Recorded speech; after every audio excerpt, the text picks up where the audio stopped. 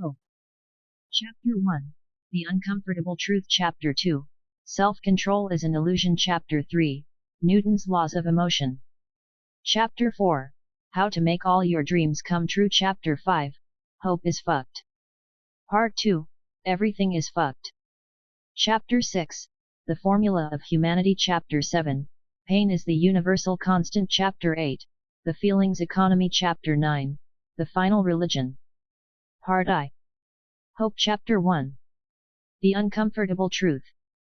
On a small plot of land in the monotonous countryside of Central Europe, amid the warehouses of a former military barracks, a nexus of geographically concentrated evil would arise, denser and darker than anything the world had ever seen.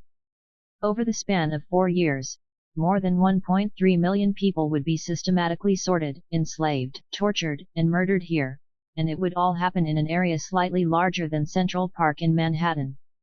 And no one would do anything to stop it. Except for one man. It is the stuff of fairy tales and comic books. A hero marches headlong into the fiery jaws of hell to confront some great manifestation of evil. The odds are impossible. The rationale is laughable. Yet our fantastical hero never hesitates, never flinches. He stands tall and slays the dragon, crushes the demon invaders, saves the planet and maybe even a princess or two. And for a brief time, there is hope. But this is not a story of hope. This is a story of everything being completely and utterly fucked. Fucked in proportions and on scales that today, with the comfort of our free Wi-Fi and oversized Snuggie blankets, you and I can hardly imagine. Witold Pilecki was already a war hero before he decided to sneak into Auschwitz. As a young man, Pilecki had been a decorated officer in the Polish-Soviet War of 1918. He had kicked the communists in the nuts before most people even knew what a pinko commie bastard was. After the war, Pilecki moved to the Polish countryside, married a schoolteacher, and had 2 kids. He enjoyed riding horses and wearing fancy hats and smoking cigars. Life was simple and good. Then that whole Hitler thing happened, and before Poland could get both its boots on, the Nazis had already blitzkrieged through half the country. Poland lost its entire territory in a little more than a month. It wasn't exactly a fair fight. While the Nazis invaded in the west, the Soviets invaded in the east. It was like being stuck between a rock and a hard place, except the rock was a megalomaniacal mass murderer trying to conquer the world and the hard place was rampant, senseless genocide. I'm still not sure which was which. Early on, the Soviets were actually far crueler than the Nazis. They had done this shit before, you know, the whole overthrow a government and enslave a population to your faulty ideology thing. The Nazis were still somewhat imperialist virgins, which, when you look at pictures of Hitler's mustache, isn't hard to imagine. In those first months of the war, it's estimated that the Soviets rounded up over 1 million Polish citizens and sent them east. Think about that for a second. 1 million people, in a matter of months, just gone. Some didn't stop until they hit the gulags in Siberia, others were found in mass graves decades later. Many are still unaccounted for to this day. Pilecki fought in those battles against both the Germans and the Soviets. And after their defeat, he and fellow Polish officers started an underground resistance group in Warsaw. They called themselves the Secret Polish Army. In the spring of 1940, the Secret Polish Army got wind of the fact that the Germans were building a massive prison complex outside some backwater town in the southern part of the country. The Germans named this new prison complex Auschwitz. By the summer of 1940, thousands of military officers and leading Polish nationals were disappearing from western Poland. Fears arose among the resistance that the same mass incarceration that had occurred in the east with the Soviets was now on the menu in the west. Pilecki and his crew suspected that Auschwitz, a prison the size of a small town, was likely involved in the disappearances and that it might already house thousands of former Polish soldiers. That's when Pilecki volunteered to sneak into Auschwitz. Initially, it was a rescue mission. He would allow himself to get arrested, and once there, he would organize with other Polish soldiers, coordinate a mutiny, and break out of the prison camp. It was a mission so suicidal that he might as well have asked his commander permission to drink a bucket of bleach. His superiors thought he was crazy, and told him as much. But, as the weeks went by, the problem only grew worse. Thousands of elite Poles were disappearing, and Auschwitz was still a huge blind spot in the Allied intelligence network. The Allies had no idea what was going on there and little chance of finding out. Eventually, Pilecki's commanders relented. One evening, at a routine checkpoint in Warsaw, Pilecki let himself be arrested by the SS for violating curfew. And soon, he was on his way to Auschwitz, the only man known ever to have voluntarily entered a Nazi concentration camp. Once he got there, he saw that the reality of Auschwitz was far worse than anyone had suspected. Prisoners were routinely shot in roll call lineups for transgressions as minor as fidgeting or not standing up straight. The manual labor was grueling and endless. Men were literally worked to death, often performing tasks that were useless or meant nothing. The first month Pilecki was there, a full third of the men in his barracks died of exhaustion or pneumonia or were shot. Regardless, by the end of the 1940s, Pilecki, the comic book superhero motherfucker, had still somehow set up an espionage operation. Oh, Pilecki, you titan, you champion, flying above the abyss, how did you manage to create an intelligence network by embedding messages in laundry baskets?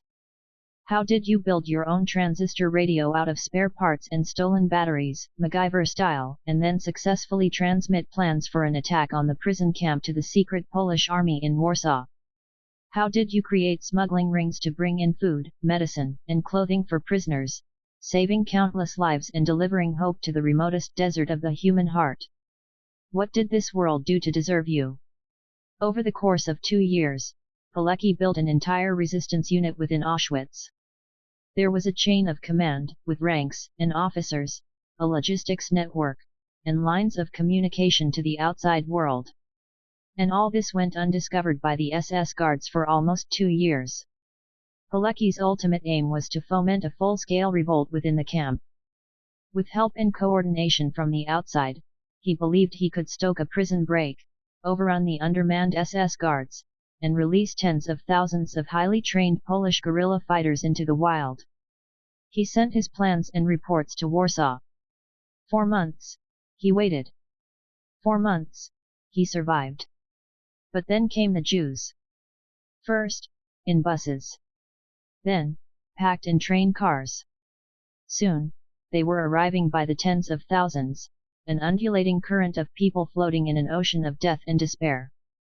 Stripped of all family possessions and dignity, they filed mechanically into the newly renovated shower barracks, where they were gassed and their bodies burned. Pilecki's reports to the outside became frantic. They're murdering tens of thousands of people here each day. Mostly Jews. The death toll could potentially be in the millions. He pleaded with the secret Polish army to liberate the camp at once. He said, if you can't liberate the camp, then at least bomb it. For God's sake, at least destroy the gas chambers. At least. The secret Polish army received his messages but figured he was exaggerating. In the farthest reaches of their minds, nothing could be that fucked. Nothing. Pilecki was the first person ever to alert the world to the Holocaust.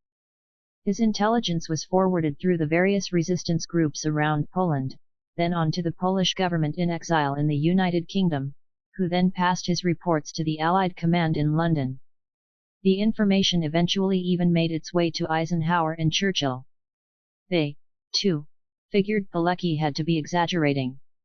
In 1943, Pilecki realized that his plans of a mutiny and prison break were never going to happen. The secret Polish army wasn't coming. The Americans and British weren't coming. And in all likelihood, it was the Soviets who were coming, and they would be worse. Pilecki decided that remaining inside the camp was too risky. It was time to escape. He made it look easy, of course. First, he faked illness and got himself admitted to the camp's hospital. From there, he lied to the doctors about what work group he was supposed to return to, saying he had the night shift at the bakery, which was on the edge of camp, near the river.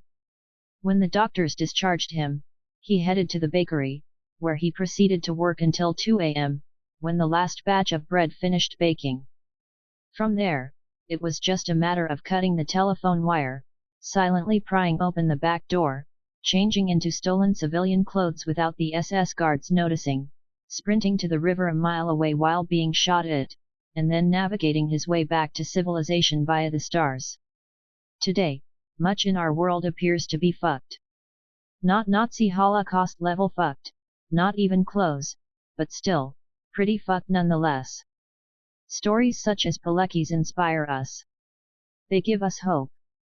They make us say, well, damn, things were way worse then, and that guy transcended it all. What have I done lately? Which, in this couch potato pundit era of tweet storms and outrage porn, is probably what we should be asking ourselves. When we zoom out and get perspective, we realize that while heroes like Pilecki save the world, we swat at gnats and complain that the AC isn't high enough. Pilecki's story is the single most heroic thing I've ever come across in my life. Because heroism isn't just bravery or guts or shrewd maneuvering. These things are common and are often used in unheroic ways. No, being heroic is the ability to conjure hope where there is none. To strike a match to light up the void. To show us a possibility for a better world, not a better world we want to exist, but a better world we didn't know could exist. To take a situation where everything seems to be absolutely fucked and still somehow make it good. Bravery is common. Resilience is common. But heroism has a philosophical component to it.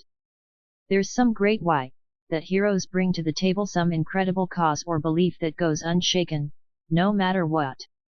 And this is why, as a culture, we are so desperate for a hero today, not because things are necessarily so bad, but because we've lost the clear why, that drove previous generations.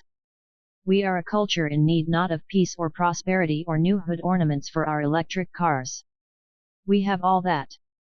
We are a culture in need of something far more precarious. We are a culture and a people in need of hope. After witnessing years of war, torture, death, and genocide, Pilecki never lost hope. Despite losing his country, his family, his friends, and nearly his own life, he never lost hope. Even after the war, while enduring Soviet domination, he never lost the hope of a free and independent Poland. He never lost the hope of a quiet and happy life for his children. He never lost the hope of being able to save a few more lives, of helping a few more people. After the war, Pilecki returned to Warsaw and continued spying, this time on the Communist Party, which had just come to power there. Again, he would be the first person to notify the West of an ongoing evil, in this case that the Soviets had infiltrated the Polish government and rigged its elections. He would also be the first to document the Soviet atrocities committed in the East during the war. This time, though, he was discovered. He was warned that he was about to be arrested, and he had a chance to flee to Italy. Yet, Pilecki declined. He would rather stay and die Polish than run and live as something he didn't recognize. A free and independent Poland, by then, was his only source of hope. Without it, he was nothing. And thus, his hope would also be his undoing. The Communists captured Pilecki in 1947, and they didn't go easy on him. He was tortured for almost a year, so harshly and consistently that he told his wife that Auschwitz was just a trifle by comparison. Still, he never cooperated with his interrogators. Eventually, realizing they could get no information from him, the Communists decided to make an example of him. In 1948, they held a show trial and charged Pilecki with everything from falsifying documents and violating curfew to engaging in espionage and treason. A month later, he was found guilty and sentenced to death. On the final day of the trial, Pilecki was allowed to speak. He stated that his allegiance had always been to Poland and its people, that he had never harmed or betrayed any Polish citizen, and that he regretted nothing. He concluded his statement with, "I have tried to live my life such that in the hour of my death I would feel joy rather than fear. And if that's not the most hardcore thing you've ever heard, then I want some of what you're having. How may I help you? If I worked at Starbucks, instead of writing people's names on their coffee cup, I'd write the following. One day, you and everyone you love will die. And beyond a small group of people for an extremely brief period of time, little of what you say or do will ever matter. This is the uncomfortable truth of life. And everything you think or do is but an elaborate avoidance of it. We are inconsequential cosmic dust, bumping and milling about on a tiny blue speck. We imagine our own importance. We invent our purpose. We are nothing. Enjoy your fucking coffee. I'd have to write it in really tiny lettering, of course. And it'd take a while to write, meaning the line of morning rush hour customers would be backed out the door. Not exactly stellar customer service, either. This is probably just one of the reasons why I'm not employable. But seriously, how could you tell someone, in good conscience, to have a nice day while knowing that all their thoughts and motivations stem from a never-ending need to avoid the inherent meaninglessness of human existence? Because, in the infinite expanse of space/time, the universe does not care whether your mother's hip replacement goes well, or your kids attend college, or your boss thinks you made a bitching spreadsheet. It doesn't care if the Democrats or the Republicans win the presidential election. It doesn't care if a celebrity gets caught doing cocaine while furiously masturbating in an airport bathroom, again. It doesn't care if the forests burn or the ice melts or the waters rise or the air simmers or we all get vaporized by a superior alien race. You care. You care, and you desperately convince yourself that because you care, it all must have some great cosmic meaning behind it. You care because, deep down, you need to feel that sense of importance in order to avoid the uncomfortable truth, to avoid the incomprehensibility of your existence, to avoid being crushed by the weight of your own material insignificance. And you, like me, like everyone, then project that imagined sense of importance onto the world around you because it gives you hope. Is it too early to have this conversation? Here, have another coffee. I even made a winky smiley face with the steamed milk. Isn't it cute? I'll wait while you instagram it. Okay, where were we? Oh yeah. The incomprehensibility of your existence, right? Now, you might be thinking, well, Mark, I believe we're all here for a reason, and nothing is a coincidence, and everyone matters because all our actions affect somebody, and even if we can help one person, then it's still worth it, right? Now, aren't you just as cute as a button? See, that's your hope talking. That's a story your mind spins to make it worth waking up in the morning. Something needs to matter because without something mattering, then there's no reason to go on living. And some form of simple altruism or a reduction in suffering is always our mind's go-to for making it feel like it's worth doing anything. Our psyche needs hope to survive the way a fish needs water. Hope is the fuel for our mental engine. It's the butter on our biscuit. It's a lot of really cheesy metaphors. Without hope, your whole mental apparatus will stall out or starve. If we don't believe there's any hope that the future will be better than the present, that our lives will improve in some way, then we spiritually die. After all, if there's no hope of things ever being better, then why live, why do anything? Here's what a lot of people don't get. The opposite of happiness is not anger or sadness. Point 1. If you're angry or sad, that means you still give a fuck about something. That means something still matters. That means you still have hope. Point 2. No, the opposite of happiness is hopelessness, an endless grey horizon of resignation and indifference. Point 3. It's the belief that everything is fucked, so why do anything at all? Hopelessness is a cold and bleak nihilism, a sense that there is no point, so fuck it, why not? Run with scissors or sleep with your boss's wife or shoot up a school. It is the uncomfortable truth, a silent realization that in the face of infinity, everything we could possibly care about quickly approaches zero. Hopelessness is the root of anxiety, mental illness, and depression. It is the source of all misery and the cause of all addiction. This is not an overstatement. Point 4. Chronic anxiety is a crisis of hope. It is the fear of a failed future. Depression is a crisis of hope.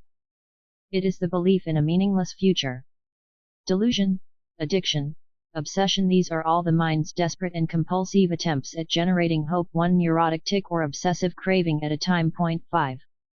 The avoidance of hopelessness, that is, the construction of hope, then becomes our mind's primary project. All meaning, everything we understand about ourselves and the world, is constructed for the purpose of maintaining hope. Therefore, hope is the only thing any of us willingly dies for. Hope is what we believe to be greater than ourselves. Without it, we believe we are nothing. When I was in college, my grandfather died. For a few years afterward, I had this intense feeling that I must live in such a way as to make him proud. This felt reasonable and obvious on some deep level, but it wasn't. In fact, it made no logical sense at all. I hadn't had a close relationship with my grandfather. We'd never talked on the phone. We hadn't corresponded. I didn't even see him the last 5 years or so that he was alive. Not to mention, he was dead. How did my living to make him proud affect anything? His death caused me to brush up against that uncomfortable truth. So, my mind got to work, looking to build hope out of the situation in order to sustain me, to keep any nihilism at bay. My mind decided that because my grandfather was now deprived of his ability to hope and aspire in his own life, it was important for me to carry on hope and aspiration in his honor. This was my mind's bite-sized piece of faith, my own personal mini-religion of purpose. And it worked. For a short while, his death infused otherwise banal and empty experiences with import and meaning. And that meaning gave me hope. You've probably felt something similar when someone close to you passed away. It's a common feeling. You tell yourself you'll live in a way that will make your loved one proud. You tell yourself you will use your life to celebrate his. You tell yourself that this is an important and good thing. And that good thing is what sustains us in these moments of existential terror. I walked around imagining that my grandfather was following me, like a really nosy ghost, constantly looking over my shoulder. This man whom I barely knew when he was alive was now somehow extremely concerned with how I did on my calculus exam. It was totally irrational. Our psyches construct little narratives like this whenever they face adversity, these before/after stories we invent for ourselves. And we must keep these hope narratives alive, all the time, even if they become unreasonable or destructive, as they are the only stabilizing force protecting our minds from the uncomfortable truth. These hope narratives are then what give our lives a sense of purpose. Not only do they imply that there is something better in the future, but also that it's actually possible to go out and achieve that something. When people prattle on about needing to find their life's purpose, what they really mean is that it's no longer clear to them what matters, what is a worthy use of their limited time here on Earth. 6. In short, what to hope for. They are struggling to see what the before/after of their lives should be. That's the hard part, finding that before/after for yourself. It's difficult because there's no way ever to know for sure if you've got it right. This is why a lot of people flock to religion, because religions acknowledge this permanent state of unknowing and demand faith in the face of it. This is also probably partly why religious people suffer from depression and commit suicide in far fewer numbers than non-religious people, that practiced faith protects them from the uncomfortable truth. 7. But your hope narratives don't need to be religious. They can be anything. This book is my little source of hope. It gives me purpose, it gives me meaning. And the narrative that I've constructed around that hope is that I believe this book might help some people, that it might make both my life and the world a little bit better. Do I know that for sure? No. But it's my little before/after story, and I'm sticking to it. It gets me up in the morning and gets me excited about my life.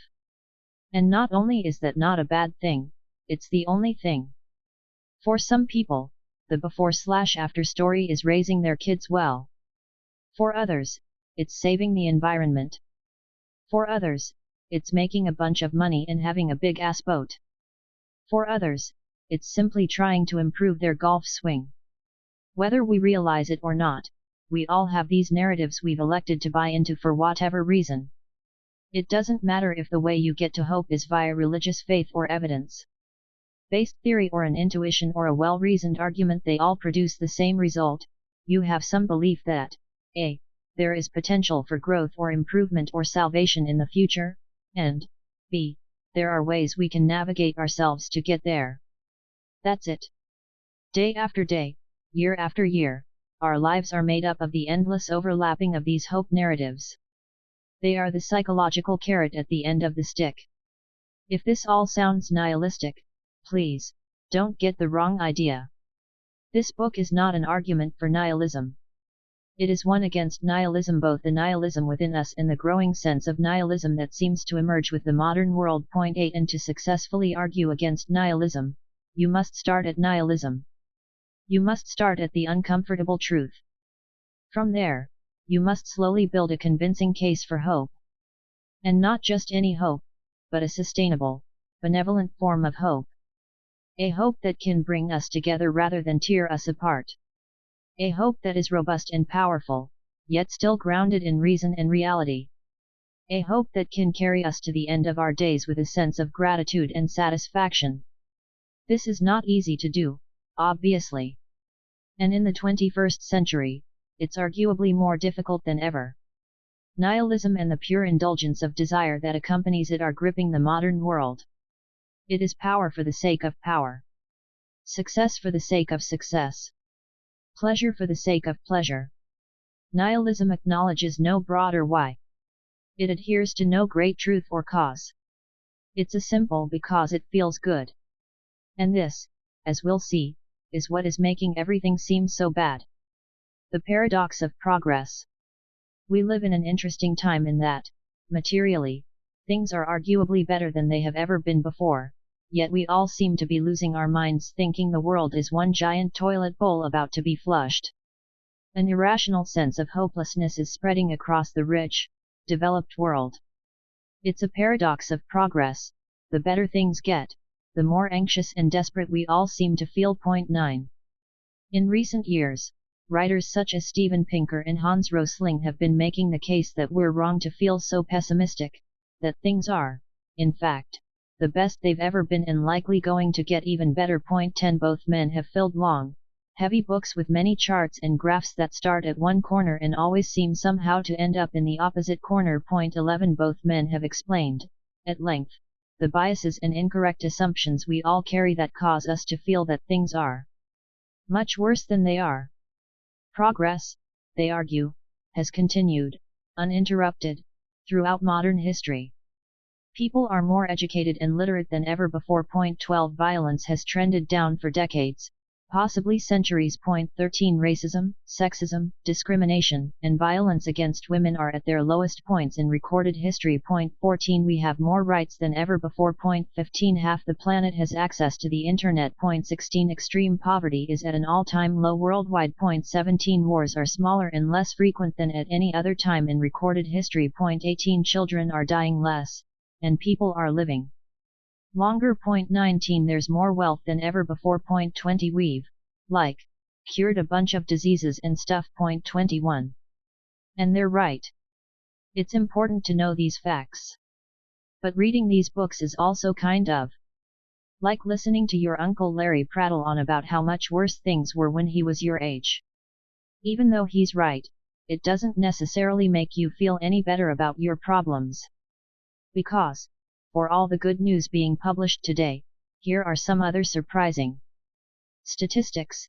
In the United States, symptoms of depression and anxiety are on an 80-year upswing among young people and a 20-year upswing among the adult population. Point 22. Not only are people experiencing depression in greater numbers, but they're experiencing it at earlier ages, with each generation. Point 23. Since 1985, men and women have reported lower levels of life satisfaction. Point 24. Part of that is probably because stress levels have risen over the past 30 years. Point 25. Drug overdoses have recently hit an all-time high as the opioid crisis has wrecked much of the United States and Canada. Point 26. Across the U.S. population, feelings of loneliness and social isolation are up. Nearly half of all Americans now report feeling isolated, left out, or alone in their lives. Point 27. Social trust is also not only down across the developed world but plummeting, meaning fewer people than ever trust their government, the media, or one another. 28 In the 1980s, when researchers asked survey participants how many people they had discussed important personal matters with over the previous 6 months, the most common answer was 3. By 2006, the most common answer was 0.29. Meanwhile, the environment is completely fucked. Nut jobs either have access to nuclear weapons or are a hop, skip, and a jump away from getting them. Extremism across the world continues to grow in all forms, on both the right and the left, both religious and secular. Conspiracy theorists, citizen militias, survivalists, and preppers, as in, prepping for Armageddon, are all becoming more popular subcultures, to the point where they are borderline mainstream. Basically, we are the safest and most prosperous humans in the history of the world, yet we are feeling more hopeless than ever before. The better things get, the more we seem to despair. It's the paradox of progress. And perhaps it can be summed up in one startling fact: the wealthier and safer the place you live, the more likely you are to commit suicide. 30. The incredible progress made in health, safety, and material wealth over the past few hundred years is not to be denied. But these are statistics about the past, not the future.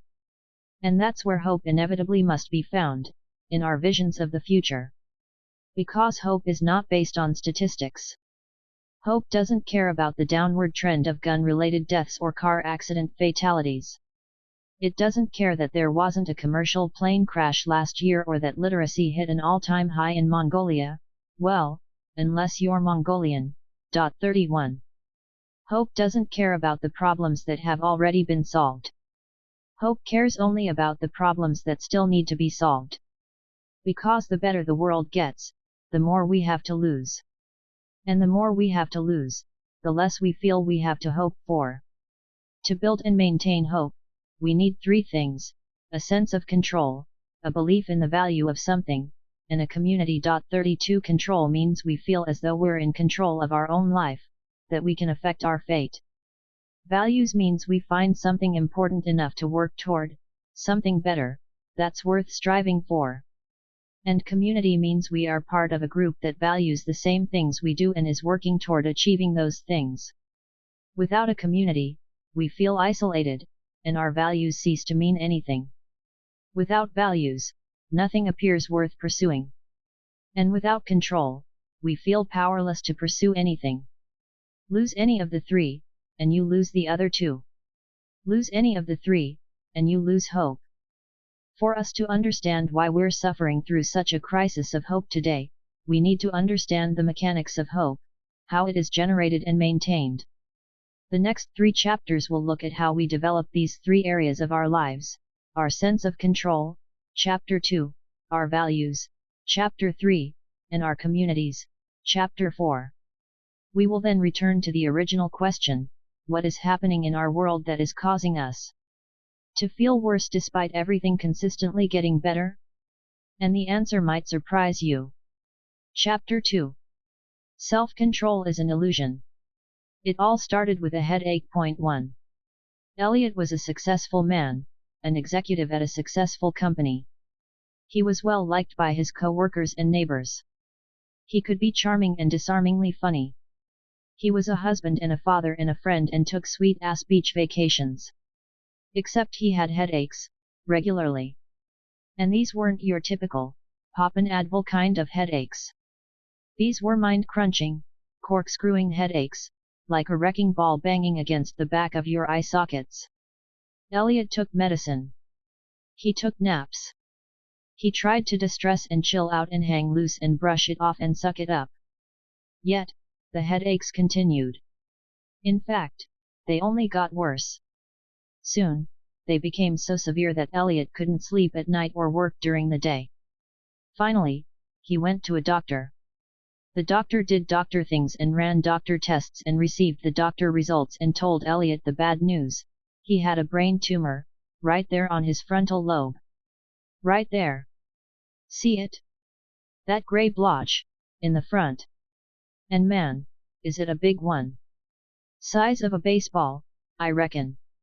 The surgeon cut the tumor out, and Elliot went home. He went back to work. He went back to his family and friends. Everything seemed fine and normal. Then things went horribly wrong. Elliot's work performance suffered. Tasks that were once a breeze to him now required mountains of concentration and effort. Simple decisions, such as whether to use a blue pen or a black pen, would consume him for hours. He would make basic errors and leave them unfixed for weeks. He became a scheduling black hole, missing meetings and deadlines as if they were an insult to the fabric of space/time itself. At first, his co-workers felt bad and covered for him. After all, the guy had just had a tumor the size of a small fruit basket cut out of his head. But then the covering became too much for them, and Elliot's excuses too unreasonable. "You skipped an investors' meeting to buy a new stapler, Elliot? Really? What were you thinking?" 2. After months of the botched meetings and the bullshit, the truth was undeniable. Elliot had lost something more than a tumor in the surgery, and as far as his colleagues were concerned, that something was a shitload of company money. So, Elliot was fired. Meanwhile, his home life wasn't faring much better. Imagine if you took a deadbeat dad, stuffed him inside a couch potato, lightly glazed it with Family Feud reruns, and baked it at 350 degrees Fahrenheit for 24 hours a day. That was Elliot's new life. He missed his son's Little League games. He skipped a parent-teacher conference to watch a James Bond marathon on TV. He forgot that his wife generally preferred it if he spoke to her more than once a week. Fights erupted in Elliot's marriage along new and unexpected fault lines, except they couldn't really be considered fights. Fights require that two people give a shit. And while his wife breathed fire, Elliot had trouble following the plot. Instead of acting with urgency to change, or to patch things up, to show that he loved and cared for these people who were his own, he remained isolated and indifferent. It was as though he were living in another area code, one never quite reachable from anywhere on Earth. Eventually, his wife couldn't take it anymore. Elliot had lost something else besides that tumor, she yelled. And that something was called his goddamn heart. She divorced him and took the kids. And Elliot was alone. Dejected and confused, Elliot began looking for ways to restart his career. He got sucked into some bad business ventures. A scam artist conned him out of much of his savings. A predatory woman seduced him, convinced him to elope, and then divorced him a year later, making off with half his assets. He loafed around town, settling in increasingly cheaper and shittier apartments until, after a few years, he was effectively homeless. His brother took him in and began supporting him. Friends and family looked on aghast while, over a few short years, a man they had once admired essentially threw his life away. No one could make sense of it. It was undeniable that something in Elliot had changed, that those debilitating headaches had caused more than pain. The question was, what had changed? Elliot's brother chaperoned him from one doctor's visit to the next. "He's not himself," the brother would say. "He has a problem. He seems fine, but he's not. I promise." The doctors did their doctor things and received their doctor results, and unfortunately, they said that Elliot was perfectly normal, or, at least, he fit their definition of normal, above average, even. His CAT scans looked fine. His IQ was still high. His reasoning was solid. His memory was great. He could discuss, at length, the repercussions and consequences of his poor choices. He could converse on a wide range of subjects with humor and charm. His psychiatrist said Elliot wasn't depressed. On the contrary, he had high self-esteem, and no signs of chronic anxiety or stress. He exhibited almost zen-like calm in the eye of a hurricane caused by his own negligence. His brother couldn't accept this. Something was wrong. Something was missing in him. Finally, in desperation, Elliot was referred to a famous neuroscientist named Antonio Damasio. Initially, Antonio Damasio did the same things the other doctors had done. He gave Elliot a bunch of cognitive tests. Memory, reflexes, intelligence, personality, spatial relations, moral reasoning, everything checked out. Elliot passed with flying colors. Then, Damasio did something to Elliot no other doctor had thought to do. He talked to him really talked to him. He wanted to know everything, every mistake, every error, every regret. How had he lost his job, his family, his house, his savings? Take me through each decision, explain the thought process, or, in this case, the lack of a thought process. Elliot could explain, at length, what decisions he'd made, but he couldn't explain the why of those decisions.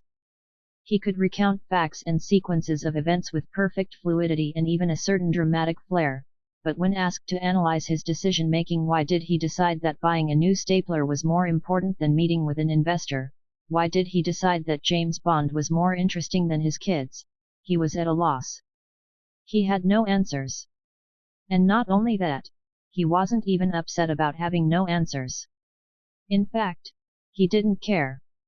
This was a man who had lost everything due to his own poor choices and mistakes, who had exhibited no self-control whatsoever, and who was completely aware of the disaster his life had become, and yet he apparently showed no remorse, no self-loathing, not even a little bit of embarrassment. Many people have been driven to suicide for less than what Elliot had endured. Yet there he was, not only comfortable with his own misfortune but indifferent to it. That's when Damasio had a brilliant realization. The psychological tests Elliot had undergone were designed to measure his ability to think, but none of the tests was designed to measure his ability to feel. Every doctor had been so concerned about Elliot's reasoning abilities that no one had stopped to consider that it was Elliot's capacity for emotion that had been damaged. And even if they had realized it, there was no standardized way of measuring that damage. One day, one of Damasio's colleagues printed up a bunch of grotesque and disturbing pictures. There were burn victims, gruesome murder scenes, war-torn cities, and starving children. He then showed Elliot the photos, one by one. Elliot was completely indifferent. He felt nothing. And the fact that he didn't care was so shocking that even he had to comment on how fucked up it was. He admitted that he knew for sure that these images would have disturbed him in the past, that his heart would have welled up with empathy and horror, that he would have turned away in disgust. But now, as he sat there, staring at the darkest corruptions of the human experience, Elliot felt nothing. And this, Damasio discovered, was the problem.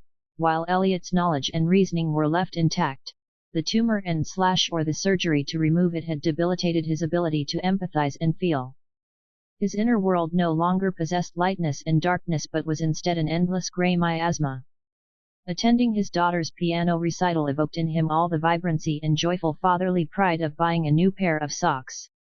Losing $1 million felt exactly the same to him as pumping gas, laundering his sheets, or watching Family Feud. He had become a walking, talking indifference machine. And without that ability to make value judgments, to determine better from worse, no matter how intelligent he was, Elliot had lost his self-control. 3. But this raised a huge question: if Elliot's cognitive abilities, his intelligence, his memory, his attention, were all in perfect shape, why couldn't he make effective decisions anymore? This stumped Damasio and his colleagues. We've all wished at times that we couldn't feel emotion, because our emotions often drive us to do stupid shit we later regret. For centuries, psychologists and philosophers assumed that dampening or suppressing our emotions was the solution to all life's problems. Yet, here was a man stripped of his emotions and empathy entirely, someone who had nothing but his intelligence and reasoning, and his life had quickly degenerated into a total clusterfuck. His case went against all the common wisdom about rational decision-making and self-control. But there was a second, equally perplexing question: if Elliot was still as smart as a whip and could reason his way through problems presented to him, why did his work performance fall off a cliff? Why did his productivity morph into a raging dumpster fire? Why did he essentially abandon his family knowing full well the negative consequences? Even if you don't give a shit about your wife or your job anymore, you should be able to reason that it's still important to maintain them, right? I mean, That's what sociopaths eventually figure out. So, why couldn't Elliot? Really, how hard is it to show up to a little league game every once in a while? Somehow, by losing his ability to feel, Elliot had also lost his ability to make decisions. He'd lost the ability to control his own life. We've all had the experience of knowing what we should do yet failing to do it. We've all put off important tasks, ignored people we care about, and failed to act in our own self-interest. And usually when we fail to do the things we should, we assume it's because we can't sufficiently control our emotions. We're too undisciplined or we lack knowledge. Yet Elliot's case called all this into question. It called into question the very idea of self-control, the idea that we can logically force ourselves to do things that are good for us despite our impulses and emotions. To generate hope in our lives, we must first feel as though we have control over our lives. We must feel as though we're following through on what we know is good and right, that we're chasing after something better. Yet many of us struggle with the inability to control ourselves. Elliot's case would be one of the breakthroughs to understanding why this occurs. This man, poor, isolated and alone, this man staring at photos of broken bodies and earthquake rubble that could easily have been metaphors for his life, this man who had lost everything, absolutely everything, and still cracked a smile to tell about it, this man would be the key to revolutionizing our understanding of the human mind, how we make decisions, and how much self-control we actually have. The classic assumption. Once, when asked about his drinking, the musician Tom Waits famously muttered, "I'd rather have a bottle in front of me than a frontal lobotomy." He appeared to be hammered when he said it. Oh, and he was on national television. Point 4. The frontal lobotomy is a form of brain surgery wherein a hole is drilled into your skull through your nose and then the frontal lobe is gently sliced with an ice pick. Point 5. The procedure was invented in 1935 by a neurologist named Antonio Agas Moniz. Point 6. Agas Moniz discovered that if you took people with extreme anxiety, suicidal depression, or other mental health issues, aka crises of hope, and maimed their brain in just the right way, they'd chill the fuck out. Agas Moniz believed that the lobotomy, once perfected, could cure all mental illness, and he marketed it to the world as such. By end of the 1940s, the procedure was a hit, being performed on tens of thousands of patients all over the world. Agas Moniz would even win a Nobel Prize for his discovery. But by the 1950s, people began to notice that, and this might sound crazy, drilling a hole through somebody's face and scraping their brain the same way you clean ice off your windshield can produce a few negative side effects. And by a few negative side effects, I mean the patients became goddamn potatoes. While often curing patients of their extreme emotional afflictions, the procedure also left them with an inability to focus, make decisions, have careers, make long-term plans, or think abstractly about themselves. Essentially, they became mindlessly satisfied zombies. They became Elliots. The Soviet Union, of all places, was the first country to outlaw the lobotomy. The Soviets declared the procedure contrary to human principles and claimed that it turned an insane person into an idiot. 7. This was sort of a wake-up call to the rest of the world, because let's face it, when Joseph Stalin is lecturing you about ethics and human decency, you know you fucked up. After that, the rest of the world began, slowly, to ban the practice, and by the 1960s, pretty much everyone hated it. The last lobotomy would be performed in the United States in 1967, and the patient would die. 10 years later, a drunken Tom Waits muttered his famous line on television, and the rest, as they say, is history. Tom Waits was a blistering alcoholic who spent most of the 1970s trying to keep his eyes open and remember where he last left his cigarettes. 8. He also found time to write and record 7 brilliant albums in this period. He was both prolific and profound, winning awards and selling millions of records that were celebrated worldwide. He was one of those rare artists whose insight into the human condition could be startling. Waits's quip about the lobotomy makes us laugh, but there's a hidden wisdom to it, that he'd rather have the problem of passion with the bottle than have no passion at all, that it's better to find hope in lowly places than to find none, that without our unruly impulses, we are nothing. There's pretty much always been a tacit assumption that our emotions cause all our problems, and that our reason must swoop in to clean up the mess. This line of thinking goes all the way back to Socrates, who declared reason the root of all virtue. 9 At the beginning of the Enlightenment, Descartes argued that our reason was separate from our animalistic desires and that it had to learn to control those desires. 10 Kant sort of said the same thing. 11 Freud, too, except there were a lot of penises involved. 12 And when Agassiz Moniz lobotomized his first patient in 1935, I'm sure he thought he had just discovered a way to do what, for more than 2,000 years, philosophers had declared needed to be done, to grant reason dominion over the unruly passions, to help humanity finally exercise some damn control over itself. This assumption, that we must use our rational mind to dominate our emotions, has trickled down through the centuries and continues to define much of our culture today. Let's call it the classic assumption. The classic assumption says that if a person is undisciplined, unruly, or malicious, it's because he lacks the ability to subjugate his feelings, that he is weak-willed or just plain fucked up. The classic assumption sees passion and emotion as flaws, errors within the human psyche that must be overcome and fixed within the self. Today, we usually judge people based on the classic assumption. Obese people are ridiculed and shamed because their obesity is seen as a failure of self-control. They know they should be thin, yet they continue to eat. Why? Something must be wrong with them, we assume. Smokers, same deal. Drug addicts receive the same treatment, of course, but often with the extra stigma of being defined as criminals.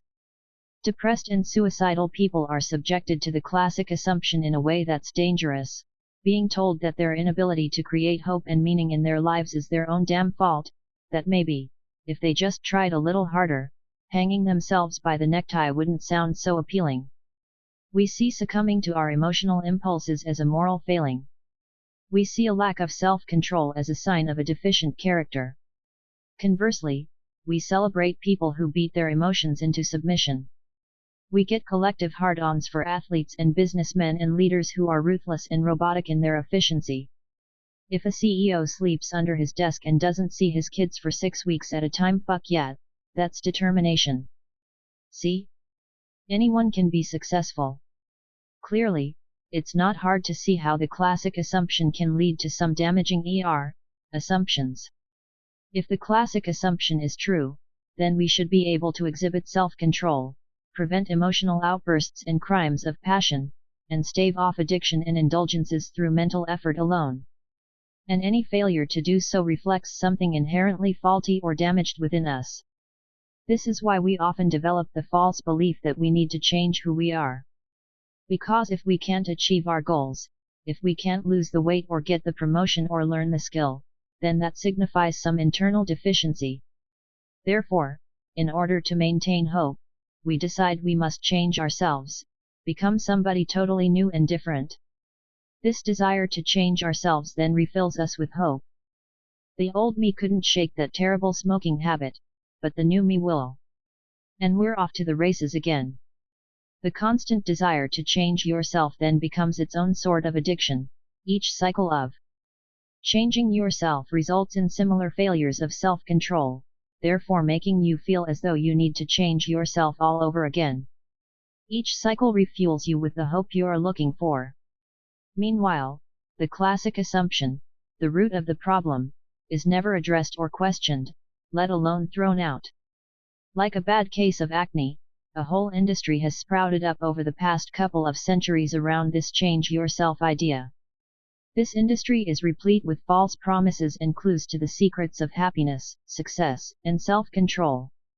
Yet all the industry does is reinforce the same impulses that drive people to feel inadequate in the first place. 13.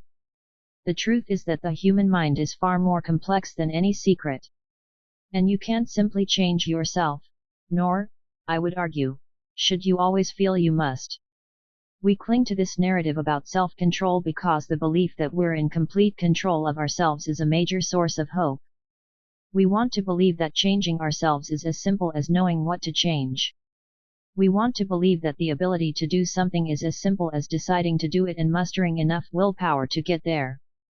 We want to believe ourselves to be the masters of our own destiny, capable of anything we can dream. This is what made Damasio's discovery with Eliot such a big deal. It showed that the classic assumption is wrong. If the classic assumption were true, if life were as simple as learning to control one's emotions and make decisions based on reason, then Eliot should have been an unstoppable badass, tirelessly industrious, and a ruthless decision-maker. Similarly, if the classic assumption were true, lobotomies should be all the rage. We'd all be saving up for them as if they were boob jobs. But lobotomies don't work, and Eliot's life was ruined. The fact is that we require more than willpower to achieve self-control. It turns out that our emotions are instrumental in our decision-making and our actions. We just don't always realize it. You have two brains, and they're really bad at talking to each other. Let's pretend your mind is a car. Let's call it the consciousness car. Your consciousness car is driving along the road of life, and there are intersections, on-ramps, and off-ramps. These roads and intersections represent the decisions you must make as you drive, and they will determine your destination. Now, there are two travelers in your consciousness car, a thinking brain and a feeling brain. Point 14. The thinking brain represents your conscious thoughts, your ability to make calculations, and your ability to reason through various options and express ideas through language. Your feeling brain represents your emotions, impulses, intuition, and instincts. While your thinking brain is calculating payment schedules on your credit card statement, your feeling brain wants to sell everything and run away to Tahiti. Each of your two brains has its strengths and weaknesses. The thinking brain is conscientious, accurate, and impartial. It is methodical and rational, but it is also slow. It requires a lot of effort and energy, and like a muscle, it must be built up over time and can become fatigued if overexerted. Point 15. The feeling brain, however, arrives at its conclusions quickly and effortlessly. The problem is that it is often inaccurate and irrational. The feeling brain is also a bit of a drama queen and has a bad habit of overreacting. When we think of ourselves and our decision-making, we generally assume that the thinking brain is driving our consciousness car and the feeling brain is sitting in the passenger seat, shouting out where it wants to go. We're driving along, accomplishing our goals and figuring out how to get home, when that damn feeling brain sees something shiny or sexy or fun-looking and yanks the steering wheel in another direction, thus causing us to careen into oncoming traffic, harming other people's consciousness cars as well as our own. This is the classic assumption, the belief that our reason is ultimately in control of our life and that we must train our emotions to sit the fuck down and shut up while the adult is driving. We then applaud this kidnapping and abuse of our emotions by congratulating ourselves on our self-control. But our consciousness car doesn't work that way. When his tumor was removed, Eliot's feeling brain got thrown out of his moving mental vehicle, and nothing got better for him. In fact, his consciousness car stalled out. Lobotomy patients had their feeling brains tied up and thrown in the car's trunk, and that merely caused them to become sedated and lazy, unable to get out of bed or even dress themselves much of the time. Meanwhile, Tom Waits was pretty much all feeling brain all the time, and he got paid copious amounts of money to be drunk on television talk shows.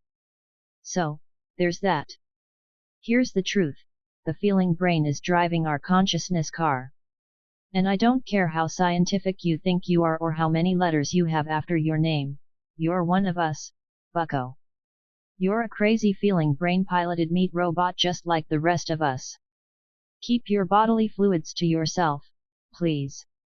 The feeling brain drives our consciousness car because, ultimately, we are moved to action only by emotion. That's because action is emotion. Point 16. Emotion is the biological hydraulic system that pushes our bodies into movement. Fear is not this magical thing your brain invents. No, it happens in our bodies. It's the tightening of your stomach, the tensing of your muscles, the release of adrenaline, the overwhelming desire for space and emptiness around your body. While the thinking brain exists solely within the synaptic arrangements inside your skull, the feeling brain is the wisdom and stupidity of the entire body. Anger pushes your body to move. Anxiety pulls it into retreat. Joy lights up the facial muscles, while sadness attempts to shade your existence from view. Emotion inspires action, and action inspires emotion. The two are inseparable. This leads to the simplest and most obvious answer to the timeless question, why don't we do things we know we should do? Because we don't feel like it. Every problem of self-control is not a problem of information or discipline or reason but, rather, of emotion. Self-control is an emotional problem, laziness is an emotional problem, procrastination is an emotional problem, underachievement is an emotional problem, impulsiveness is an emotional problem. This sucks. Because emotional problems are much harder to deal with than logical ones. There are equations to help you calculate the monthly payments on your car loan. There are no equations to help you end a bad relationship. And as you've probably figured out by now, intellectually understanding how to change your behavior doesn't change your behavior. Trust me, I've read like 12 books on nutrition and am still chomping on a burrito as I write this. We know we should stop smoking cigarettes or stop eating sugar or stop talking shit about our friends behind their backs, but we still do it. And it's not because we don't know better, it's because we don't feel better. Emotional problems are irrational, meaning they cannot be reasoned with. And this brings us to even worse news, emotional problems can only have emotional solutions. It's all up to the feeling brain. And if you've seen how most people's feeling brains drive, that's pretty fucking scary. Meanwhile, while all this is going on, the thinking brain is sitting in the passenger seat imagining itself to be totally in control of the situation. If the feeling brain is our driver, then the thinking brain is the navigator. It has stacks of maps to reality that it has drawn and accumulated throughout life. It knows how to double back and find alternate routes to the same destination. It knows where the bad turns are and where to find the shortcuts. It correctly sees itself as the intelligent, rational brain, and it believes that this somehow privileges it to be in control of the consciousness car. But, alas, it doesn't. As Daniel Kahneman once put it, the thinking brain is the supporting character who imagines herself to be the hero. 17. Even if sometimes they can't stand each other, our two brains need each other. The feeling brain generates the emotions that cause us to move into action, and the thinking brain suggests where to direct that action. The key word here is suggests. While the thinking brain is not able to control the feeling brain, it is able to influence it, sometimes to a great degree. The thinking brain can convince the feeling brain to pursue a new road to a better future, to pull a U-turn when it has made a mistake, or to consider new routes or territories once ignored. But the feeling brain is stubborn, and if it wants to go in one direction, it will drive that way no matter how many facts or data the thinking brain provides. Moral psychologist Jonathan Haidt compares the two brains to an elephant and its rider. The rider can gently steer and pull the elephant in a particular direction, but ultimately the elephant is going to go where it wants to go. 18. The clown car. The feeling brain, as great as it is, has its dark side. In the consciousness car, your feeling brain is like a verbally abusive boyfriend who refuses to pull over and ask for directions. He hates being told where to go and he will absolutely make you fucking miserable if you question his driving. In order to avoid these psychological kerfuffles, and to maintain a sense of hope, the thinking brain develops a tendency to draw maps explaining or justifying where the feeling brain has already decided it wants to go. If the feeling brain wants ice cream, instead of contradicting it with facts about processed sugar and excess calories, your thinking brain decides, you know what, I worked hard today. I deserve some ice cream, and your feeling brain responds with a sense of ease and satisfaction.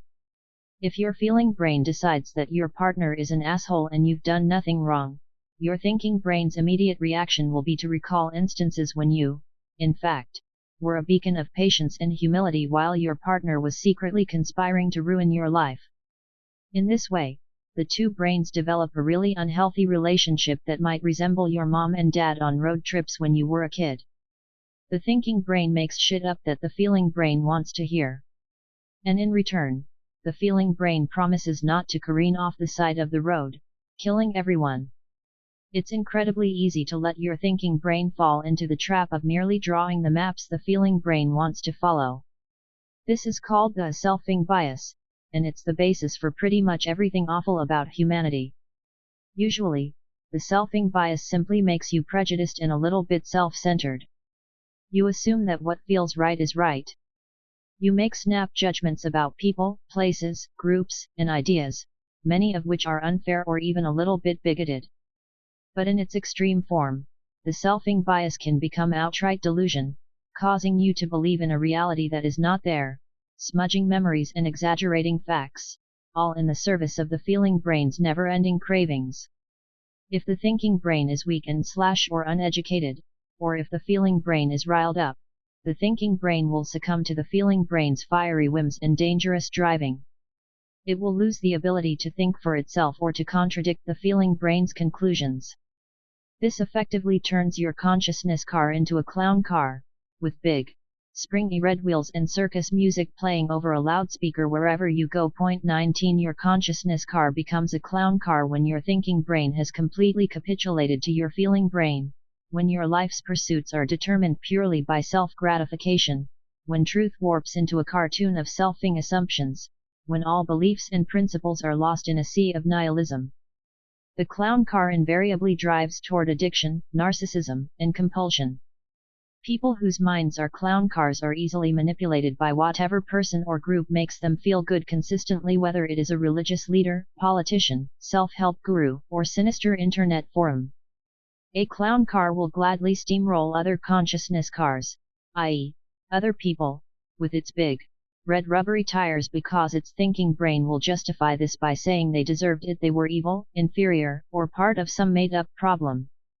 Some clown cars merely drive toward fun, they read all about drinking and fucking and partying. Others drive toward power.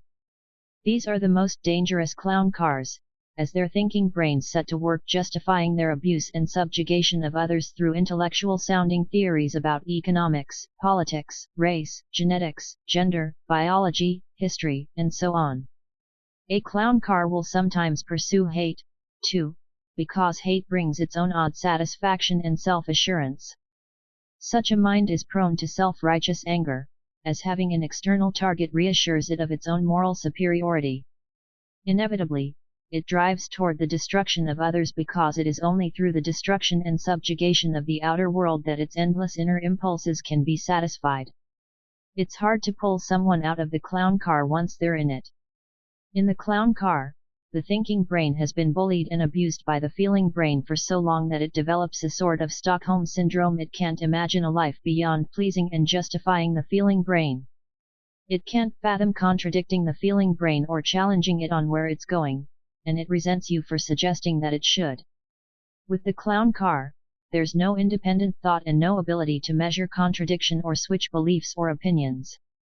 In a sense, the person with a clown car mind ceases to have an individual identity at all. This is why cultish leaders always start by encouraging people to shut off their thinking brains as much as possible. Initially, this feels profound to people because the thinking brain is often correcting the feeling brain, showing it where it took a wrong turn. So, silencing the thinking brain will feel extremely good for a short period. And people are always mistaking what feels good for what is good. The metaphorical clown car is what inspired ancient philosophers to warn against the overindulgence and worship of feelings. 20 It was the fear of the clown car that inspired the Greeks and Romans to teach of the virtues and, later, the Christian Church to push a message of abstinence and self-denial. 21 Both classical philosophers and the Church had seen the destruction wrought by narcissistic and megalomaniacal men in power. And they all believed that the only way to manage the feeling brain was to deprive it, to give it as little oxygen as possible, thus preventing it from exploding and destroying the world around it. This thinking gave birth to the classic assumption that the only way to be a good person is through dominance of the thinking brain over the feeling brain, the championing of reason over emotion, duty over desire. For most of human history, people have been brutal, superstitious, and uneducated. People in the Middle Ages used to torture cats for sport and take their kids to watch the local burglar get his nuts chopped off in the town square. 22 People were sadistic, impulsive fuckers. For most of history, the world has not been a pleasant place to live, and that was largely because everyone's feeling brains were running amok. 23 The classic assumption was often the only thing that stood between civilization and total anarchy. Then something happened in the last couple of 100 years. People built trains and cars and invented central heating and stuff. Economic prosperity outran human impulses. People were no longer worried about not being able to eat or about being killed for insulting the king. Life was more comfortable and easier. People now had a ton of free time to sit and think and worry about all sorts of existential shit that they had never considered before. As a result, several movements arose in the late 20th century championing the feeling brain. 24 And indeed, liberating the feeling brain from the thinking brain's suppression was incredibly therapeutic for millions of people, and continues to be so today. The problem was that people began to go too far the other way. They went from recognizing and honoring their feelings to the other extreme of believing that their feelings were the only thing that mattered. This has been particularly true for white, middle-class yuppies who were raised under the classic assumption, grew up miserable, and then got in touch with their feeling brains at a much later age. Because these people never had any real problems in their lives other than feeling bad, they erroneously came to believe that feelings were all that mattered and that the thinking brain's maps were merely inconvenient distractions from those feelings. Many of these people called this shutting off of their thinking brains in favor of their feeling brains spiritual growth, and convinced themselves that being self-absorbed twats brought them closer to enlightenment. 25 When, really, they were indulging the old feeling brain. It was the same old clown car with a new, spiritual-looking paint job. 26 The overindulgence of emotion leads to a crisis of hope, but so does the repression of emotion. 27 The person who denies his feeling brain numbs himself to the world around him. By rejecting his emotions, he rejects making value judgments, that is, deciding that one thing is better than another. As a result, he becomes indifferent to life and the results of his decisions. He struggles to engage with others. His relationships suffer. And eventually, his chronic indifference leads him to an unpleasant visit with the uncomfortable truth. After all, if nothing is more or less important, then there's no reason to do anything. And if there's no reason to do anything, then why live at all? Meanwhile, the person who denies his thinking brain becomes impulsive and selfish, warping reality to conform to his whims and fancies, which are then never satiated. His crisis of hope is that no matter how much he eats, drinks, dominates, or fucks, it will never be enough, it will never matter enough, it will never feel significant enough. He will be on a perpetual treadmill of desperation, always running, though never moving. And if at any point he stops, the uncomfortable truth immediately catches up to him. I know. I'm being dramatic again. But I have to be, thinking brain. Otherwise, the feeling brain will get bored and close this book. Ever wonder why a page turner is a page turner? It's not you turning those pages, idiot, it's your feeling brain. It's the anticipation and suspense, the joy of discovery and the satisfaction of resolution. Good writing is writing that is able to speak to and stimulate both brains at the same time. And this is the whole problem, speaking to both brains, integrating our brains into a cooperative, coordinated, unified whole. Because if self-control is an illusion of the thinking brain's overblown self-regard, then it's self-acceptance that will save us, accepting our emotions and working with them rather than against them. But to develop that self-acceptance, we have to do some work, thinking brain. Let's talk. Meet me in the next section. An open letter to your thinking brain. Hey, thinking brain. How are things? How's the family? How'd that tax situation work out? Oh, wait. Never mind. I forgot, I don't fucking care. Look, I know there's something the feeling brain is screwing up for you. Maybe it's an important relationship. Maybe it's causing you to make embarrassing phone calls at 3 a.m. Maybe it's constantly medicating itself with substances it probably shouldn't be using. I know there's something you wish you could control about yourself but can't. And I imagine, at times, this problem causes you to lose hope. But listen, thinking brain, those things you hate so much about your feeling brain, the cravings, the impulses, the horrible decision making? You need to find a way to empathize with them. Because that's the only language the feeling brain really understands, empathy. The feeling brain is a sensitive creature, it's made out of your damn feelings, after all. I wish it weren't true. I wish you could just show it a spreadsheet to make it understand, like we understand. But you can't. Instead of bombarding the feeling brain with facts and reason, start by asking how it's feeling. Say something like, "Hey, feeling brain, how do you feel about going to the gym today?" Or "How do you feel about changing careers?" Or "How do you feel about selling everything and moving to Tahiti?" The feeling brain won't respond with words. No, the feeling brain is too quick for words. Instead, it will respond with feelings. Yeah, I know that's obvious, but sometimes you're kind of a dumbass, thinking brain. The feeling brain might respond with a feeling of laziness or a feeling of anxiety. There might even be multiple emotions, a little bit of excitement with a pinch of anger thrown into the mix. Whatever it is, you, as the thinking brain, aka, the responsible one in this cranium, need to remain non-judgmental in the face of whatever feelings arise. Feeling lazy? That's okay, we all feel lazy sometimes. Feeling self-loathing? Perhaps that's an invitation to take the conversation further. The gym can wait.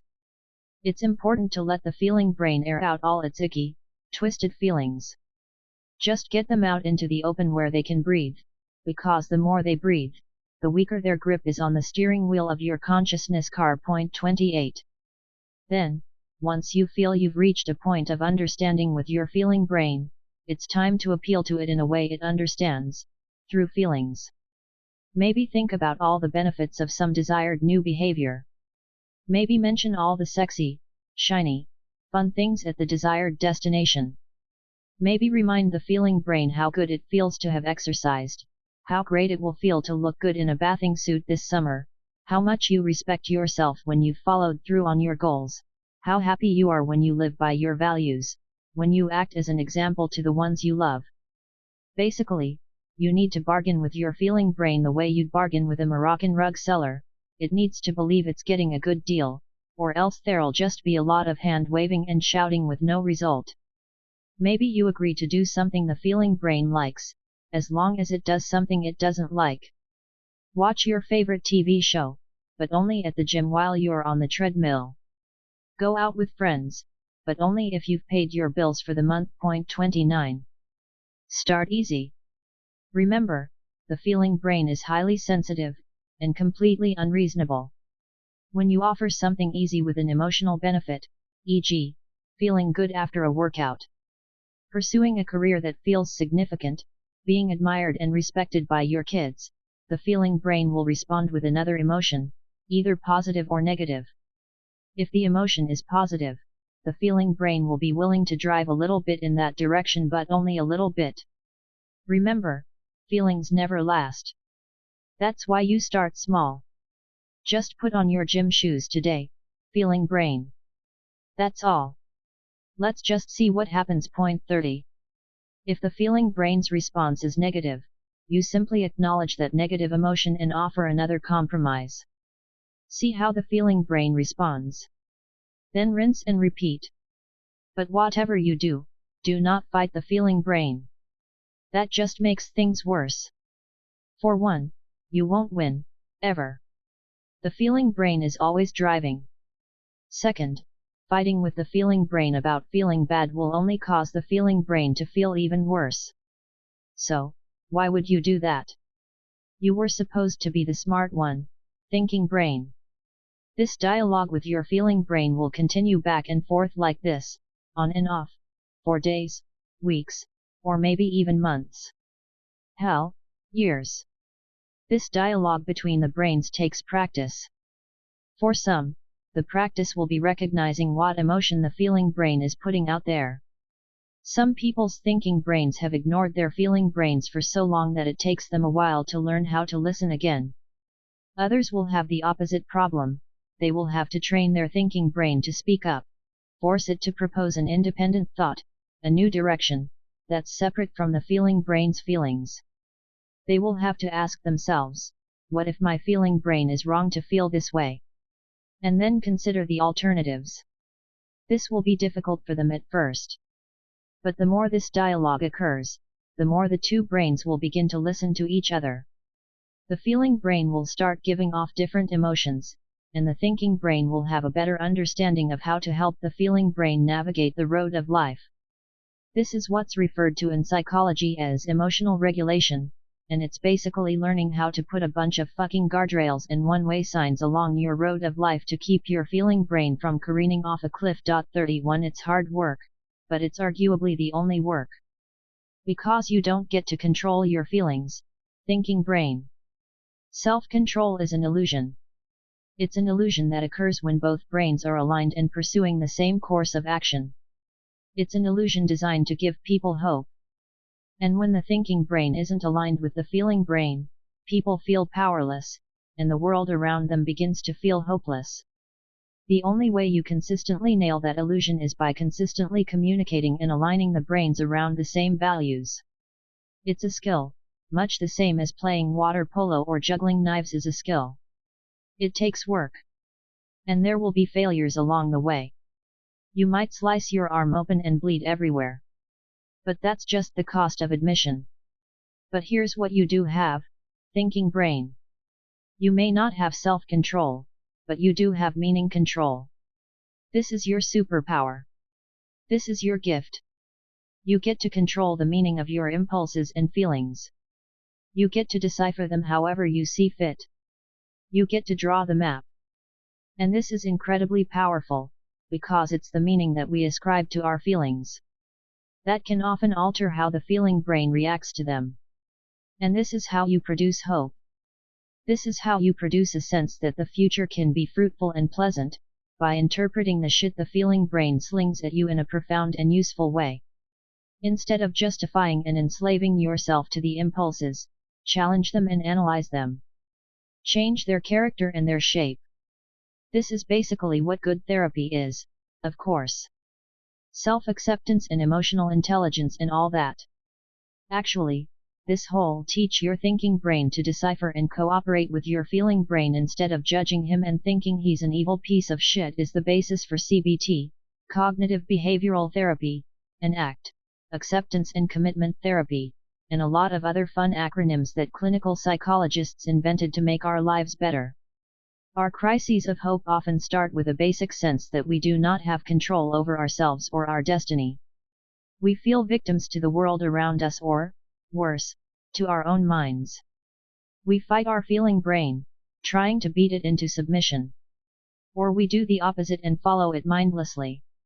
We ridicule ourselves and hide from the world because of the classic assumption. And in many ways, the affluence and connectivity of the modern world only make the pain of the illusion of self-control that much worse.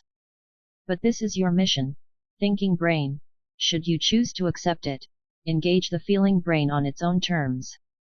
Create an environment that can bring about the feeling brain's best impulses and intuition, rather than its worst. Accept and work with, rather than against, whatever the feeling brain spews at you. Everything else, all the judgments and assumptions and self-aggrandizement, is an illusion. It was always an illusion. You don't have control, thinking brain. You never did, and you never will. Yet, you needn't lose hope. Antonio Damasio ended up writing a celebrated book called Descartes' Error about his experiences with Eliot, and much of his other research. In it, he argues that the same way the thinking brain produces a logical, factual form of knowledge, the feeling brain develops its own type of value-laden knowledge. 32 The thinking brain makes associations among facts, data, and observations. Similarly, the feeling brain makes value judgments based on those same facts, data, and observations. The feeling brain decides what is good and what is bad, what is desirable and what is undesirable, and most important, what we deserve and what we don't deserve. The thinking brain is objective and factual. The feeling brain is subjective and relative. And no matter what we do, we can never translate one form of knowledge into the other. 33 This is the real problem of hope. It's rare that we don't understand intellectually how to cut back on carbs, or wake up earlier, or stop smoking. It's that somewhere inside our feeling brain, we have decided that we don't deserve to do those things, that we are unworthy of doing them. And that's why we feel so bad about them. This feeling of unworthiness is usually the result of some bad shit happening to us at some point. We suffer through some terrible stuff, and our feeling brain decides that we deserved those bad experiences. Therefore, it sets out, despite the thinking brain's better knowledge, to repeat and re-experience that suffering. This is the fundamental problem of self-control. This is the fundamental problem of hope, not an uneducated thinking brain, but an uneducated feeling brain, a feeling brain that has adopted and accepted poor value judgments about itself and the world. And this is the real work of anything that even resembles psychological healing, getting our values straight with ourselves, so that we can get our values straight with the world. Put another way, the problem isn't that we don't know how not to get punched in the face. The problem is that, at some point, likely a long time ago, we got punched in face, and instead of punching back, we decided we deserved it. Chapter 3. Newton's Laws of Emotion. The first time Isaac Newton got hit in the face, he was standing in a field. His uncle had been explaining to him why wheat should be planted in diagonal rows, but Isaac wasn't listening. He was gazing into the sun, wondering what the light was made of. He was 7 years old. 1. His uncle backhanded him so hard across his left cheek that Isaac's sense of self temporarily broke upon the ground on which his body fell. He lost any feeling of personal cohesion. And as the parts of his psyche put themselves back together, some secret piece of himself remained in the dirt, left behind in a place from which it would never be recovered. Isaac's father had died before he was born, and his mother soon abandoned her son to marry some old rich guy the next village over. As a result, Isaac spent his formative years being shuffled among uncles, cousins, and grandparents. No one particularly wanted him. Few knew what to do with him. He was a burden. Love came difficultly, and usually not at all. Isaac's uncle was an uneducated drunk, but he did know how to count hedges and rows in fields. It was his one intellectual skill, and because of this, he did it probably more often than he needed to. Isaac often tagged along to these row counting sessions because it was the only time his uncle ever paid attention to him. And like water in a desert, any attention the boy got he desperately soaked in. As it turned out, the boy was a kind of prodigy. By age 8, he could project the amount of feed required to sustain the sheep and pigs for the following season. By 9, he could rattle off the top of his head calculations for hectares of wheat, barley, and potatoes. By age 10, Isaac had decided that farming was stupid and instead turned his attention to calculating the exact trajectory of the sun throughout the seasons. His uncle didn't care about the exact trajectory of the sun because it wouldn't put food on the table, at least not directly, so, again, he hit Isaac. School didn't make things any better. Isaac was pale and scrawny and absent-minded. He lacked social skills. He was into nerdy shit like sundials, Cartesian planes, and determining whether the moon was actually a sphere. While the other kids played cricket or chased one another through the woods, Isaac stood staring for hours into local streams, wondering how the eyeball was capable of seeing light. Isaac Newton's early life was one hit after another. And with each blow, his feeling brain learned to feel an immutable truth, that there must be something inherently wrong with him. Why else would his parents have abandoned him? Why else would his peers ridicule him? What other explanation for his near-constant solitude? While his thinking brain occupied itself drawing fanciful graphs and charting the lunar eclipses, his feeling brain silently internalized the knowledge that there was something fundamentally broken about this small English boy from Lincolnshire. One day, he wrote in his school notebook, "I am a little fellow. Pale and weak. There is no Room for me. Not in the house or in the bottom of hell. What can I do? What am I good for? I cannot but weep. 2. Up until this point, everything you've read about Newton is true or at least highly plausible. But let's pretend for a moment that there's a parallel universe. And let's say that in this parallel universe there is another Isaac Newton, much like our own. He still comes from a broken and abusive family. He still lives a life of angry isolation. He still prodigiously measures and calculates everything he encounters. But let's say that instead of obsessively measuring and calculating the external, natural world, this parallel universe Newton decides to obsessively measure and calculate the internal, psychological world, the world of the human mind and heart. This isn't a huge leap of the imagination, as the victims of abuse are often the keenest observers of human nature. For you and me, people watching may be something fun to do on a random Sunday in the park. But for the abused, it's a survival skill. For them, violence might erupt at any moment, therefore, they develop a keen spy-day sense to protect themselves. A lilt in someone's voice, the rise of an eyebrow, the depth of a sigh, anything can set off their internal alarm. So, let's imagine this parallel universe Newton, this EMO Newton, turned his obsession toward the people around him. He kept notebooks, cataloging all the observable behaviors of his peers and family. He scribbled relentlessly, documenting every action, every word. He filled hundreds of pages with inane observations of the kind of stuff people don't even realize they do. EMO Newton hoped that if measurement could be used to predict and control the natural world, the shapes and configurations of the sun and moon and stars, then it should also be able to predict and control the internal, emotional world. And through his observations, EMO Newton realized something painful that we all kind of know, but that few of us ever want to admit, that people are liars, all of us. We lie constantly and habitually. 3 We lie about important things and trifling things. And we usually don't lie out of malice, rather, we lie to others because we're in such a habit of lying to ourselves. 4. Isaac noted that light refracted through people's hearts in ways that they themselves did not seem to see, that people said they loved those whom they appeared to hate, professed to believe one thing while doing another, imagined themselves righteous while committing acts of the grandest dishonesty and cruelty. Yet, in their own minds, they somehow believed their actions to be consistent and true. Isaac decided that no one could be trusted. Ever. He calculated that his pain was inversely proportional to the distance squared he put between himself and the world. Therefore, he kept to himself, staying in no one's orbit, spinning out and away from the gravitational tug of any other human heart. He had no friends, nor, he decided, did he want any. He concluded that the world was a bleak, wretched place and that the only value to his pathetic life was his ability to document and calculate that wretchedness. For all his surliness, Isaac certainly didn't lack ambition. He wanted to know the trajectory of men's hearts, the velocity of their pain. He wished to know the force of their values and the mass of their hopes. And most important, he wanted to understand the relationships among all these elements. He decided to write Newton's 3 laws of emotion. 5.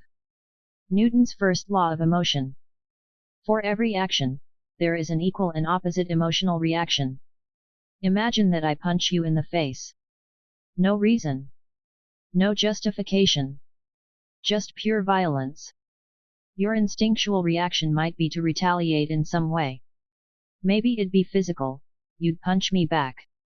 Maybe it'd be verbal, you'd call me a bunch of 4-letter words. Or maybe your retaliation would be social, you'd call the police or some other authority and have me punished for assaulting you. Regardless of your response, you would feel a rush of negative emotion directed toward me. And rightly so. Clearly, I'm an awful person. After all, the idea that I get to cause you pain with no justification, without your deserving pain, generates a sense of injustice between us. A kind of moral gap opens between us, the sense that one of us is inherently righteous, and the other is an inferior piece of shit. 6. Pain causes moral gaps. And it's not just between people. If a dog bites you, your instinct is to punish it. If you stub your toe on a coffee table, what do? You yell at the damn coffee table. If your home is washed away in a flood, you are overcome with grief and become furious at God, the universe, life itself. These are moral gaps. They are a sense that something wrong has just happened and you, or someone else, deserve to be made whole again. Wherever there is pain, there is always an inherent sense of superiority/inferiority. And there's always pain.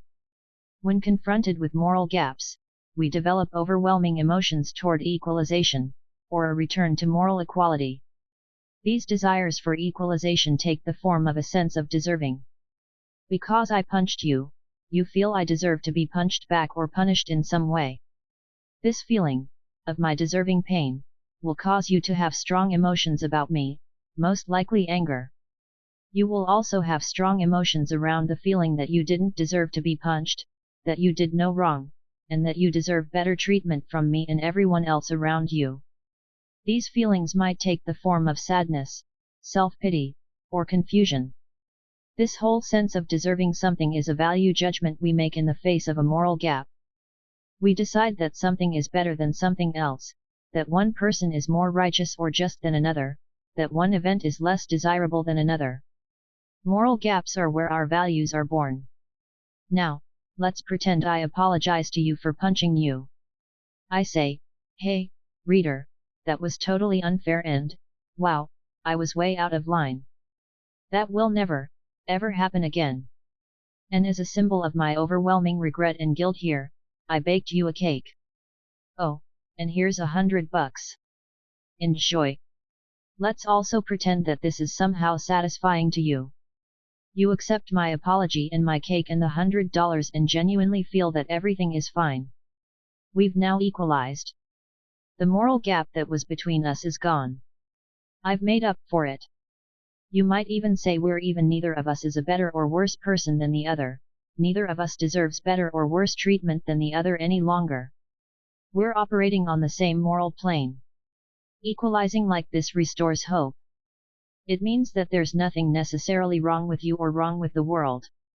That you can go about your day with a sense of self-control, $100, and a sweet-ass cake. Now let's imagine another scenario. This time, instead of punching you, let's say I buy you a house. Yes, reader, I just bought you a fucking house. This will open up another moral gap between us. But instead of an overwhelming feeling of wanting to equalize the pain I've caused you, you will instead experience an overwhelming feeling of wanting to equalize the joy I've created.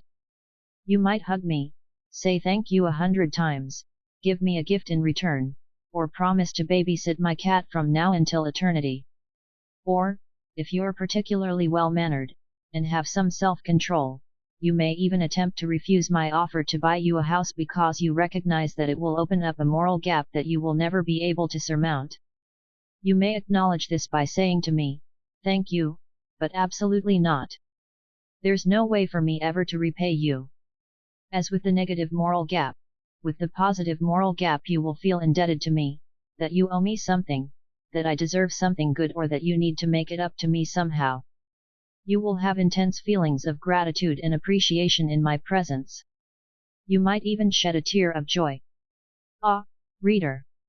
It's our natural psychological inclination to equalize across moral gaps, to reciprocate actions, positive for positive, negative for negative. The forces that impel us to fill those gaps are our emotions. In this sense, every action demands an equal and opposite emotional reaction. This is Newton's first law of emotion. Newton's first law is constantly dictating the flow of our lives because it is the algorithm by which our feeling brain interprets the world. 7 If a movie causes more pain than it relieves, you become bored, or perhaps even angry. Maybe you even attempt to equalize by demanding your money back. If your mother forgets your birthday, maybe you equalize by ignoring her for the next 6 months. Or, if you're more mature, you communicate your disappointment to her. 8 If your favorite sports team loses in a horrible way, you will feel compelled to attend fewer games, or to cheer for them less. If you discover you have a talent for drawing, the admiration and satisfaction you derive from your competence will inspire you to invest time, energy, emotion, and money into the craft. Point 9. If your country elects a bozo whom you can't stand, you will feel a disconnect with your nation and government and even other citizens. You will also feel as though you are owed something in return for putting up with terrible policies. Equalization is present in every experience because the drive to equalize is emotion itself. Sadness is a feeling of powerlessness to make up for a perceived loss. Anger is the desire to equalize through force and aggression. Happiness is feeling liberated from pain, while guilt is the feeling that you deserve some pain that never arrived. Point 10. This desire for equalization underlies our sense of justice. It's been codified throughout the ages into rules and laws, such as the Babylonian king Hammurabi's classic an eye for an eye, and a tooth for a tooth, or the biblical golden rule, do unto others what you would have done unto you. In evolutionary biology, it's known as reciprocal altruism. 11. And in game theory, it's called a tit-for-tat strategy. Point 12. Newton's first law generates our sense of morality. It underlies our perceptions of fairness. It is the bedrock of every human culture. And it is the operating system of the feeling brain. While our thinking brain creates factual knowledge around observation and logic, the feeling brain creates our values around our experiences of pain. Experiences that cause us pain create a moral gap within our minds, and our feeling brain deems those experiences inferior and undesirable. Experiences that relieve pain create a moral gap in the opposite direction, and our feeling brain deems those experiences superior and desirable. One way to think about it is that the thinking brain makes lateral connections between events, sameness, contrasts, cause/effect, etc., while the feeling brain makes hierarchical connections, better/worse, more desirable/less desirable, morally superior/morally inferior. Point 13. Our thinking brain thinks horizontally, how are these things related, while our feeling brain thinks vertically, which of these things is better/worse. Our thinking brain decides how things are, and our feeling brain decides how things ought to be. When we have experiences, our feeling brain creates a sort of value hierarchy for them. Point 14. It's as though we have a massive bookshelf in our subconscious where the best and most important experiences in life, with family, friends, burritos, are on the top shelf and the least desirable experiences, death, taxes, indigestion, are on the bottom. Our feeling brain then makes its decisions by simply pursuing experiences on the highest shelf possible. Both brains have access to the value hierarchy. While the feeling brain determines what shelf something is on, the thinking brain is able to point out how certain experiences are connected and to suggest how the value hierarchy should be reorganized. This is essentially what growth is, reprioritizing one's value hierarchy in an optimal way. Point 15. For example, I once had a friend who was probably the hardest partier I'd ever known. She would stay out all night and then go straight to work from the party in the morning, with 0 hours of sleep. She thought it lame to wake up early or stay home on a Friday night. Her value hierarchy went something like this. Really awesome DJs, really good drugs, work, sleep. One could predict her behavior solely from this hierarchy. She'd rather work than sleep. She'd rather party and get fucked up than work. And everything was about the music. Then she did one of those volunteer abroad things, where young people spend a couple of months working with orphans in a third world country, and well, that changed everything. The experience was so emotionally powerful that it completely rearranged her value hierarchy. Her hierarchy now looked something like this: saving children from unnecessary suffering, work, sleep, parties. And suddenly, as if by magic, the parties stopped being fun. Why? Because they interfered with her new top value, helping suffering kids. She switched careers and was all about work now. She stayed in most nights. She didn't drink or do drugs. She slept well. After all, she needed tons of energy to save the world. Her party friends looked at her and pitied her. They judged her by their values, which were her old values. Poor party girl has to go to bed and get up for work every morning. Poor party girl can't stay out doing MDMA every weekend. But here's the funny thing about value hierarchies: when they change, you don't actually lose anything. It's not that my friend decided to start giving up the parties for her career, it's that the parties stopped being fun. That's because fun is the product of our value hierarchies. When we stop valuing something, it ceases to be fun or interesting to us. Therefore, there is no sense of loss, no sense of missing out when we stop doing it. On the contrary, we look back and wonder how we ever spent so much time caring about such a silly, trivial thing, why we wasted so much energy on issues and causes that didn't matter. These pangs of regret or embarrassment are good, they signify growth. They are the product of our achieving our hopes. Newton's second law of emotion. Our self-worth equals the sum of our emotions over time. Let's return to the punching example, except this time, let's pretend I exist within this magical force field that prevents any consequences from ever befalling me. You can't punch me back. You can't say anything to me. You can't even say anything to anyone else about me. I am impervious and all-seeing, all-powerful, evil-ass face. Newton's first law of emotion states that when someone, or something, causes us pain, a moral gap opens up and our feeling brain summons up icky emotions to motivate us to equalize. But what if that equalization never comes? What if someone, or something, makes us feel awful, yet we are incapable of ever retaliating or reconciling? What if we feel powerless to do anything to equalize or make things right? What if my force field is just too powerful for you? When moral gaps persist for a long enough time, they normalize. 16 They become our default expectation. They lodge themselves into our value hierarchy. If someone hits us and we're never able to hit him back, eventually our feeling brain will come to a startling conclusion. We deserve to be hit. After all, if we didn't deserve it, we would have been able to equalize, right? The fact that we could not equalize means that there must be something inherently inferior about us, or something inherently superior about the person who hit us. This, too, is part of our hope response. Because if equalization seems impossible, our feeling brain comes up with the next best thing: giving in, accepting defeat, judging itself to be inferior and of low value. When someone harms us, our immediate reaction is usually "he is shit, and I am righteous."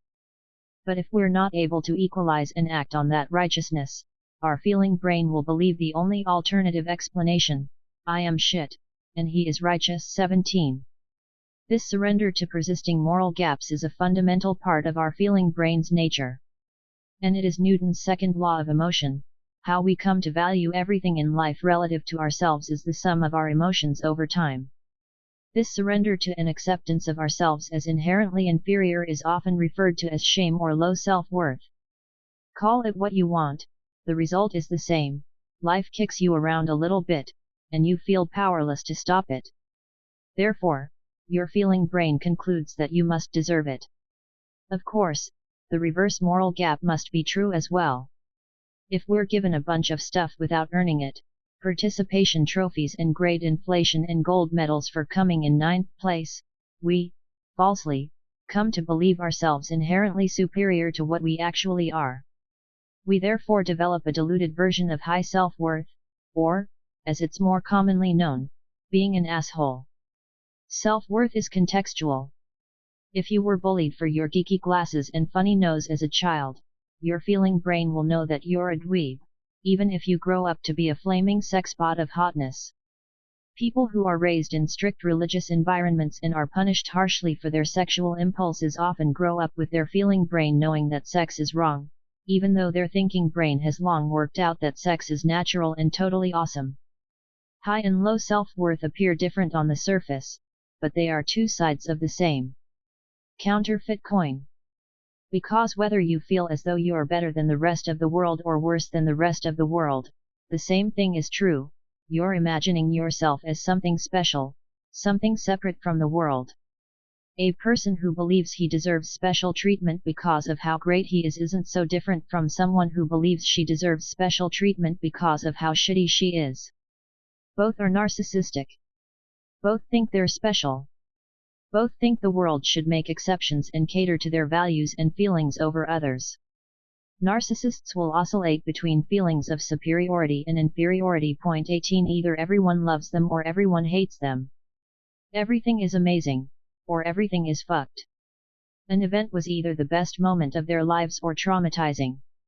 With the narcissist, there's no in-between, because to recognize the nuanced, indecipherable reality before him would require that he relinquish his privileged view that he is somehow special. Mostly, narcissists are unbearable to be around. They make everything about them and demand that people around them do the same. You'll see this high/low self-worth switcheroo everywhere if you keep an eye out for it. Mass murderers, dictators, whiny kids, your obnoxious aunt who ruins Christmas every year. Hitler preached that the world treated Germany so poorly after World War I only because it was afraid of German superiority. 19 And in California more recently, one disturbed gunman justified trying to shoot up a sorority house with the fact that while women hooked up with inferior men he was forced to remain a virgin. 20 You can even find it within yourself, if you're being honest. The more insecure you are about something, the more you'll fly back and forth between delusional feelings of superiority, I'm the best, and delusional feelings of inferiority, I'm garbage. Self-worth is an illusion. 21 It's a psychological construct that our feeling brain spins in order to predict what will help it and what will hurt it. Ultimately, we must feel something about ourselves in order to feel something about the world, and without those feelings, it's impossible for us to find hope. We all possess some degree of narcissism. It's inevitable, as everything we ever know or experience has happened to us or been learned by us. The nature of our consciousness dictates that everything happened through us. It's only natural, then, that our immediate assumption is that we are at the center of everything because we are at the center of everything we experience. 22 We all overestimate our skills and intentions and underestimate the skills and intentions of others. Most people believe that they are of above-average intelligence and have an above-average ability at most things, especially when they are not and do not. 23 We all tend to believe that we're more honest and ethical than we actually are. 24 We will each, given the chance, delude ourselves into believing that what's good for us is also good for everyone else. 25 When we screw up, we tend to assume it was some happy accident. 26 But when someone else screws up, we immediately rush to judge that person's character. 27 Persistent low-level narcissism is natural, but it's also likely at the root of many of our socio-political problems. This is not a right-wing or a left-wing problem. This is not an older generation or younger generation problem. This is not an Eastern or Western problem. This is a human problem. Every institution will decay and corrupt itself. Each person, given more power and fewer restraints, will predictably bend that power to suit himself. Every individual will blind herself to her own flaws while seeking out the glaring flaws of others. Welcome to Earth. Enjoy your stay. Our feeling brains warp reality in such a way so that we believe that our problems and pain are somehow special and unique in the world, despite all evidence to the contrary. Human beings require this level of built-in narcissism because narcissism is our last line of defense against the uncomfortable truth. Because, let's be real, people suck, and life is exceedingly difficult and unpredictable. Most of us are winging it as we go, if not completely lost. And if we didn't have some false belief in our own superiority, or inferiority, a deluded belief that we're extraordinary at something, we'd line up to swan dive off the nearest bridge. Without a little bit of that narcissistic delusion, without that perpetual lie we tell ourselves about our specialness, we'd likely give up hope. But our inherent narcissism comes at a cost. Whether you believe you are the best in the world or the worst in the world, one thing is also true: you are separate from the world. And it's this separateness that ultimately perpetuates unnecessary suffering. 28 Newton's third law of emotion. Your identity will stay your identity until a new experience acts against it. Here's a common sob story. Boy cheats on girl. Girl is heartbroken. Girl despairs. Boy leaves girl, and girl's pain lingers for years afterward. Girl feels like shit about herself. And in order for her feeling brain to maintain hope, her thinking brain must pick one of two explanations. She can believe either that A. All boys are shit, or B. She is shit. 29. Well, shit. Neither of those is a good option. But she decides to go with option A. All boys are shit, because, after all, she still has to live with herself. This choice isn't made consciously, mind you. It just kind of happens. 30. Jump ahead a few years. Girl meets another boy. This boy isn't shit. In fact, this boy is the opposite of shit. He's pretty rad. And sweet. And cares. Like, really, truly cares. But girl is in a conundrum. How can this boy be real? How can he be true?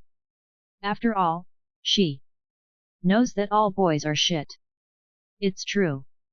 It must be true, she has the emotional scars to prove it.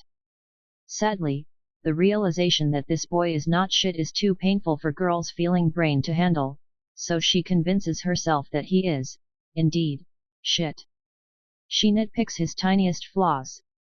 She notices every errant word, every misplaced gesture, every awkward touch. She zeroes in on his most insignificant mistakes until they stand bright in her mind like a flashing strobe light screaming, "Run away! Save yourself!" So, she does. She runs. And she runs in the most horrible of ways. She leaves him for another boy. After all boys are shit. So, what's trading one piece of shit for another? It means nothing. Boy is heartbroken. Boy despairs. The pain lingers for years and morphs into shame. And this shame puts the boy in a tough position. Because now his thinking brain must make a choice, either A. All girls are shit, or B. He is shit.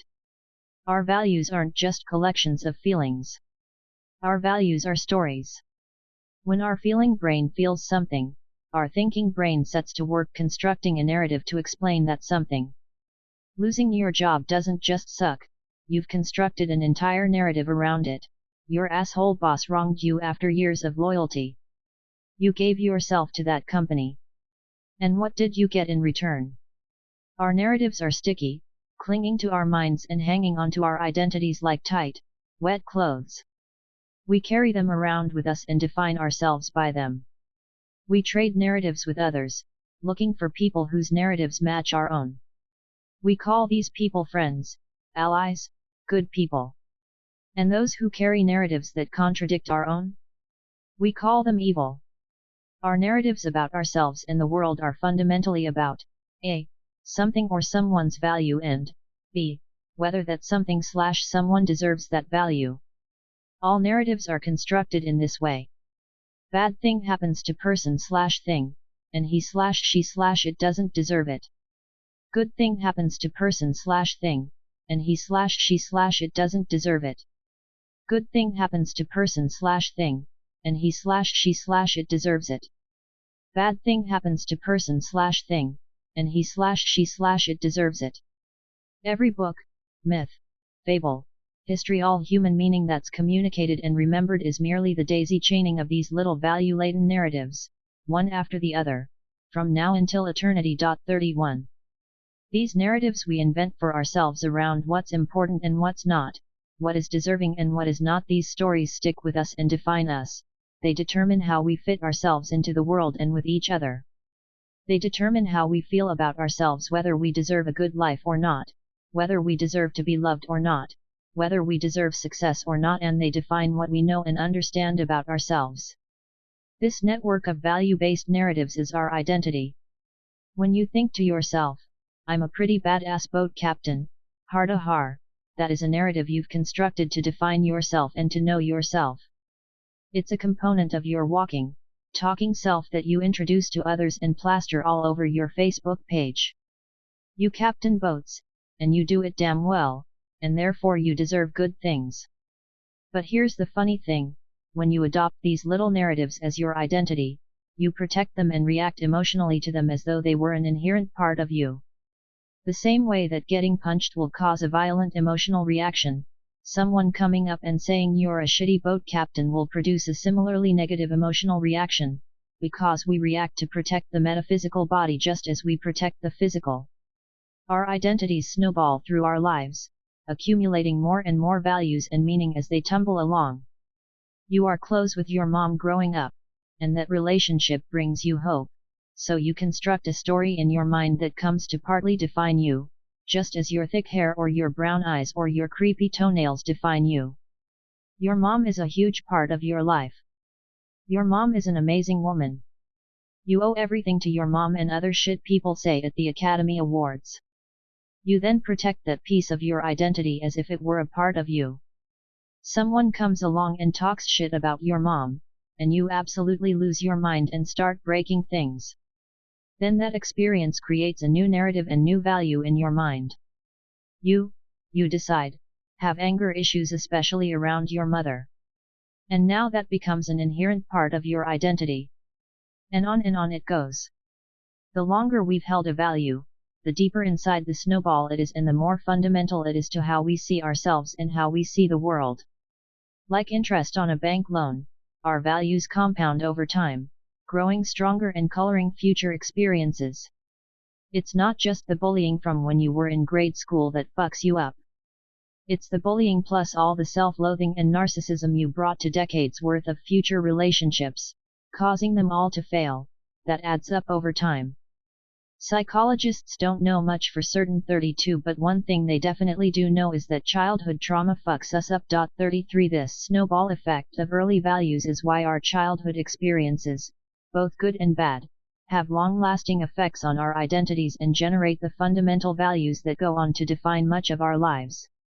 Your early experiences become your core values, and if your core values are fucked up, they create a domino effect of suckage that extends through the years, infecting experiences large and small with their toxicity. When we're young, we have tiny and fragile identities. We've experienced little. We're completely dependent on our caretakers for everything, and inevitably, they're going to mess it up. Neglect or harm can cause extreme emotional reactions, resulting in large moral gaps that are never equalized. Dad walks out, and your 3-year-old feeling brain decides that you were never lovable in the first place. Mom abandons you for some rich new husband, and you decide that intimacy doesn't exist, that no one can ever be trusted. No wonder Newton was such a cranky loner. 34. And the worst thing is, the longer we've held onto these narratives, the less aware we are that we have them.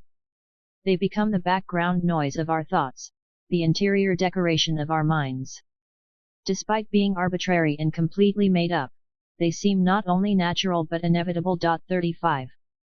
The values we pick up throughout our lives crystallize and form a sediment on top of our personality. 36. The only way to change our values is to have experiences contrary to our values.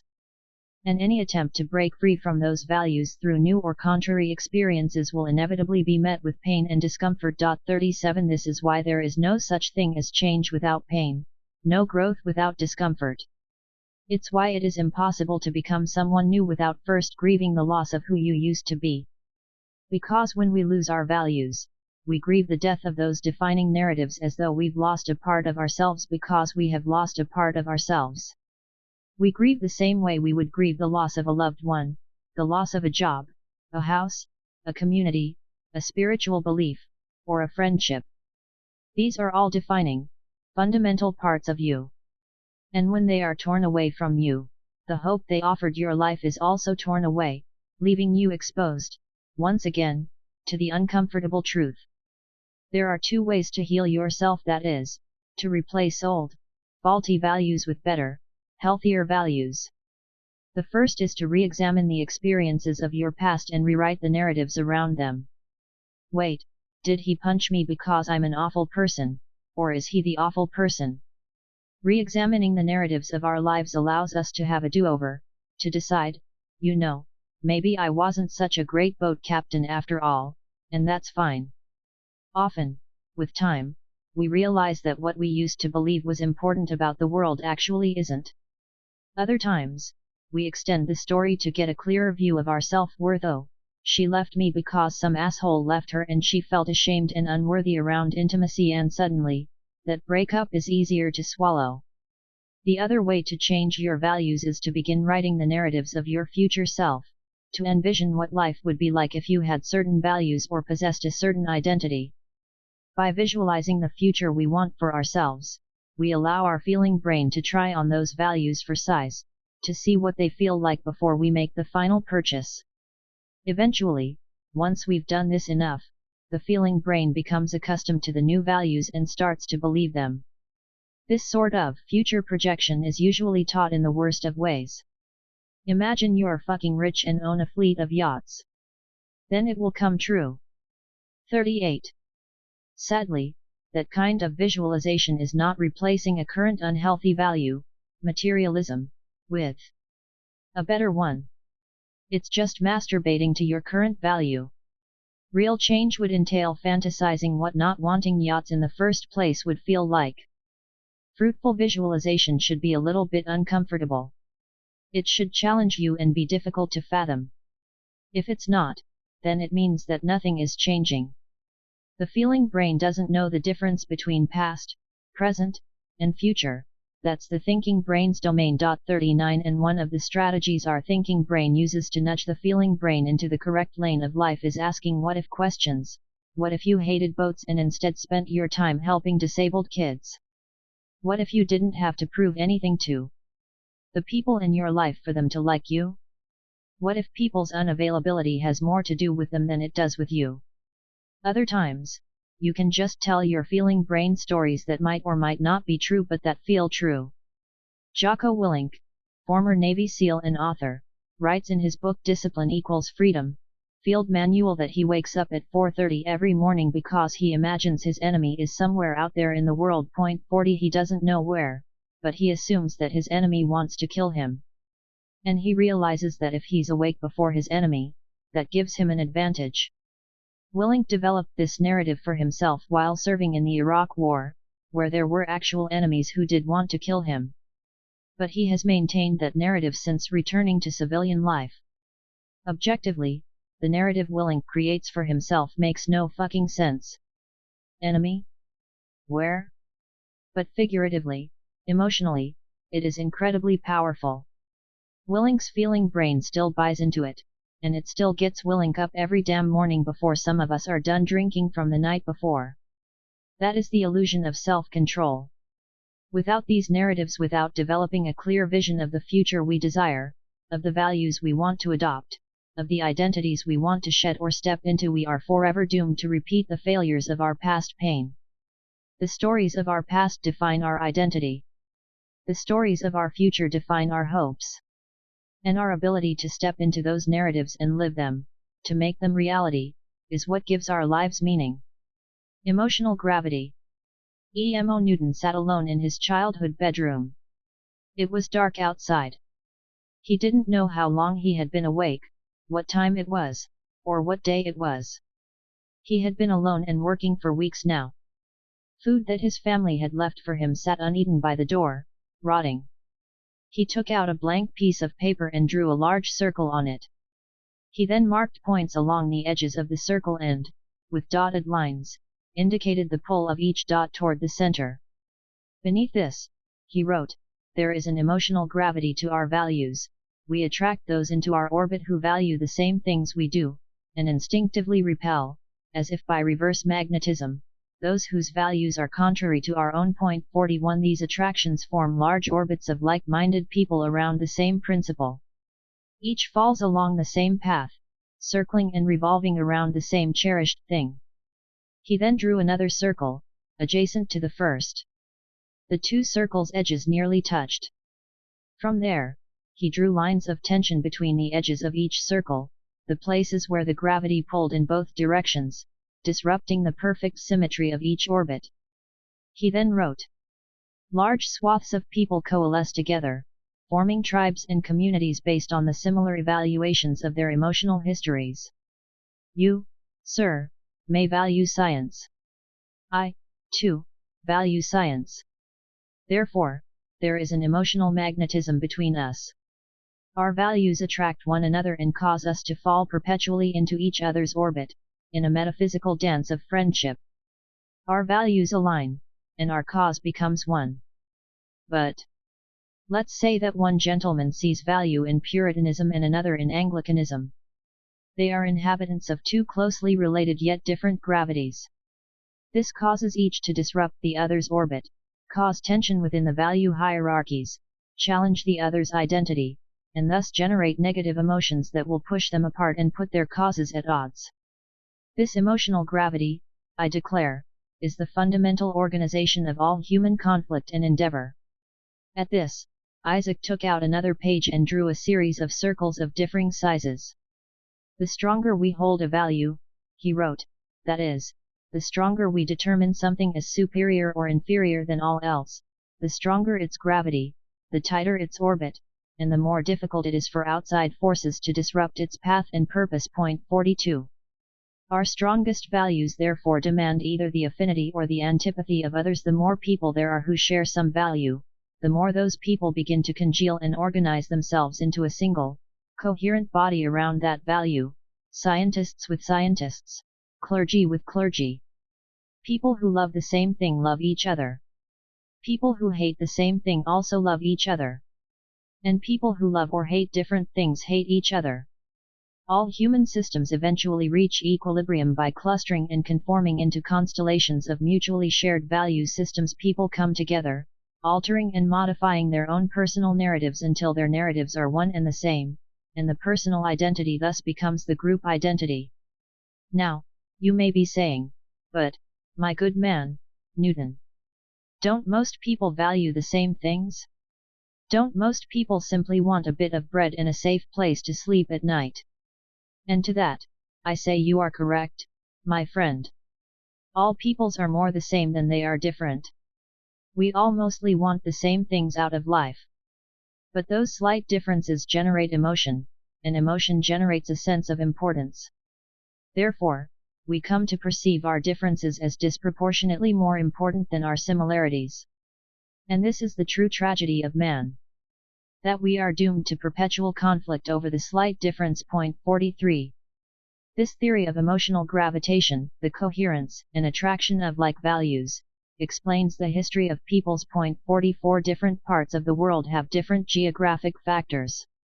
One region may be hard and rugged and well defended from invaders. Its people would then naturally value neutrality and isolation. This would then become their group identity. Another region may overflow with food and wine, and its people would come to value hospitality, festivities, and family. This, too, would become their identity. Another region may be arid and a difficult place to live, but with wide open vistas connecting it to many distant lands, its people would come to value authority, strong military leadership, and absolute dominion. This, too, is their identity. Point 45.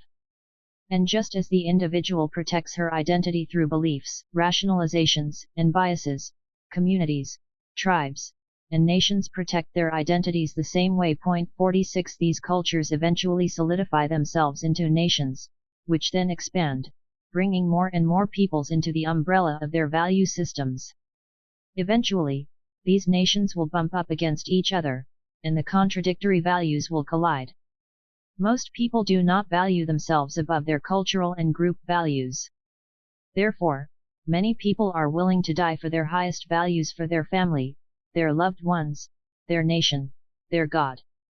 And because of this willingness to die for their values, these collisions of culture will inevitably result in war. Point 47. War is but a terrestrial test of hope. The country or people who have adopted values that maximize the resources and hopes of its peoples the best will inevitably become the victor. The more a nation conquers neighboring peoples, the more the people of that conquering nation come to feel that they deserve to dominate their fellow men, and the more they will see their nation's values as the true guiding lights of humanity. The supremacy of those winning values then lives on, and the values are written up and lauded in our histories, and go on to be retold in stories, passed down to give future generations hope. Eventually, when those values cease to be effective, they will lose out to the values of another, newer nation, and history will continue on, a new era unfolding. This, I declare, is the form of human progress. Newton finished writing. He placed his theory of emotional gravitation on the same stack with his 3 laws of emotion and then paused to reflect on his discoveries. And in that quiet, dark moment, Isaac Newton looked at the circles on the page and had an upsetting realization: he had no orbit. Through years of trauma and social failure, he had voluntarily separated himself from everything and everyone, like a lone star flung on its own trajectory, unobstructed and uninfluenced by the gravitational pull of any system.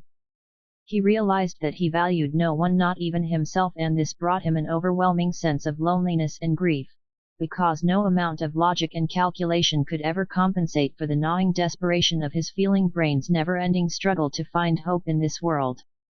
I would love to tell you that Parallel Universe Newton, or EMO Newton, overcame his sadness and solitude. I would love to tell you that he learned to value himself and others. But like our universe's Isaac Newton, Parallel Universe Newton would spend the rest of his days alone, grumpy, and miserable. The questions both Newtons answered that summer of 1666 had perplexed philosophers and scientists for generations. Yet, in a matter of a few months, this cantankerous, antisocial 23-year-old had uncovered the mystery, had cracked the code. And there, on the frontiers of intellectual discovery, he tossed his findings aside to a musty and forgotten corner of a cramped study, in a remote backwater village a day's ride north of London. And there, his discoveries would remain, hidden to the world, collecting dust. 48. Chapter 4. How to make all your dreams come true. Imagine this: it's 2 a.m. and you're still awake on the couch, staring bleary-eyed and foggy-brained at the television. Why? You don't know. Inertia simply makes it easier to sit there and keep watching than to get up and go to bed. So, you watch. Perfect. This is how I get you, when you're feeling apathetic and lost and completely passive in the face of your fate. Nobody sits up staring at a TV at 2 a.m. if they have important shit to do the next day. Nobody struggles with the will to move their ass off the couch for hours on end unless they're having some sort of inner crisis of hope. And it's exactly this crisis that I want to speak to. I appear on your TV screen. I'm a whirlwind of energy. There are loud, obnoxious colors, cheesy sound effects. I'm practically shouting. Yet, somehow, my smile is easy and relaxed. I'm comforting. It's as though I'm making eye contact with you and only you. What if I told you that I could solve all your problems? I say. Police, you think. You don't know the half of my problems, buddy. What if I told you I know how to make all your dreams come true? Right, and I'm the fucking tooth fairy. Look, I know how you feel, I say. Nobody knows how I feel, you reflexively tell yourself, surprised at how automatic the response is. I, too, once felt lost, I say. I felt alone, isolated, hopeless. I, too, used to lie awake at night for no particular reason, wondering if there was something wrong with me, wondering what was this invisible force standing between myself and my dreams. And I know that's what you're feeling, too. That you've somehow lost something. You just don't know what. In truth, I say these things because they are experienced by everybody. They are a fact of the human condition. We all feel powerless to equalize with the inherent guilt that comes with our existence. We all suffer and are victimized to varying degrees, especially when we're young. And we all spend a lifetime trying to compensate for that suffering. And in moments of our life when things aren't going so well, this makes us despair. But like most people struggling, you've enveloped yourself so much in your pain that you've forgotten that pain is common, and that your strife is not uniquely yours. On the contrary, it's universal. And because you've forgotten this, you feel as if I'm speaking directly to you, as if, by some magical power, I'm peering into your soul and reading back to you the contents of your heart. For this, you sit up and at attention. Because, I repeat, I have the solution to all your problems. I can make all your dreams come true. Now I'm pointing, and my finger looks gigantic on your TV screen. I have all the answers. I have the secret of everlasting happiness and eternal life, and it's this. What I go on to say is so outlandish, so ridiculous, so absolutely perverse and cynical that you actually think it might be true. The problem is, you want to believe me. You need to believe me. I represent the hope and salvation your feeling brain desperately craves, that it needs. So, slowly, your thinking brain comes to the conclusion that my idea is so batshit crazy that it just might work. As the infomercial drags on, that existential need to find meaning somewhere, anywhere, beats down your psychological defenses and lets me in. After all, I have demonstrated an uncanny knowledge of your pain, a backdoor entrance to your secret truth, a deep vein traveling through your heart. You then realize that in between all my big white teeth and shouty words, I've spoken to you. I was once just as fucked as you and I found my way out. Come with me. I keep going. I'm on a roll now. The camera angles are switching back and forth, grabbing me now from the side, now from the front. Suddenly, there's a studio audience in front of me. They're wrapped up in every word I say. A woman is crying. A man's jaw drops. And yours drops with it. I'm all up in your shit now. I will give you permanent fulfillment, motherfucker. I will fill any gap, plug any hole. Just sign up for one low price. What is happiness worth to you? What is hope worth to you? Act now, fucker. Sign up. Today. With that, you grab your phone. You go to the website. You put in the digits. Truth and salvation and everlasting happiness. It's all yours. It's coming to you.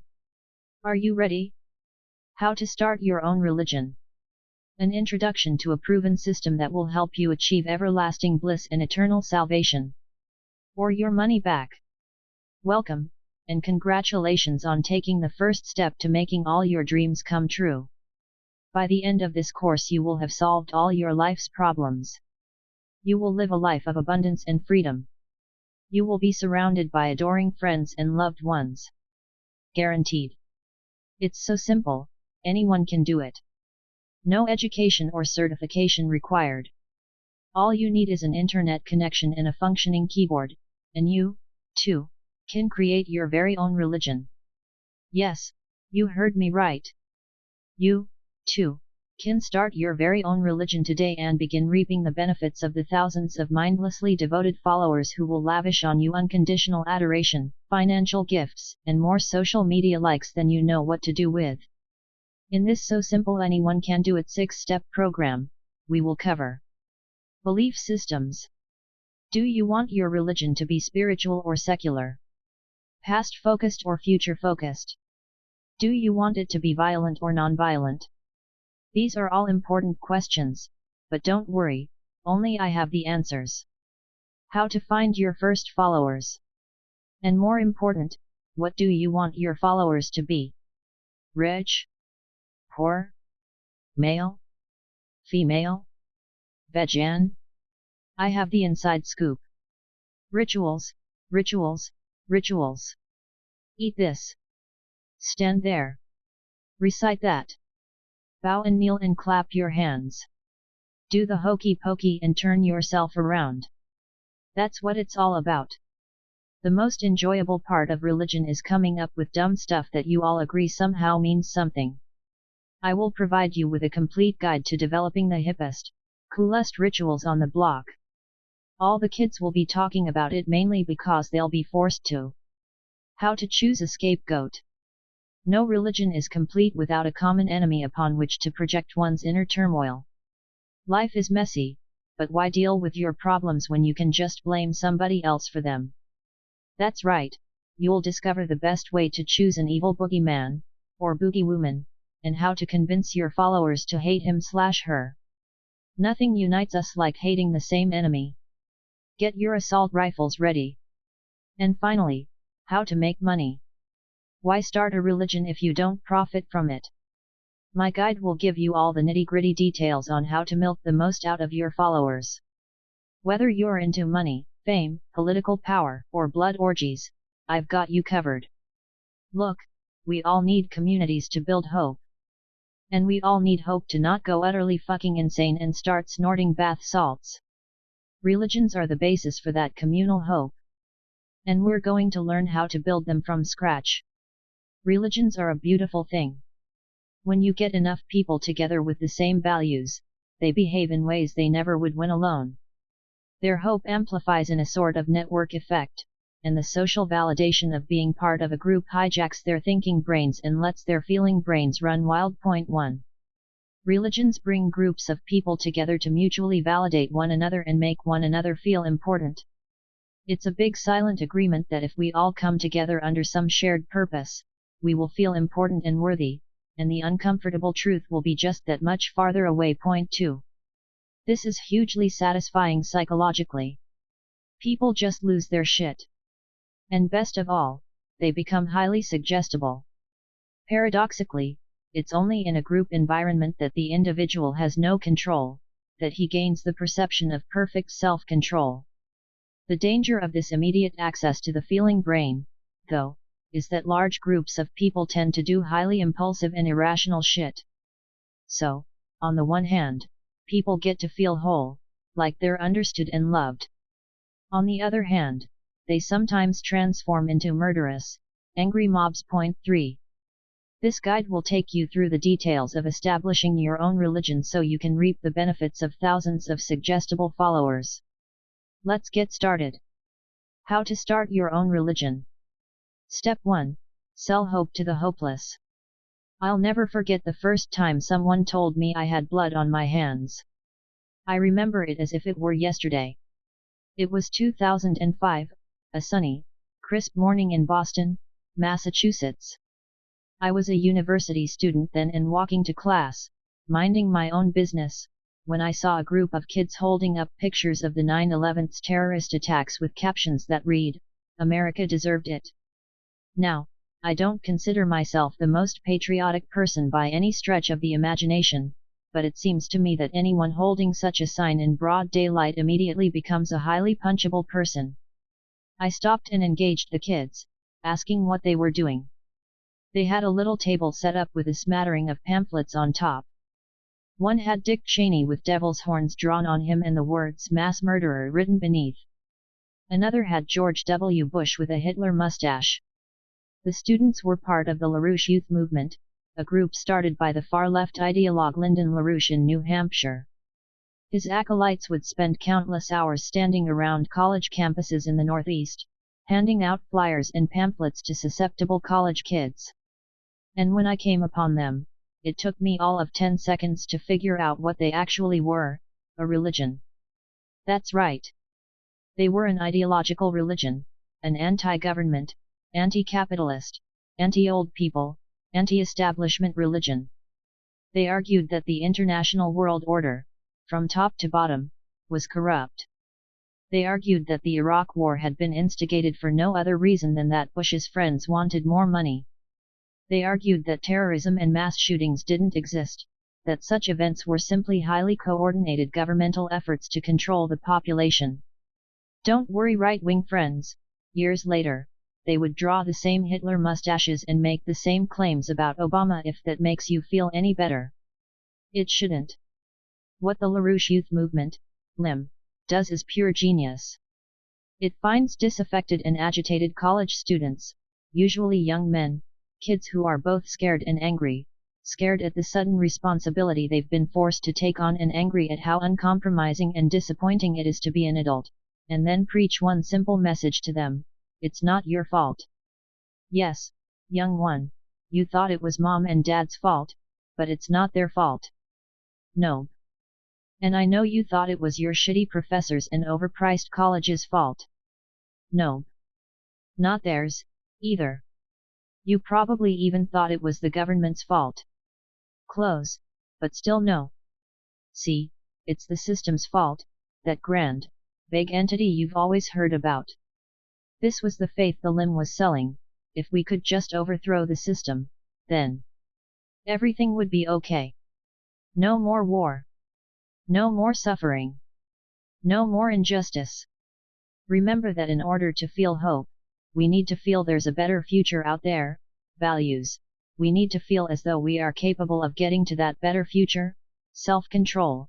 And we need to find other people who share our values and support our efforts. Community. Young adulthood is a period when many people struggle with values, control, and community. For the first time in their lives, kids are allowed to decide who they want to be. Do they want to become a doctor? Study business? Take a psychology course? The options can be crippling. Point 4. And the inevitable frustration causes a lot of young people to question their values and lose hope. In addition, young adults struggle with self-control. Point 5. For the first time in their lives, they don't have some authority figure watching over them 24/7. On the one hand, this can be liberating, exciting. On the other, they are now responsible for their own decisions. And if they kind of suck at getting themselves out of bed on time, going to their classes or a job, and studying enough, it's tough to admit that there's no one to blame but themselves. And finally, young people are particularly preoccupied with finding and fitting into a community. Point 6. Not only is this important for their emotional development, but it also helps them find and solidify an identity for themselves. Point 7. People like Lyndon LaRouche capitalize on lost and aimless young people. LaRouche gave them a convoluted political explanation to justify how disaffected they felt. He gave them a sense of control and empowerment by outlining a way, supposedly, to change the world. And finally, he gave them a community where they fit in and know who they are. Therefore, he gave them hope. Point 8. Don't you think this is taking it a little too far? I asked the LIM students that day, pointing to the pictures of the World Trade Center towers featured on their pamphlets. Point 9. No way, man. I say we're not taking it far enough, one of the kids replied. Look, I didn't vote for Bush, and I don't agree with the Iraq War, either, but it doesn't matter who you vote for. A vote for anyone is a vote for the corrupt and oppressive system. You have blood on your hands. Excuse me. I didn't even know how to punch someone, yet I found myself balling my hands into fists. Who the fuck did this guy think he was? By participating in the system, you are perpetuating it, the kid continued, and therefore are complicit in the murder of millions of innocent civilians around the world. Here, read this. He shoved a pamphlet at me. I glanced at it, turned it over. That's fucking stupid, I said. Our discussion went on like this for another few minutes. Back then, I didn't know any better. I still thought stuff like this was about reason and evidence, not feelings and values. And values cannot be changed through reason, only through experience. Eventually, after I had gotten good and pissed off, I decided to leave. As I started walking off, the kid tried to get me to sign up for a free seminar. You need to have an open mind, man, he said. The truth is scary. I looked back and replied with a Carl Sagan quote I had once read on an internet forum, I think your mind is so open your brain fell out. 10. I felt smart and smug. He, presumably, felt smart and smug. No minds were changed that day. We are the most impressionable when things are at their worst. Point 11. When our life is falling apart, it signifies that our values have failed us, and we're grasping in the dark for new values to replace them. One religion falls and opens up space for the next. People who lose faith in their spiritual God will look for a worldly God. People who lose their family will give themselves away to their race, creed, or nation. People who lose faith in their government or country will look to extremist ideologies to give them hope. Point 12. There's a reason that all the major religions in the world have a history of sending missionaries to the poorest and most destitute corners of the globe. Starving people will believe anything if it will keep them fed. For your new religion, it's best to start preaching your message to people whose lives suck the most, the poor, the outcasts, the abused and forgotten. You know, People who sit on Facebook all day. Point 13. Jim Jones built his following by recruiting the homeless and marginalized minorities with a socialist message minced with his own, demented, take on Christianity. Hell, what am I saying? Jesus Christ did the same damn thing. Point 14. Buddha, 2. Moses. You get the idea. Religious leaders preach to the poor and downtrodden and enslaved, telling them that they deserve the kingdom of heaven, basically, an open fuck you to the corrupt elites of the day. It's a message that's easy to get behind. Today, appealing to the hopeless is easier than ever before. All you need is a social media account, start posting extreme and crazy shit, and let the algorithm do the rest. The crazier and more extreme your posts, the more attention you'll garner, and the more the hopeless will flock to you like flies to cow shit. It's not hard at all. But you can't just go online and say anything. No, you must have a semi-coherent message. You must have a vision. Because it's easy to get people riled up and angry about nothing. The news media have created a whole business model out of it. But to have hope, people need to feel that they are a part of some greater movement, that they are about to join the winning side of history. And, for that, you must give them faith. How to start your own religion. Step 2. Choose your faith. We all must have faith in something. Without faith, there is no hope. Non-religious people bristle at the word faith, but having faith is inevitable. Evidence and science are based on past experience. Hope is based on future experience. And you must always rely on some degree of faith that something will occur again in the future. Point 15. You pay your mortgage because you have faith that money is real, and credit is real, and a bank taking all your shit is real. Point 16. You tell your kids to do their homework because you have faith that their education is important, that it will lead them to their becoming happier, healthier adults. You have faith that happiness exists and is possible. You have faith that living longer is worth it, so you strive to stay safe and healthy. You have faith that love matters, that your job matters, that any of this matters. So, there's no such thing as an atheist. Well, sorta. Depends what you mean by atheist. 17. My point is that we must all believe, on faith, that something is important. Even if you are a nihilist, you are believing, on faith, that nothing is more important than anything else. So, in the end, it's all faith. Point 18. The important question, then, is, faith in what? What do we choose to believe? Whatever our feeling brain adopts as its highest value, this tippy top of our value hierarchy becomes the lens through which we interpret all other values. Let's call this highest value the God value. 19. Some people's God value is money. These people view all other things, family, love, prestige, politics, through the prism of money. Their family will love them only if they make enough money. They will be respected only if they have money.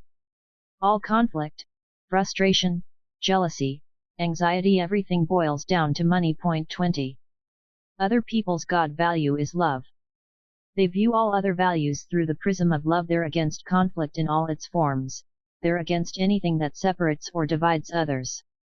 Obviously, many people adopt Jesus Christ, or Muhammad, or the Buddha, as their God value. They then interpret everything they experience through the prism of that spiritual leader's teachings. Some people's God value is themselves, or, rather, their own pleasure and empowerment. This is narcissism, the religion of self-aggrandizement. Point 21. These people place their faith in their own superiority and deservedness. Other people's God value is another person. This is often called codependence. 22. These people derive all hope from their connection with another individual and sacrifice themselves and their own interests for that individual. They then base all their behavior, decisions, and beliefs on what they think will please that other person, their own little personal God. This typically leads to really fucked up relationships with, you guessed it, narcissists. After all, the narcissist's God value is himself, and the codependent's God value is fixing and saving the narcissist. So, it kind of works out in a really sick and fucked up way. But not really. All religions must start with a faith-based God value. Doesn't matter what it is. Worshipping cats, believing in lower taxes, never letting your kids leave the house, whatever it is a faith-based value that this one thing will produce the best future reality, and therefore gives the most hope. We then organize our lives, and all other values, around that value. We look for activities that enact that faith, ideas that support it, and most important, communities that share it. It's around now that some of the more scientifically minded readers start raising their hands and pointing out that there are these things called facts, and there is ample evidence to demonstrate that facts exist, and we don't need to have faith to know that some things are real. Fair enough. But here's the thing about evidence, it changes nothing. Evidence belongs to the thinking brain, whereas values are decided by the feeling brain. You cannot verify values. They are, by definition, subjective and arbitrary. Therefore, you can argue about facts until you are blue in the face, but ultimately, it doesn't matter. People interpret the significance of their experiences through their values. Point 23. If a meteorite hit a town and killed half the people, the uber-traditional religious person would look at the event and say that it happened because the town was full of sinners. The atheist would look at it and say that it was proof there is no God, another faith-based belief, by the way, as how could a benevolent, all-powerful being let such an awful thing happen? A hedonist would look at it and decide that it was even more reason to party, since we could all die at any moment. And a capitalist would look at it and start thinking about how to invest in meteorite defense technologies. Evidence serves the interests of the God value, not the other way around. The only loophole to this arrangement is when evidence itself becomes your God value. The religion built around the worship of evidence is more commonly known as science, and it's arguably the best thing we've ever done as a species. But we'll get to science and its ramifications in the next chapter. My point is that all values are faith-based beliefs. Therefore, all hope, and therefore, all religions, are also based on faith.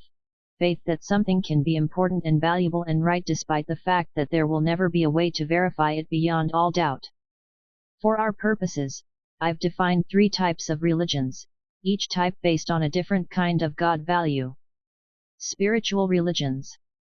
Spiritual religions draw hope from supernatural beliefs, or belief in things that exist outside the physical or material realm. These religions look for a better future outside this world and this life. Christianity, Islam, Judaism, animism, and Greek mythology are examples of spiritual religions. Ideological religions. Ideological religions draw hope from the natural world. They look for salvation and growth and develop faith-based beliefs regarding this world and this life.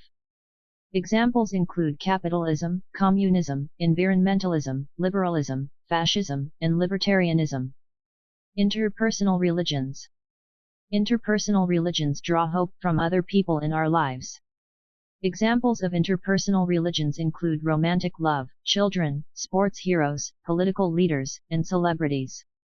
Spiritual religions are high risk/high reward. They require, by far, the most skill and charisma to get going. But they also pay off the most in terms of follower loyalty and benefits. I mean, have you seen the Vatican? Holy shit!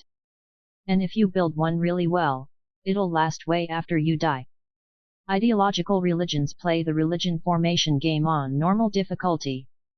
These religions take a lot of work and effort to create, but they're fairly common. But because they're so common, they run into a lot of competition for people's hopes.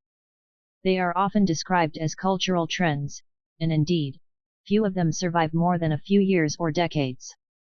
Only the best last through multiple centuries. Finally, interpersonal religions are playing the religion formation game on easy mode. That's because interpersonal religions are as common as people themselves. Pretty much all of us, at some point in our lives, completely surrender ourselves and our self-worth to another individual. The interpersonal religion is sometimes experienced as an adolescent, naive sort of love, and it's the type of shit that you have to suffer through before you can ever grow out of it. Let's start with spiritual religions, as they have the highest stakes and are arguably the most important religions in human history. Spiritual religions. From the pagan and animalistic rituals of early human cultures, to the pagan gods of antiquity, to the grandiose monotheistic religions that still exist today, the majority of human history has been dominated by a belief in supernatural forces and, most important, the hope that certain actions and beliefs in this life would lead to rewards and improvement in the next life. This preoccupation with the next life developed because for most of human history, everything was completely fucked and 99% of the population had no hope of material or physical improvement in their lives. If you think things are bad today, just think about the plagues that wiped out a third of the population on an entire continent 24 or the wars that involved selling tens of thousands of children into slavery. 25 In fact, things were so bad in the old days that the only way to keep everyone sane was by promising them hope in an afterlife.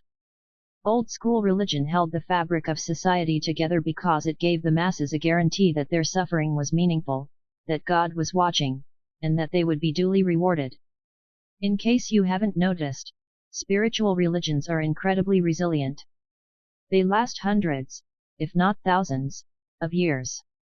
This is because supernatural beliefs can never be proven or disproven. Therefore, once a supernatural belief gets lodged as someone's God value, it's nearly impossible to dislodge it. Spiritual religions are also powerful because they often encourage hope through death, which has the nice side effect of making a lot of people willing to die for their unverifiable beliefs. Hard to compete with that. Ideological religions. Ideological religions generate hope by constructing networks of beliefs that certain actions will produce better outcomes in this life only if they are adopted by the population at large. Ideologies are usually isms: libertarianism, nationalism, materialism, racism, sexism, veganism, communism, capitalism, socialism, fascism, cynicism, skepticism, etc. Unlike spiritual religions, ideologies are verifiable to varying degrees.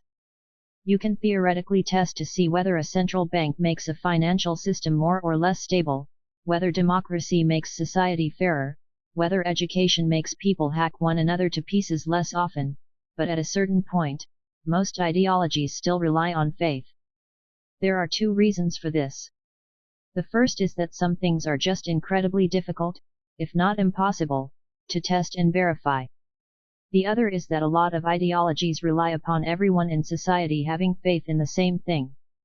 For instance, you can't scientifically prove that money is intrinsically valuable. But we all believe it is, so it is. 26 You also can't prove that national citizenship is a real thing, or even that most ethnicities exist. 27 These are all socially constructed beliefs that we've all bought into, taken on faith.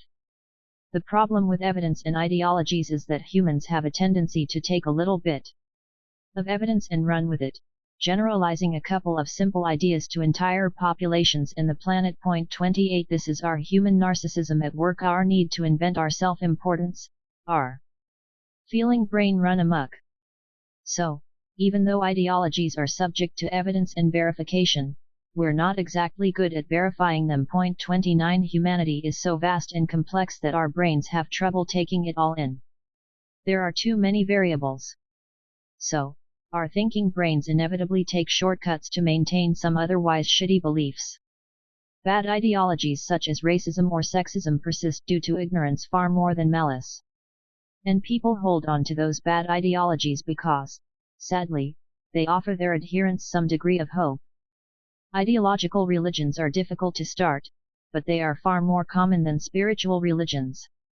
All you have to do is find some reasonable sounding explanation for why everything is fucked and then extrapolate that across wide populations in a way that gives people some hope, and voila! You have yourself an ideological religion. If you've been alive for more than 20 years, surely you've seen this happen a few times by now. In my lifetime alone there have been movements in favor of LGBTQ rights, stem cell research, and decriminalizing drug use. In fact, a lot of what everyone is losing their shit about today is the fact that traditionalist, nationalist, and populist ideologies are winning political power across much of the world, and these ideologies are seeking to dismantle much of the work accomplished by the neoliberal, globalist, feminist, and environmentalist ideologies of the late 20th century. Interpersonal religions. Every Sunday, millions of people come together to stare at an empty green field. The field has white lines painted on it. These millions of people have all agreed to believe, on faith, that these lines mean something important. Then, dozens of strong men, or women, plod onto the field, line up in seemingly arbitrary formations, and throw, or kick, around a piece of leather. Depending on where this piece of leather goes and when, one group of people cheers, and the other group of people gets really upset. Sports are a form of religion. They are arbitrary value systems designed to give people hope.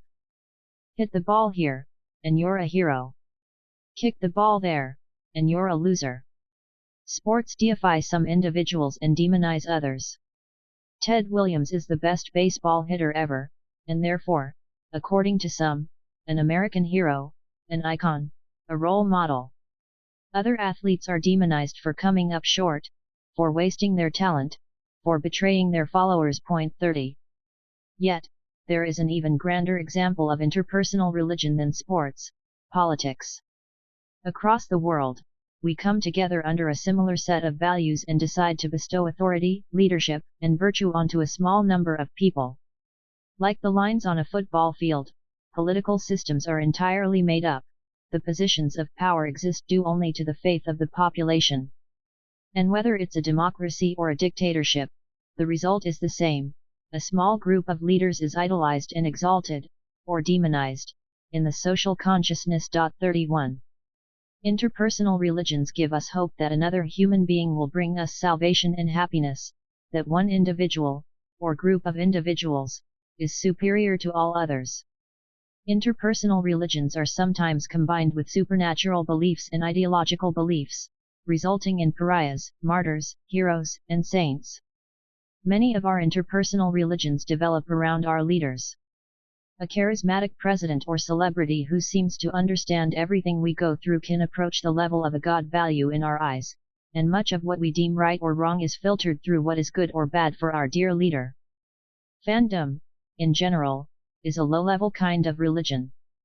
Fans of Will Smith or Katy Perry or Elon Musk follow everything that person does, hang on every word he or she says, and come to see him or her as blessed or righteous in some way.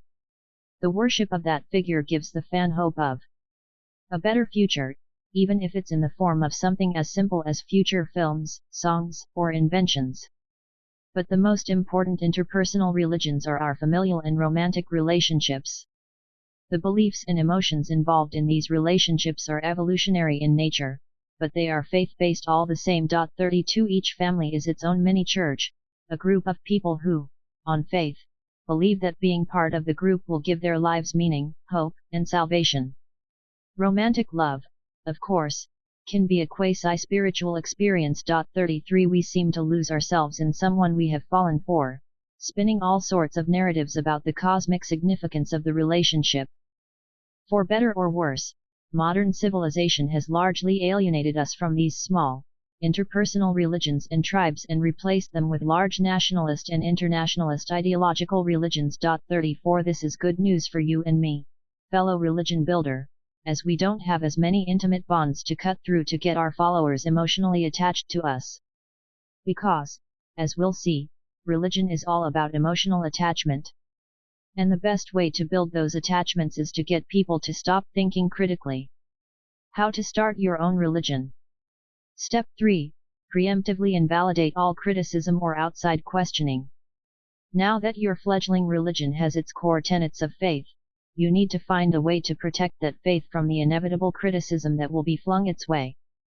The trick is to adopt a belief that creates a self-reinforcing us versus them dichotomy, that is, create a perception of us versus them in such a way that anyone who criticizes or questions us immediately becomes a them. This sounds difficult, but is actually quite easy. Here are some examples. If you don't support the war, then you support the terrorists. God created science to test our faith in God. Therefore, anything that contradicts the Bible is merely a test of our faith in God. Anyone who criticizes feminism is sexist. Anyone who criticizes capitalism is a communist. Anyone who criticizes the president is a traitor. Anyone who thinks Kobe Bryant was better than Michael Jordan doesn't understand basketball, therefore, any opinion they hold about basketball is invalid. The point of these false us versus them dichotomies is to cut off at the knees any reasoning or discussion before your followers start questioning their beliefs. These false us versus them dichotomies have the added benefit of always presenting the group with a common enemy. Common enemies are hugely important. I know we all like to think we'd prefer to live in a world of perfect peace and harmony, but honestly, such a world wouldn't last for more than a few minutes. Common enemies create unity within our religion. Some sort of scapegoat, whether justified or not, is necessary to blame for our pain and maintain our hope. 35 Us versus them dichotomies give us the enemies we all desperately crave. After all, you need to be able to paint a really simple picture for your followers. There are those who get it and those who do not get it. Those who get it are going to save the world. Those who do not get it are going to destroy it. End of discussion. Whatever it is depends on whatever belief you're trying to sell: Jesus, Muhammad, libertarianism, gluten-free diets, intermittent fasting, sleeping in hyperbaric chambers and living off popsicles. Also, it's not enough to tell your followers that non-believers are bad. You must demonize them. They are the downfall of everything that is good and holy. They ruin everything. They are fucking evil. You must then convince your followers that it is of the utmost importance that everyone who does not get it be stopped, no matter what. People are either near the top of the value hierarchy or at the bottom. There are no in-betweeners in our religion. 36. The more fear, the better. Lie a little bit if you have to. Remember, people instinctually want to feel as though they're fighting a crusade, to believe that they are the holy warriors of justice and truth and salvation. So, say whatever you need to say. Get them to feel that self-righteousness to keep the religion going. This is where conspiracy theories come in handy. It's not just that vaccines cause autism, it's that the medical and pharmaceutical industries are getting rich by destroying everyone's families. It's not just that pro-choicers have a different view on the biological status of a fetus, it's that they're soldiers sent by Satan to destroy good Christian families. It's not just that climate change is a hoax, it's that it's a hoax created by the Chinese government to slow the US economy and take over the world. 37. How to start your own religion. Step 4.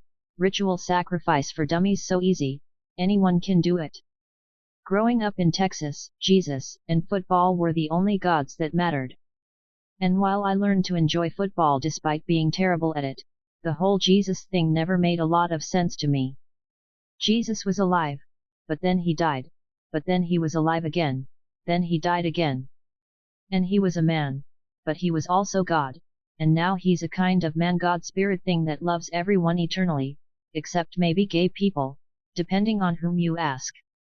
It all struck me as kind of arbitrary, and I felt, how do I say this, like people were just making shit up. Don't get me wrong, I could get behind most of the moral teachings of Christ, be nice and love your neighbor and all that stuff. Youth groups were actually a ton of fun. Jesus Camp is maybe the most underrated summer activity of all time.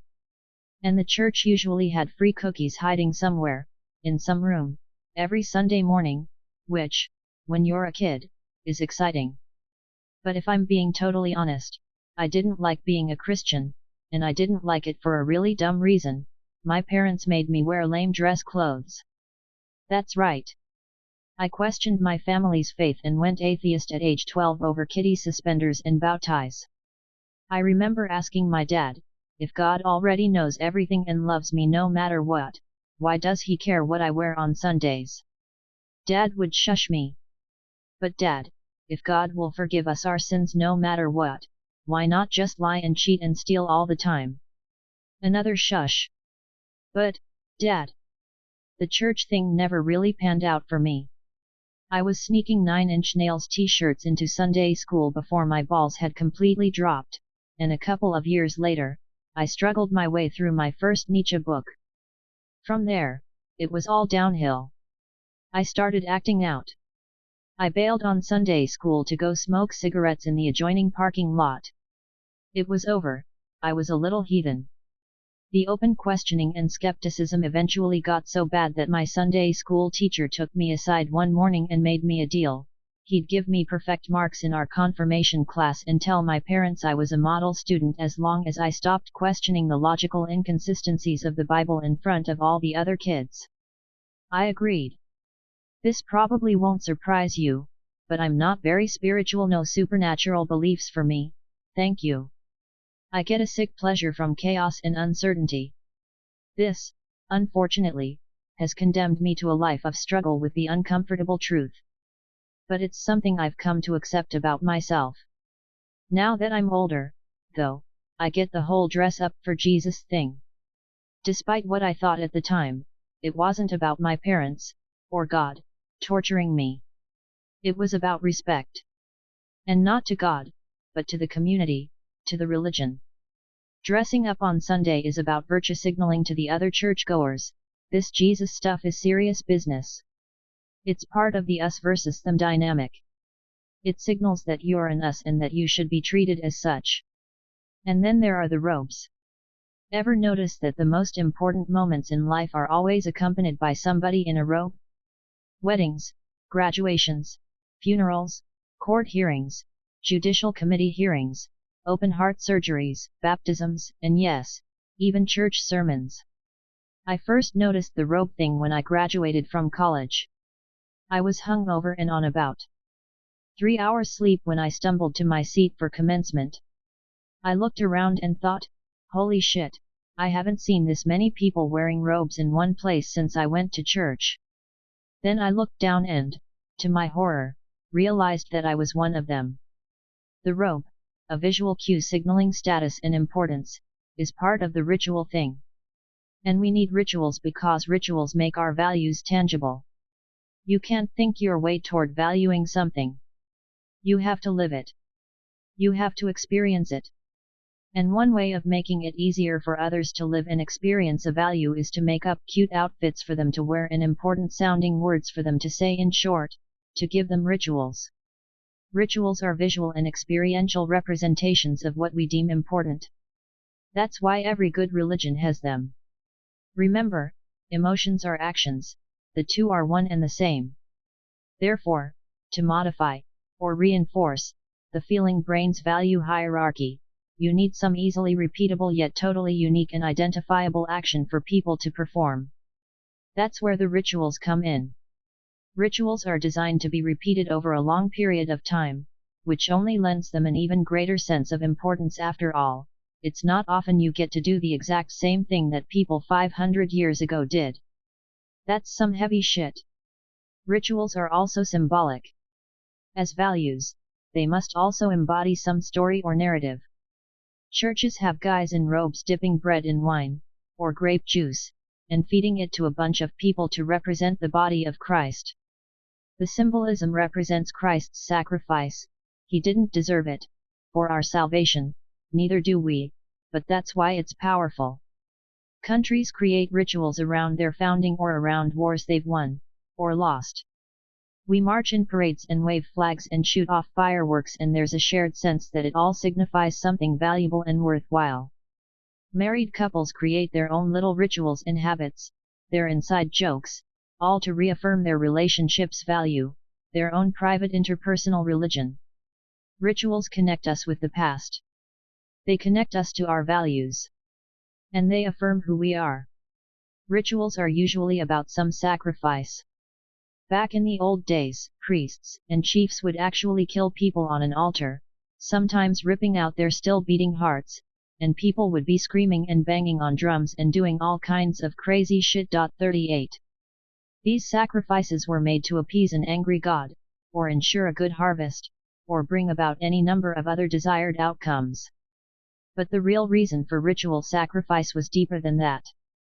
Humans are actually horribly guilt-ridden creatures. Let's say you find a wallet with $100 in it but no ID or any other info about whom it belongs to. No one is around, and you have no clue how to find the owner, so you keep it. Newton's first law of emotion states that every action produces an equal and opposite emotional reaction. In this case, something good happens to you without your deserving it. Guilt. Now think of it this way, you exist. You didn't do anything to deserve existing. You don't even know why you started existing, you just did. Boom, you have a life. And you have no idea where it came from or why. If you believe God gave it to you, then, holy shit. Do you owe him big time? But even if you don't believe in God, damn, you're blessed with life. What did you ever do to deserve that? How can you live in such a way as to make your life worthwhile? This is the constant, yet unanswerable question of the human condition, and why the inherent guilt of consciousness is the cornerstone of almost every spiritual religion. The sacrifices that pop up in ancient spiritual religions were enacted to give their adherents a feeling of repaying that debt, of living that worthwhile life. Though back in the day, they'd actually sacrifice human beings a life for a life eventually, people smartened up and realized that you could symbolically sacrifice a life, Jesus's, or whoever's, for the salvation of all mankind. That way, we didn't have to keep cleaning blood off the altar every other day. And the flies, don't even get me started on the flies. 39. Most religious practices are developed for the alleviation of guilt. You could even say that that's really all prayer is, miniature episodes of guilt alleviation. You don't pray to God to say, fuck, yeah, I'm awesome. No. Prayer is like a gratitude journal before there were gratitude journals. Thanks, God, for letting me exist, even though it sucks to be me sometimes. I'm sorry I thought and did all those bad things. Boom. Sense of guilt absolved, at least for a while. Ideological religions handle the guilt question far more efficiently than spiritual ones. Nations direct people's feelings of existential guilt toward service. Our country gave you these opportunities, so put on a damn uniform and fight to protect them. Right-wing ideologies usually perceive necessary sacrifice in terms of protecting one's country and family. Left-wing ideologies usually see necessary sacrifice as giving up for the greater good of all society. Finally, in interpersonal religions, sacrificing oneself generates a sense of romance and loyalty. Think about marriage, I mean, you stand at an altar and promise to give your life to this other person. We all struggle with the sense that we deserve to be loved. Even if your parents were awesome, you sometimes wonder, wow, why me? What did I do to deserve this? Interpersonal religions have all sorts of rituals and sacrifices designed to make people feel they deserve to be loved. Rings, gifts, anniversaries, wiping the piss off the floor when I miss the toilet. It's the little things that add up to one big thing. You're welcome, honey. How to start your own religion. Step 5. Promise heaven, deliver hell. If you've made it this far in starting your own religion, it means you've assembled a nice group of hopeless people desperately avoiding the uncomfortable truth by studying a bunch of bullshit you've made up, ignoring their friends, and telling their families to fuck off. Now it's time to get serious. The beauty of a religion is that the more you promise your followers salvation, enlightenment, world peace, perfect happiness, or whatever, the more they will fail to live up to that promise. And the more they fail to live up to that promise, the more they'll blame themselves and feel guilty. And the more they blame themselves and feel guilty, the more they'll do whatever you tell them to do to make up for it. Some people might call this the cycle of psychological abuse. But let's not allow such terms to ruin our fun. Pyramid schemes do this really well. You give a scumbag some money for a bunch of products you don't want or need, and then you spend the next 3 months desperately trying to get other people to sign up for the scheme under you and also buy and sell products nobody wants or needs. And it doesn't work. Then, instead of recognizing the obvious, the product is one big scam selling a scam to sell more scams, you blame yourself because, look, the guy at the top of the pyramid has a Ferrari. And you want a Ferrari. So, clearly the problem must be you, right? Fortunately, that guy with the Ferrari has graciously agreed to put on a seminar to help you sell more crap nobody wants to people who will then try to sell more crap nobody wants to more people who will sell it, and so on. And at said seminar, most of the time is spent psyching you up with music and chants and creating an us versus them dichotomy. Winners never give up. Losers believe it won't work for them, and you come away from the seminar really motivated and pumped, but still with no idea how to sell anything, especially crap nobody wants. And instead of getting pissed off at the money-based religion you've bought into, you get pissed off at yourself. You blame yourself for failing to live up to your God value, regardless of how ill-advised that God value is. You can see this same cycle of desperation play out in all sorts of other areas. Fitness and diet plans, political activism, self-help seminars, financial planning, visiting your grandmother on a holiday. The message is always the same: the more you do it, the more you are told you need to do it to finally experience the satisfaction you've been promised. Yet that satisfaction never comes. Look, time out for a second. Let me be the one to break the bad news to you. Human pain is like a game of whack-a-mole. Every time you knock down one kind of pain, another one pops up. And the faster you whack them, the faster they come back. The pain may get better, it may change shape, it may be less catastrophic each time. But it will always be there. It's part of us. 40. It is us. A lot of religious spokespeople out there make a lot of money claiming they can beat the pain of the whack-a-mole game for you, once and for all. But the truth is that there is no end to the pain moles. The faster you hit them, the faster they come back. And that's how all the douche canoes in the religion game stay in business so long. Instead of admitting that the game is rigged, that our human nature is fundamentally designed to generate pain, they blame you for not winning the game. Or, worse, they blame some nebulous them. If we could just get rid of them, we'd all stop suffering. Pinky swear. 41. But that doesn't work, either. That just transfers the pain from one population to another, and amplifies it. Because, seriously, if someone really could solve all your problems, they'd go out of business by next Tuesday, or get voted out of office next week. Leaders need their followers to be perpetually dissatisfied. It's good for the leadership business. If everything were perfect and great, there'd be no reason to follow anybody. No religion will ever make you feel blissful and peaceful all the time. No country will ever feel completely fair and safe. No political philosophy will solve everyone's problems all the time. True equality can never be achieved. Someone somewhere will always be screwed over. True freedom doesn't really exist because we all must sacrifice some autonomy for stability. No one, no matter how much you love them or they love you, will ever absolve that internal guilt you feel simply for existing. It's all fucked. Everything is fucked. It always has been and always will be. There are no solutions, only stopgap measures, only incremental improvements, only slightly better forms of fuckedness than others. And it's time we stop running from that and, instead, embrace it. 42. This is our fucked up world. And we're the fucked up ones in it. How to start your own religion. Step 6, Profit for Profit. So, this is it. You've come to the end. You have your religion, and it's time to reap all its benefits. Now that you've got your little following giving you their money and cutting your grass, you can finally have everything you've ever wished for. Want a dozen sex slaves? Just say the word. Make up scripture. Tell your followers that stage 6 of manatee enlightenment can only be found in the prophet's orgasms. Want a huge piece of land out in the middle of nowhere? Just tell your followers that only you can build paradise for them and it needs to be really far away. Oh, and by the way, they need to pay for it. Want power and prestige? Tell your followers to vote you into office or, even better, overthrow the government with violence. If you do your job well, they should be willing to give up their lives for you. The opportunities really are endless.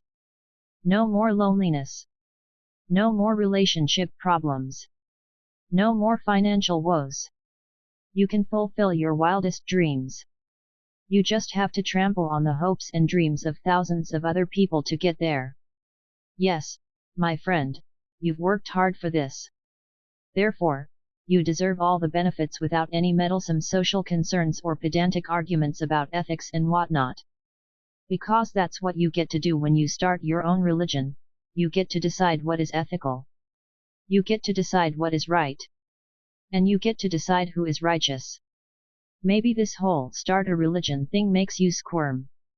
Well, I hate to break it to you, but you're already in one.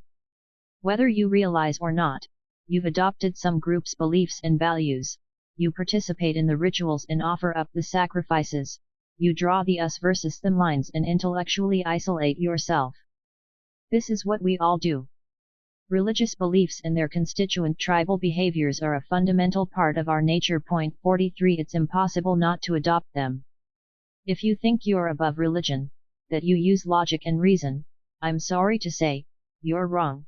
You are one of us. 44 If you think you're well informed and highly educated, you're not. You still suck. 45 We all must have faith in something. We must find value somewhere. It's how we psychologically survive and thrive. It's how we find hope. And even if you have a vision for a better future, it's too hard to go it alone.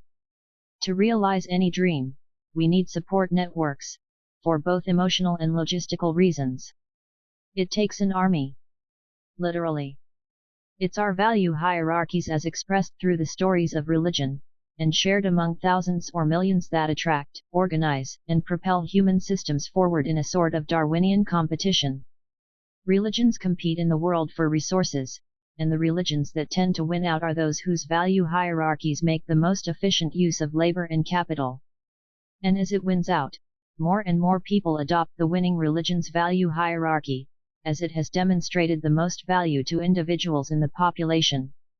These victorious religions then stabilize and become the foundation for culture. 46 But here's the problem: every time a religion succeeds, every time it spreads its message far and wide and comes to dominate a huge swath of human emotion and endeavor, its values change. The religion's God value no longer comprises the principles that inspired the religion in the first place. Its God value slowly shifts and becomes the preservation of the religion itself, not to lose what it has gained. And this is where the corruption begins. When the original values that defined the religion, the movement, the revolution, get tossed aside for the sake of maintaining the status quo, this is narcissism at an organizational level. This is how you go from Jesus to the Crusades, from Marxism to the gulags, from a wedding chapel to divorce court. This corruption of the religion's original values rots away at the religion's following, thus leading to the rising up of newer, reactionary religions that eventually conquer the original one. Then the whole process begins again. In this sense, success is in many ways far more precarious than failure. First, because the more you gain the more you have to lose, and second, because the more you have to lose, the harder it is to maintain hope. But more important, because by experiencing our hopes, we lose them. We see that our beautiful visions for a perfect future are not so perfect, that our dreams and aspirations are themselves riddled with unexpected flaws and unforeseen sacrifices. Because the only thing that can ever truly destroy a dream is to have it come true. Chapter 5 Hope is fucked. In the late 19th century, during a mild and glorious summer in the Swiss Alps, a Hermetic philosopher, a self-anointed dynamite of mind and spirit, metaphorically came down off his mountaintop and, with his own money, published a book. The book was his gift to mankind, a gift that stood boldly upon the doorstep of the modern world and announced the words that would make the philosopher famous long after his death. It announced, "God is dead." And more. It announced that the echoes of this death would be the harbinger of a new and dangerous age that would challenge us all. The philosopher spoke these words as a warning. He spoke as a watchman. He spoke for us all. Yet, the book sold fewer than 40 copies. 1. Meta von Solis woke before dawn to light the fire to boil water for the philosopher's tea. She fetched ice to cool the blankets for his achy joints. She gathered bones from yesterday's dinner to begin stewing a broth that would settle his stomach. She hand-washed his soiled linens. And soon, he would need his hair cropped and his mustache trimmed, and she realized she had forgotten to fetch a new razor. This was Meta's third summer caring for Friedrich Nietzsche and probably, she figured, her last. She loved him as a brother, that is. When a mutual friend suggested they marry, they both laughed uproariously and then became nauseated. But Meta was approaching the limits of her charity. She had met Nietzsche at a dinner party. She listened to him play piano and tell jokes and rambunctious stories of his antics with his old friend, composer Richard Wagner. Unlike in his writing, Nietzsche was polite and mild in person. He was an affectionate listener. He was a lover of poetry and could recite dozens of verses from memory.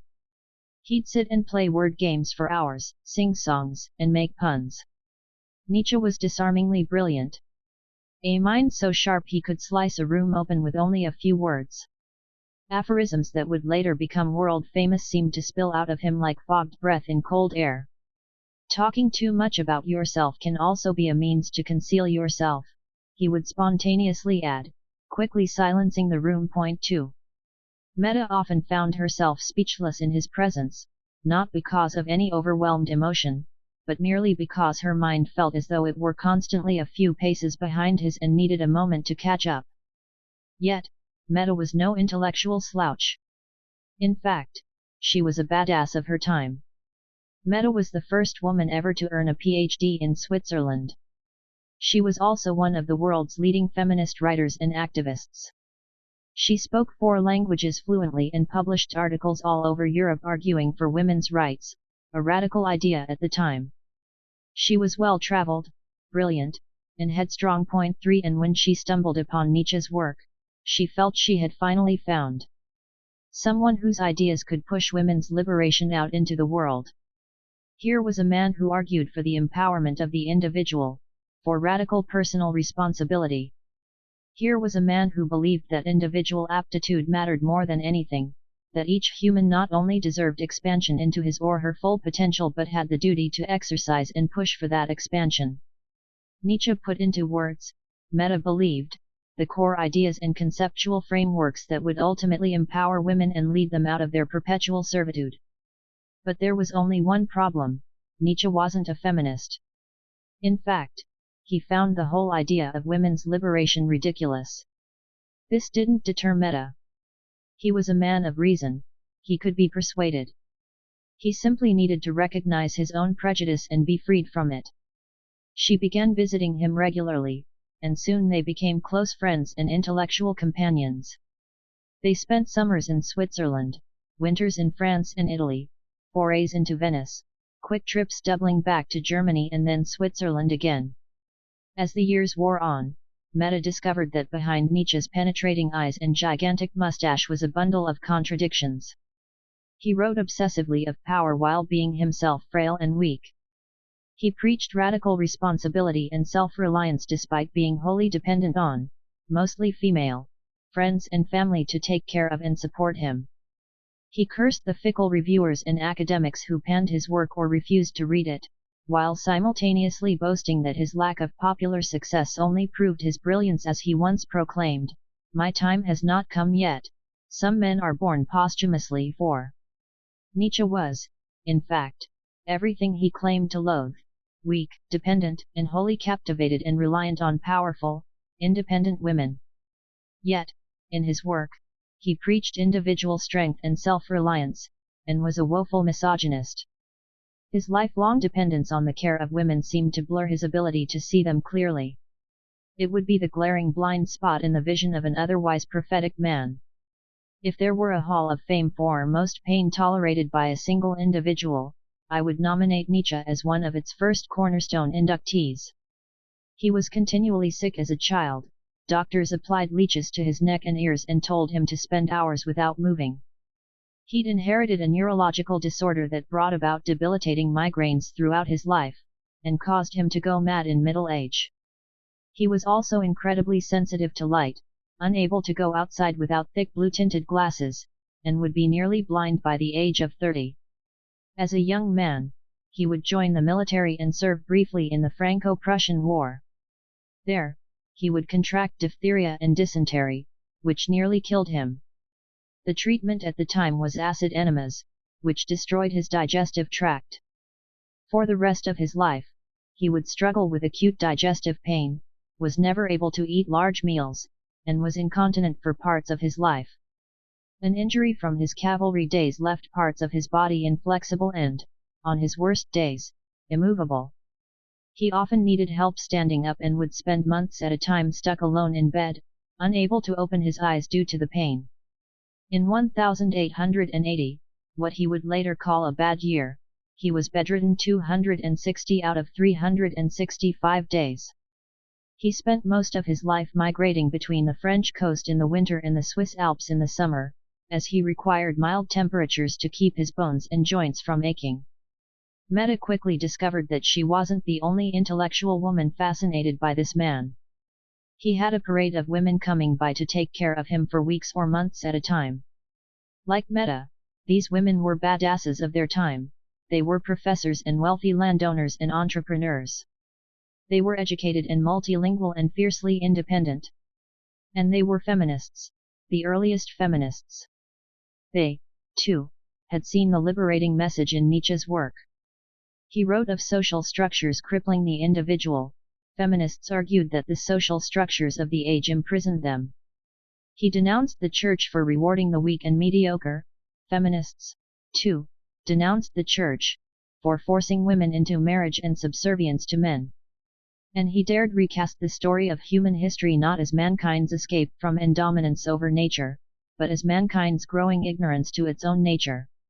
He argued that the individual must empower himself and access ever higher levels of freedom and consciousness. These women saw feminism as the next step to that higher liberation. Nietzsche filled them all with hope, and they took turns caring for this deteriorating, broken man, hopeful that the next book, the next essay, the next polemic, would be the one that broke open the floodgates. But for most of his life, his work was almost universally ignored. Then Nietzsche announced the death of God, and he went from failing university professor to pariah. He was unemployable and basically homeless. No one wanted anything to do with him, no university, no publisher, not even many of his friends. He scrounged together money to publish his work himself, borrowing from his mother and sister to survive.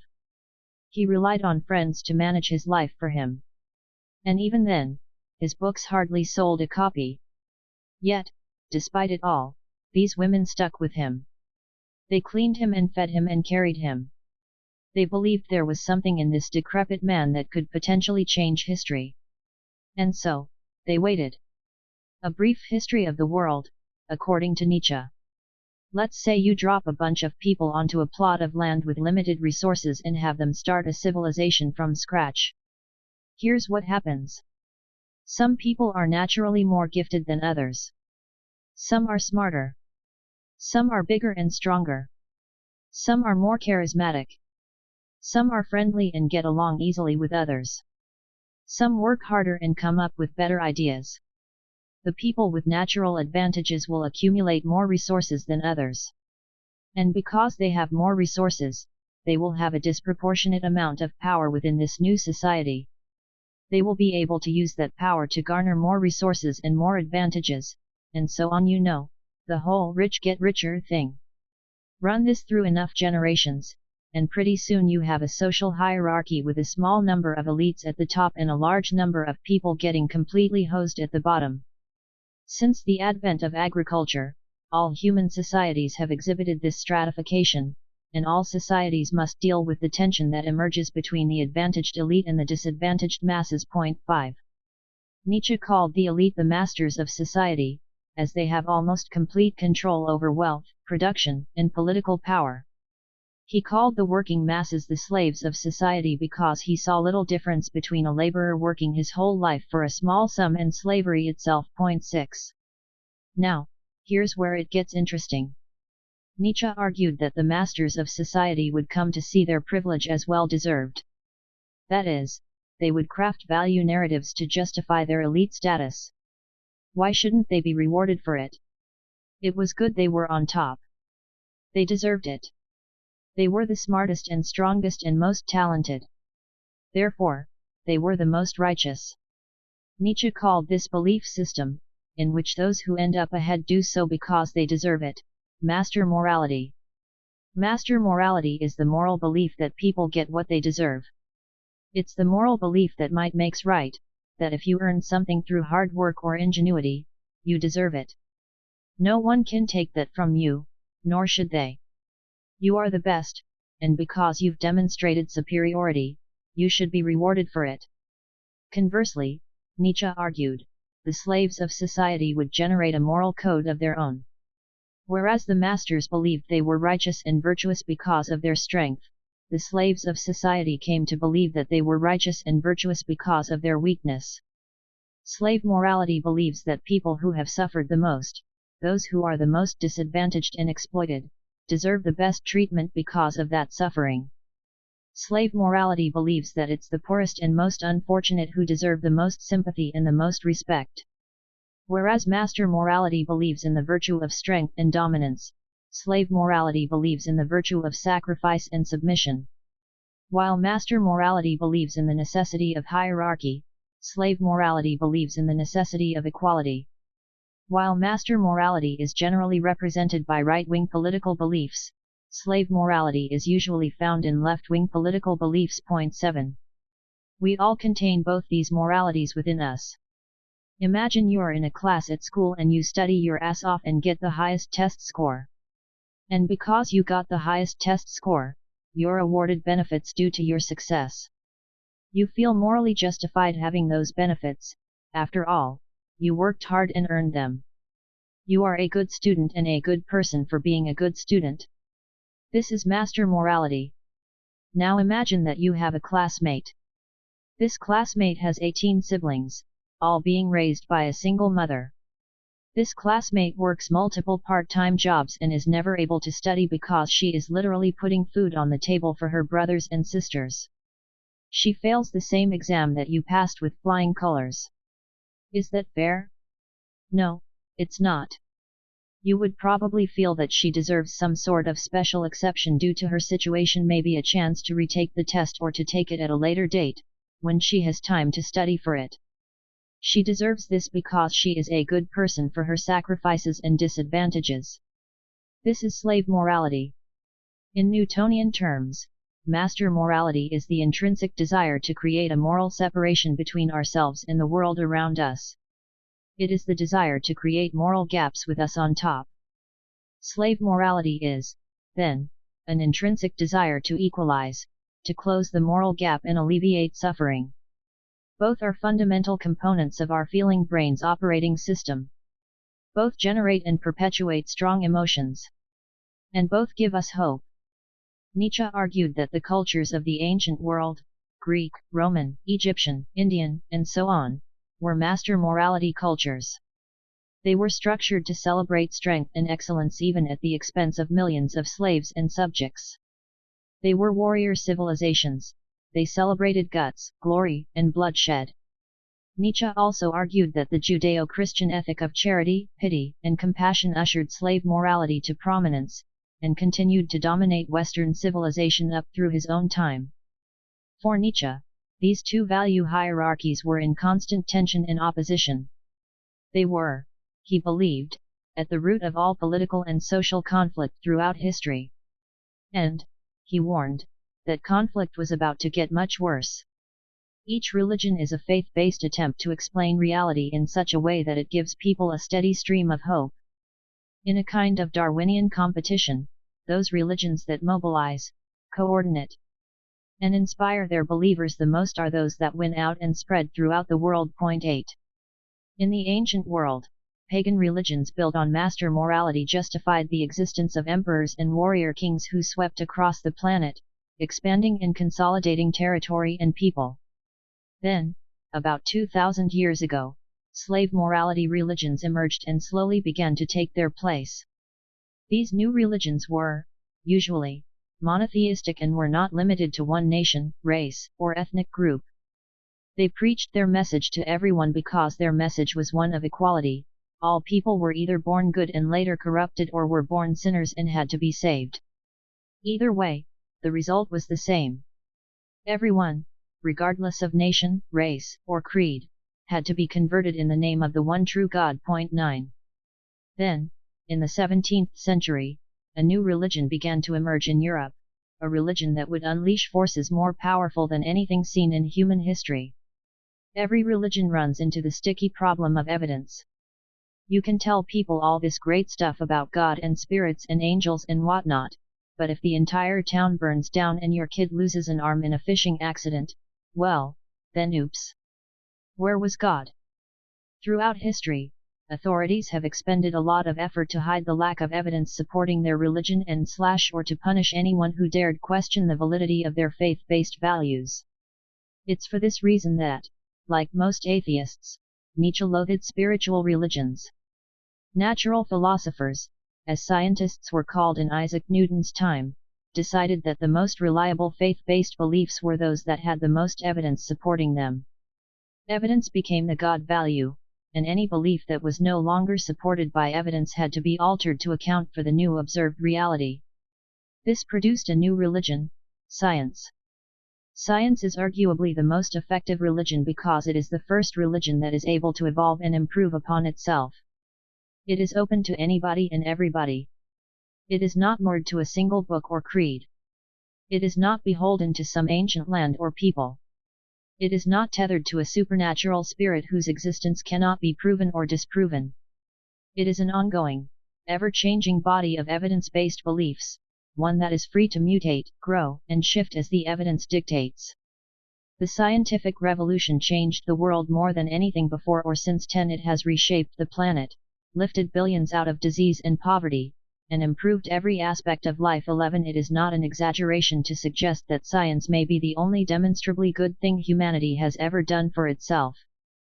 Thank you, Francis Bacon. Thank you, Isaac Newton, you fucking titans.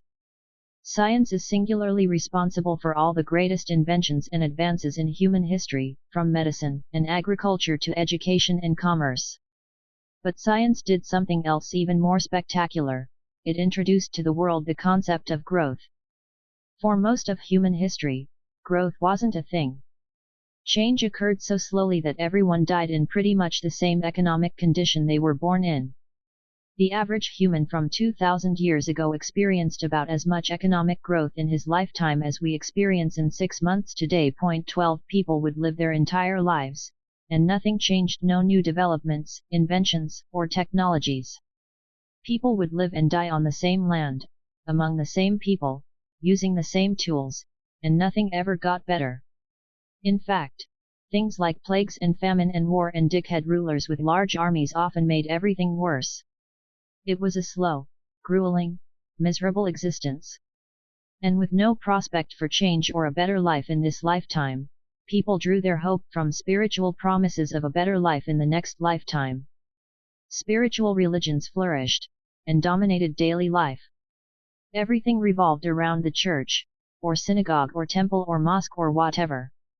Priests and holy men were the arbiters of social life because they were the arbiters of hope. They were the only ones who could tell you what God wanted, and God was the only one who could promise any salvation or a better future. Therefore, these holy men dictated everything that was of value in society. Then science happened, and shit got cray-cray. Microscopes and printing presses and internal combustion engines and cotton gins and thermometers and, finally, some goddamn medicine that actually worked. Suddenly, life got better. More important, you could see life getting better. People used better tools, had access to more food, were healthier, and made more money.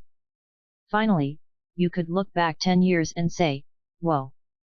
Can you believe we used to live like that? And that ability to look back and see progress, see growth happen, changed how people viewed the future. It changed how they viewed themselves. Forever. Now, you didn't have to wait until death to improve your lot. You could improve it here and now. And this implied all sorts of wonderful things. Freedom, for one. How were you going to choose to grow today? But also responsibility, because you could now control your own destiny, you had to take responsibility for that destiny. And of course, equality, because if a big patriarchal God isn't dictating who deserves what, that must mean that either no one deserves anything or everyone deserves everything. These were concepts that had never been voiced before. With the prospect of so much growth and change in this life, people no longer relied on spiritual beliefs about the next life to give them hope. Instead, they began to invent and rely upon the ideological religions of their time. This changed everything. Church doctrines softened. People stayed home on Sundays. Monarchs conceded power to their subjects. Philosophers began to openly question God and somehow weren't burned alive for doing so. It was a golden age for human thought and progress. And incredibly, the progress begun in that age has only accelerated and continues to accelerate to this day.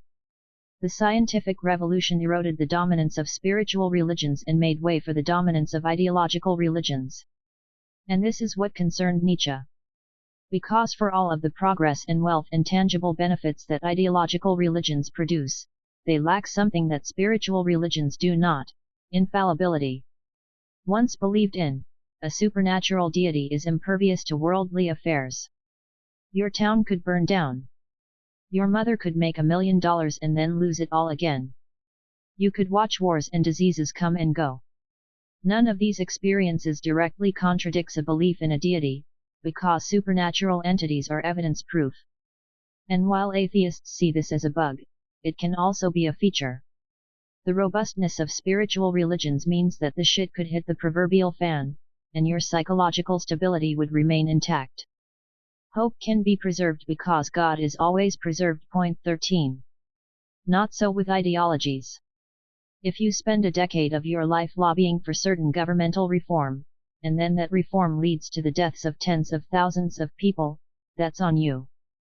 That piece of hope that sustained you for years is shattered. Your identity, destroyed. Hello darkness, my old friend. Ideologies, because they're constantly challenged, changed, proven, and then disproven, offer scant psychological stability upon which to build one's hope. And when the ideological foundation of our belief systems and value hierarchies is shaken, it throws us into the maw of the uncomfortable truth.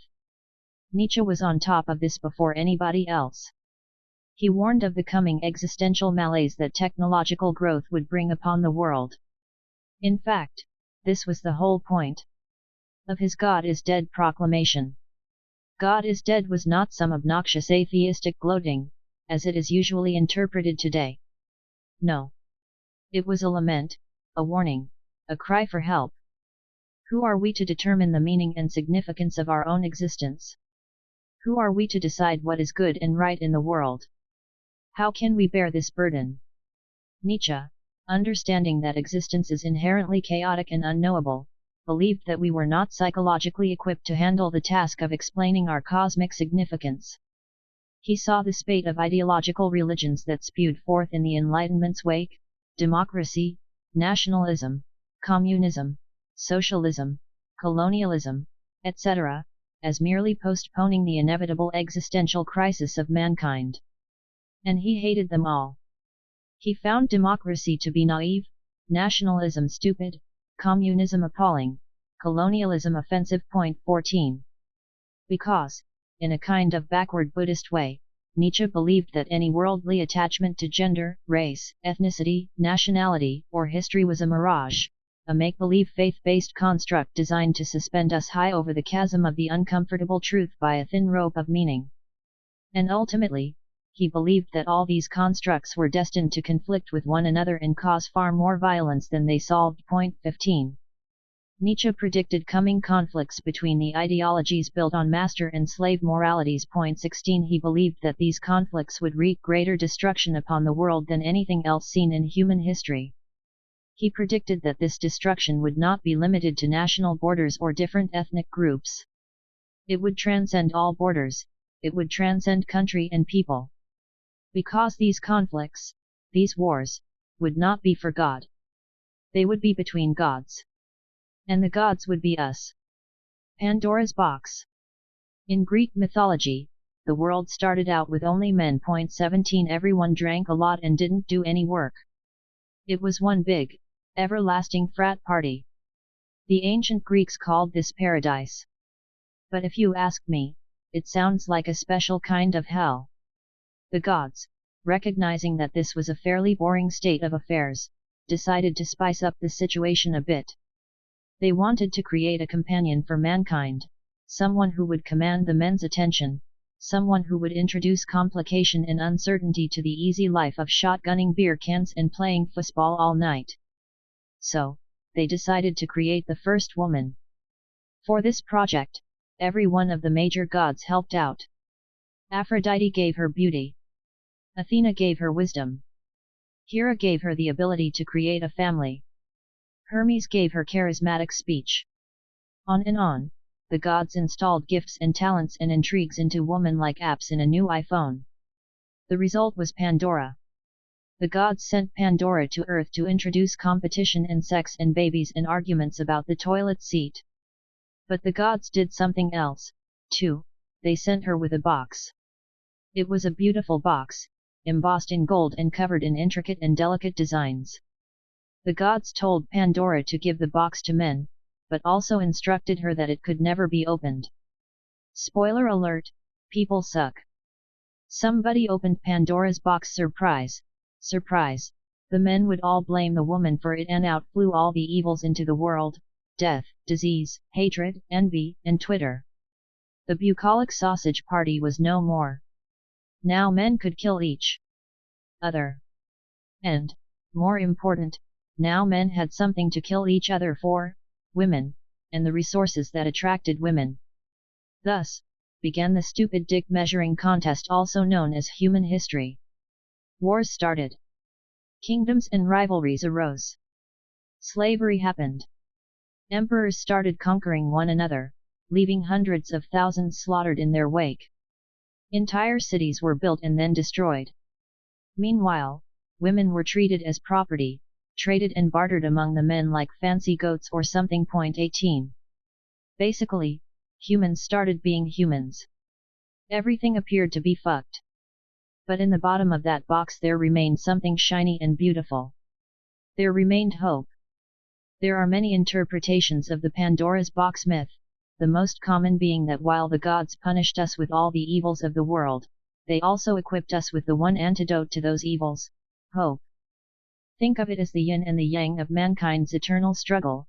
Everything is always fucked, but the more fucked things become, the more we must mobilize hope to sustain and overcome the world's fuckedness. This is why heroes such as Witold Pilecki inspire us. Their ability to muster enough hope to resist evil reminds us that all of us are capable of resisting evil. The sickness may spread, but so does the cure, because hope is contagious. Hope is what saves the world. But here's another, less popular interpretation of the Pandora's box myth: what if hope is not the antidote to evil? What if hope is just another form of evil? What if hope just got left in the box? 19. Because hope didn't just inspire Pilecki's heroics. Hope also inspired the communist revolutions and the Nazi genocides. Hitler hoped to exterminate the Jews to bring about an evolutionarily superior human race. The Soviets hoped to instigate a global revolution to unite the world in true equality under communism. And let's be honest, most of the atrocities committed by the Western, capitalist societies over the past 100 years were done in the name of hope. Hope for greater global economic freedom and wealth. Like a surgeon's scalpel, hope can save a life, and hope can take a life. It can uplift us, and it can destroy us. Just as there are healthy and damaging forms of confidence, and healthy and damaging forms of love, there are also healthy and damaging forms of hope. And the difference between the two is not always clear. So far, I've argued that hope is fundamental to our psychology, that we need to a. have something to look forward to, b. believe ourselves in control of our fate enough to achieve that something, and c. find a community to achieve it with us. When we lack one or all of these for too long, we lose hope and spiral into the void of the uncomfortable truth. Experiences generate emotions. Emotions generate values. Values generate narratives of meaning. And people who share similar narratives of meaning come together to generate religions. The more effective a religion, the more industrious and disciplined the adherents. And the more industrious and disciplined the adherents, the more likely the religion is to spread to other people, to give them a sense of self-control and a feeling of hope. These religions grow and expand and eventually define in-groups versus out-groups, create rituals and taboos, and spur conflict between groups with opposing values. These conflicts must exist because they maintain the meaning and purpose for people within the group. Therefore, it is the conflict that maintains the hope. So, we've got it backward. Everything being fucked doesn't require hope. Hope requires everything being fucked. The sources of hope that give our lives a sense of meaning are the same sources of division and hate. The hope that brings the most joy to our lives is the same hope that brings the greatest danger. The hope that brings people closest together is often the same hope that tears them apart. Hope is, therefore, destructive. Hope depends on the rejection of what currently is. Because hope requires that something be broken. Hope requires that we renounce a part of ourselves or a part of the world. It requires us to be anti-something. This paints an unbelievably bleak picture of the human condition. It means that our psychological makeup is such that our only choices in life are either perpetual conflict or nihilism, tribalism or isolation, religious war, or the uncomfortable truth. Nietzsche believed that none of the ideologies generated by the scientific revolution would hold up in the long run. He believed that, one by one, they would slowly kill each other off or collapse from within. Then, after a couple of centuries, the real existential crisis would begin. Master morality would have been corrupted. Slave morality would have imploded. We would have failed ourselves. For human frailties are such that everything we produce must be impermanent and unreliable. Nietzsche instead believed that we must look beyond hope. We must look beyond values. We must evolve into something beyond good and evil. For him, this morality of the future had to begin with something he called amor fati, or love of one's fate. My formula for greatness in a human being, he wrote, is amor fati, that one wants nothing to be different, not forward, not backward, not in all eternity. Not merely bear what is necessary, still less conceal it. All idealism is mendacity in the face of what is necessary, but love it. 20. Amor fati, for Nietzsche, meant the unconditional acceptance of all life and experience, the highs and the lows, the meaning and the meaninglessness. It meant loving one's pain, embracing one's suffering. It meant closing the separation between one's desires and reality, not by striving for more desires, but by simply desiring reality. It basically meant, hope for nothing. Hope for what already is, because hope is ultimately empty. Anything your mind can conceptualize is fundamentally flawed and limited, and therefore damaging if worshipped unconditionally. Don't hope for more happiness. Don't hope for less suffering. Don't hope to improve your character.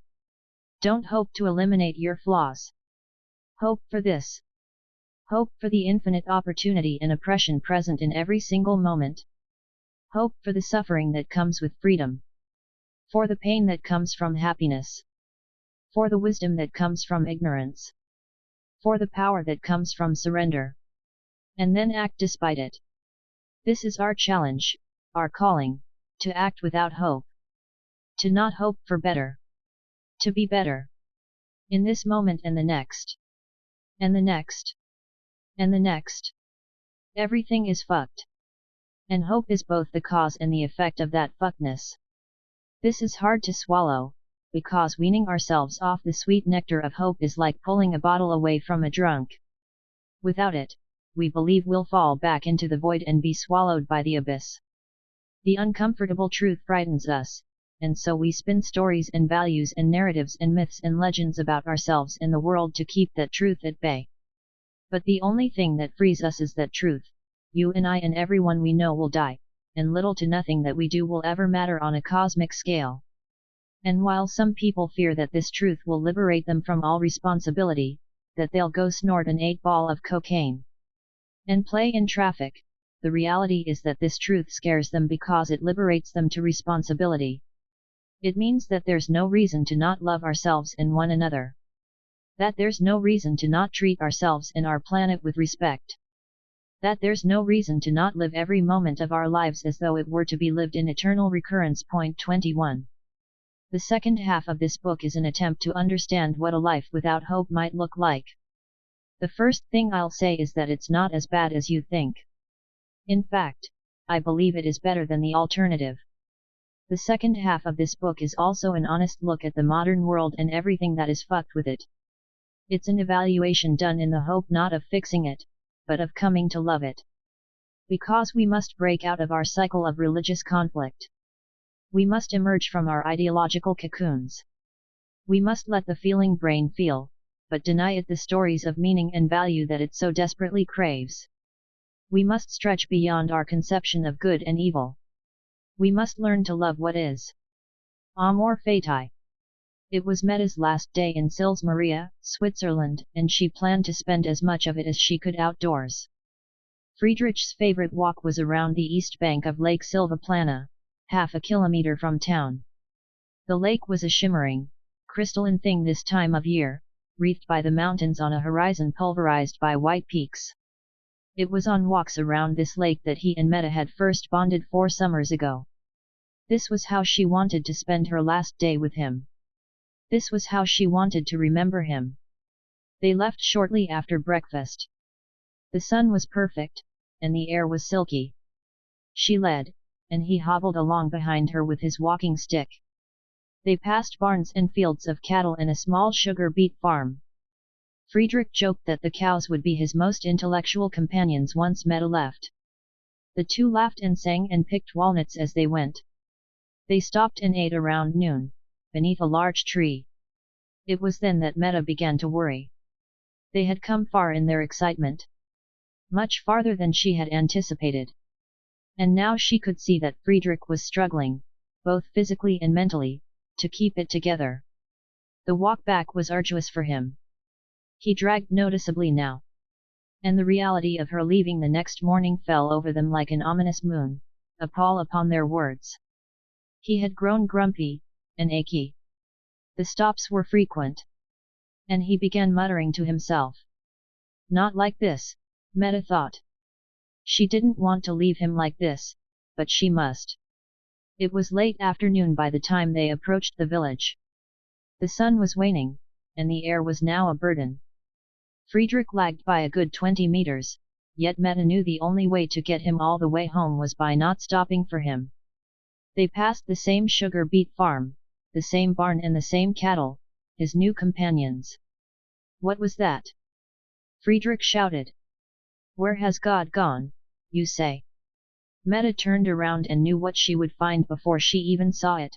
Friedrich, walking stick waving in the air, shouting maniacally at a small group of cows chewing in front of him. I shall tell you, he said, breathing heavily.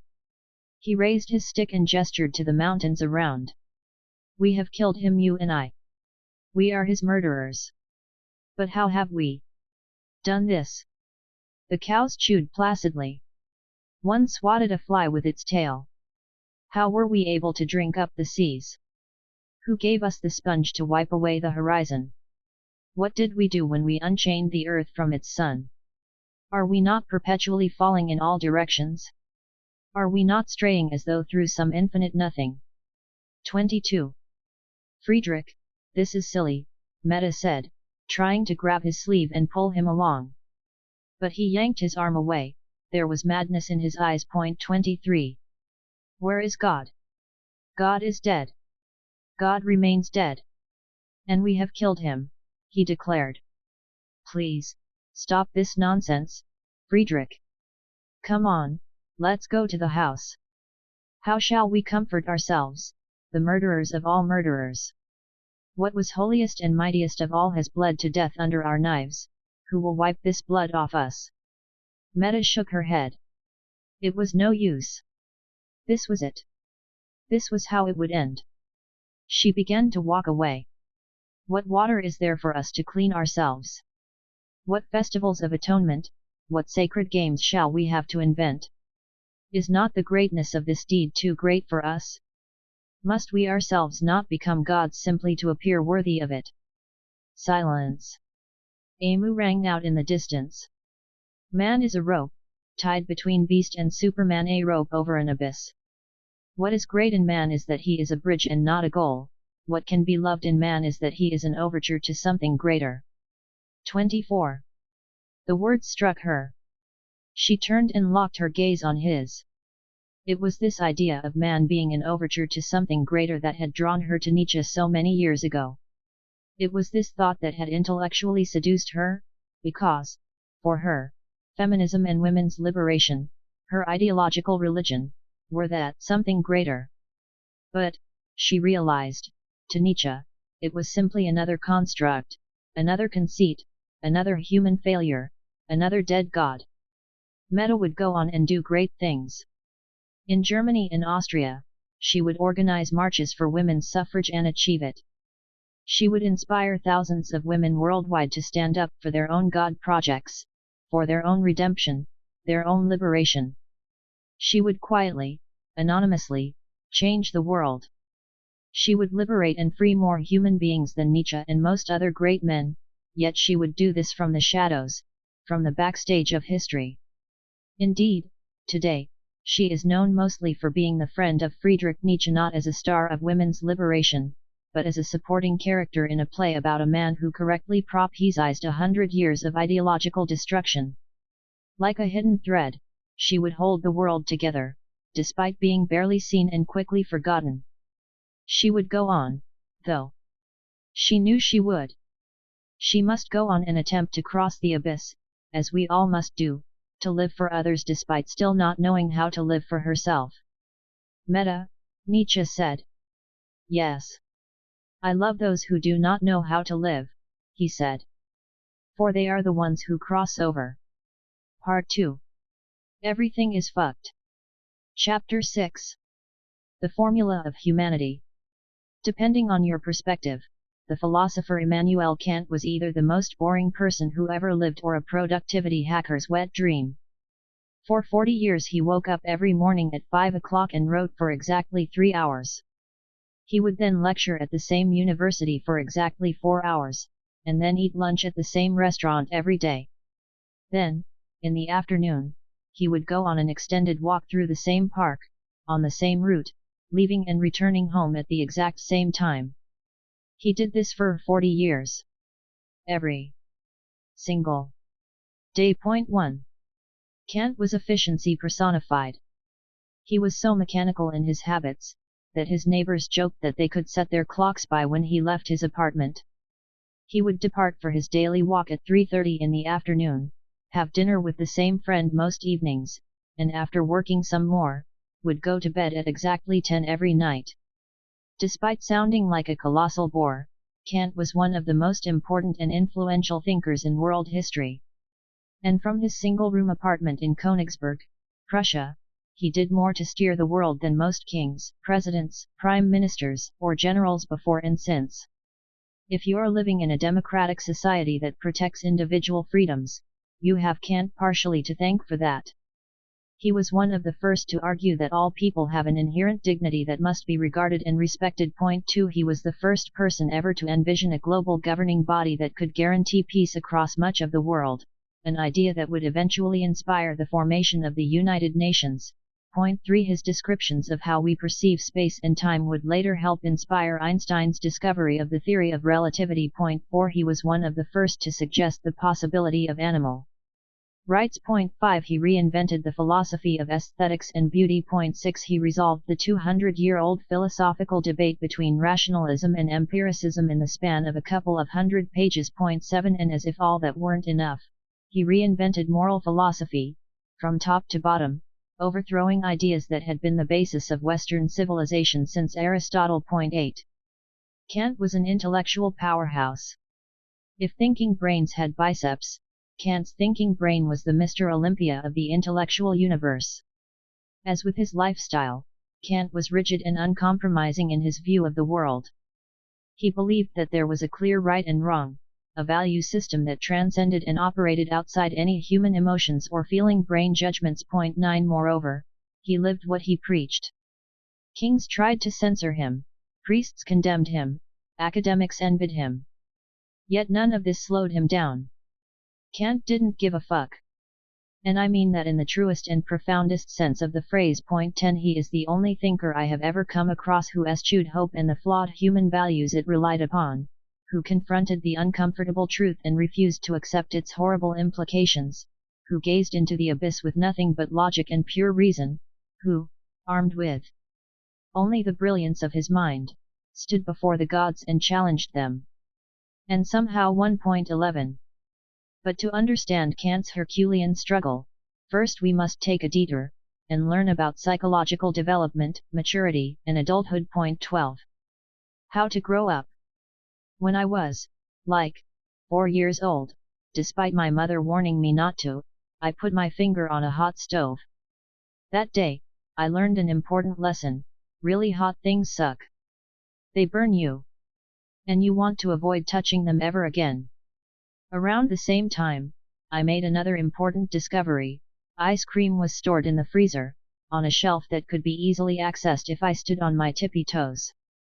One day, while my mother was in the other room, poor mom, I grabbed the ice cream, sat on the floor, and proceeded to gorge myself using my bare hands. It was the closest I would come to an orgasm for another 10 years.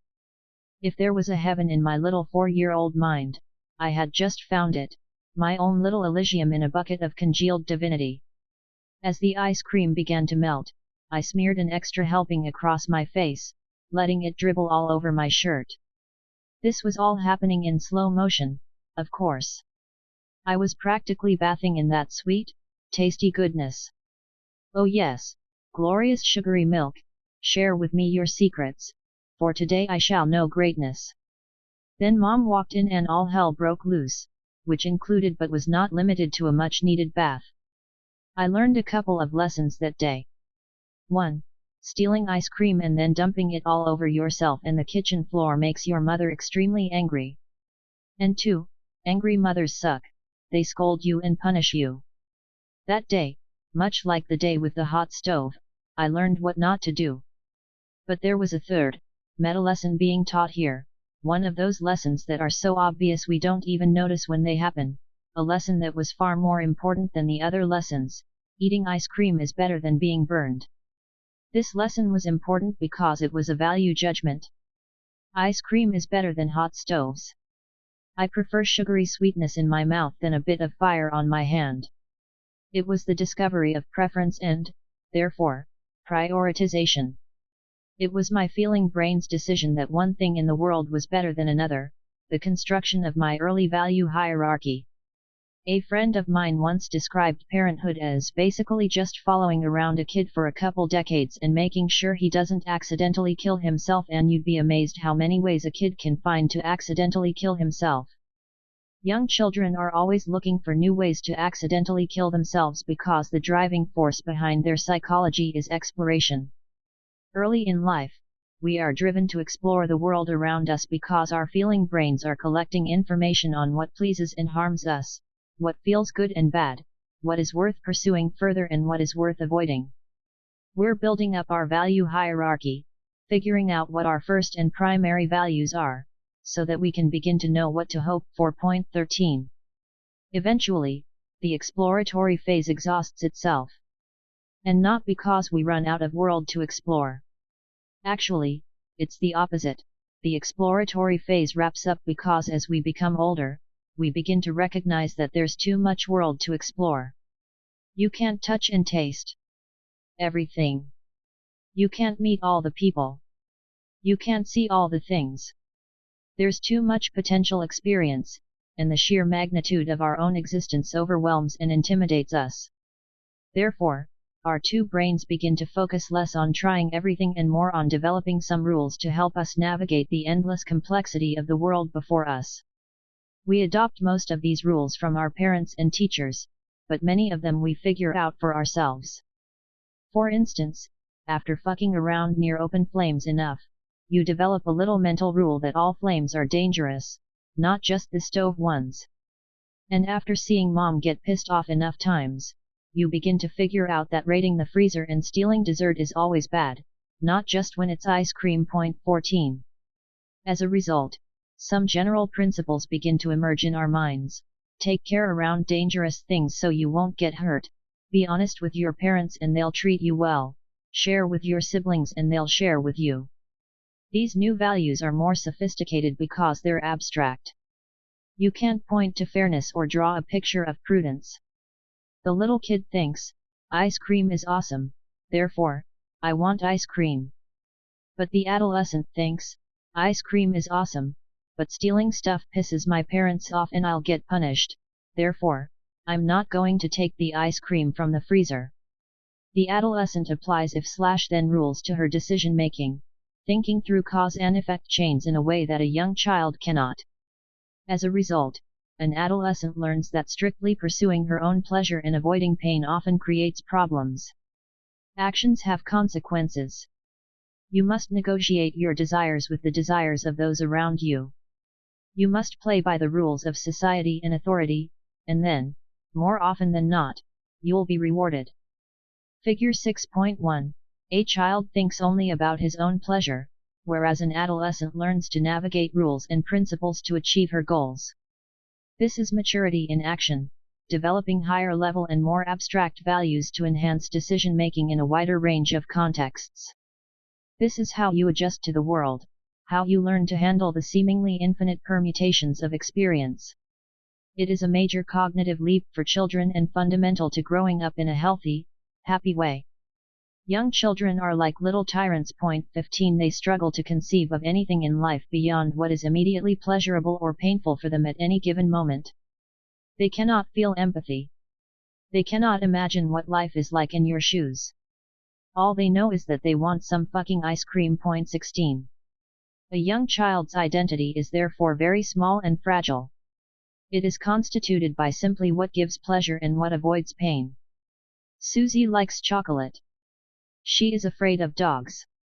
She enjoys coloring. She is often mean to her brother. This is the extent of Susie's identity because her thinking brain has not yet developed enough meaning to create coherent stories for her. It's only when she's old enough to ask what the pleasure is for, what the pain is for, that she can develop some meaningful narratives for herself, and establish identity. The knowledge of pleasure and pain is still there in adolescence. It's just that pleasure and pain no longer dictate most decision-making. 17 They are no longer the basis of our values. Older children weigh their personal feelings against their understanding of rules, trade-offs, and the social order around them to plan and make decisions. This gives them larger, sturdier identities. 18 The adolescent does the same stumbling around the young child does in learning what is pleasurable and what is painful, except the adolescent stumbles around by trying on different social rules and roles. If I wear this, will it make me cool? If I talk like that, will it make people like me? If I pretend to enjoy this music, will I be popular? 19. This is an improvement, but there's still a weakness in this adolescent approach to life. Everything is seen as a trade-off. Adolescents approach life as an endless series of bargains.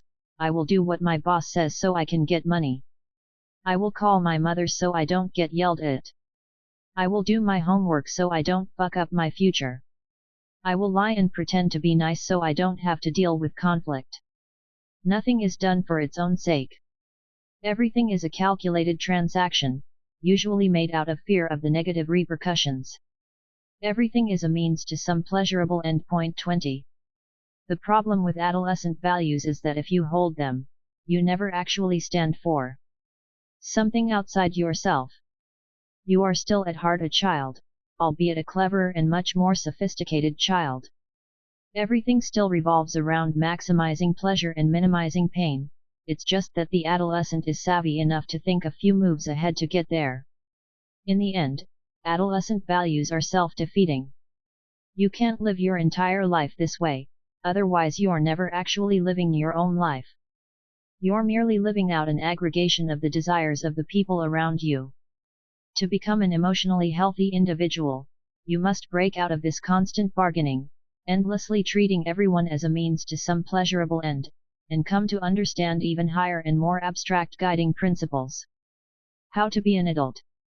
When you Google how to be an adult, most of the results focus on preparing for job interviews, managing your finances, cleaning up after yourself, and not being a total asshole. These things are all great, and indeed, they are all things that adults are expected to do. But I would argue that, by themselves, they do not make you an adult. They simply prevent you from being a child, which is not the same thing. That's because most people who do these things do them because they are rule and transaction based. They are a means to some superficial end. You prepare for a job interview because you want to get a good job. You learn how to clean your house because its level of cleanliness has direct consequences on what people think of you. You manage your finances because if you don't, you will be royally fucked one day down the road. Bargaining with rules and the social order allows us to be well-functioning human beings in the world. Eventually, though, we realize that the most important things in life cannot be gained through bargaining. You don't want to bargain with your father for love, or your friends for companionship, or your boss for respect. Bargaining with people into loving or respecting you feels shitty. It undermines the whole project. If you have to convince someone to love you, then they don't love you. If you have to cajole someone into respecting you, then they will never respect you. If you have to convince someone to trust you, then they won't actually trust you. The most precious and important things in life are, by definition, non-transactional. And to try to bargain for them is to immediately destroy them. You cannot conspire for happiness, it is impossible.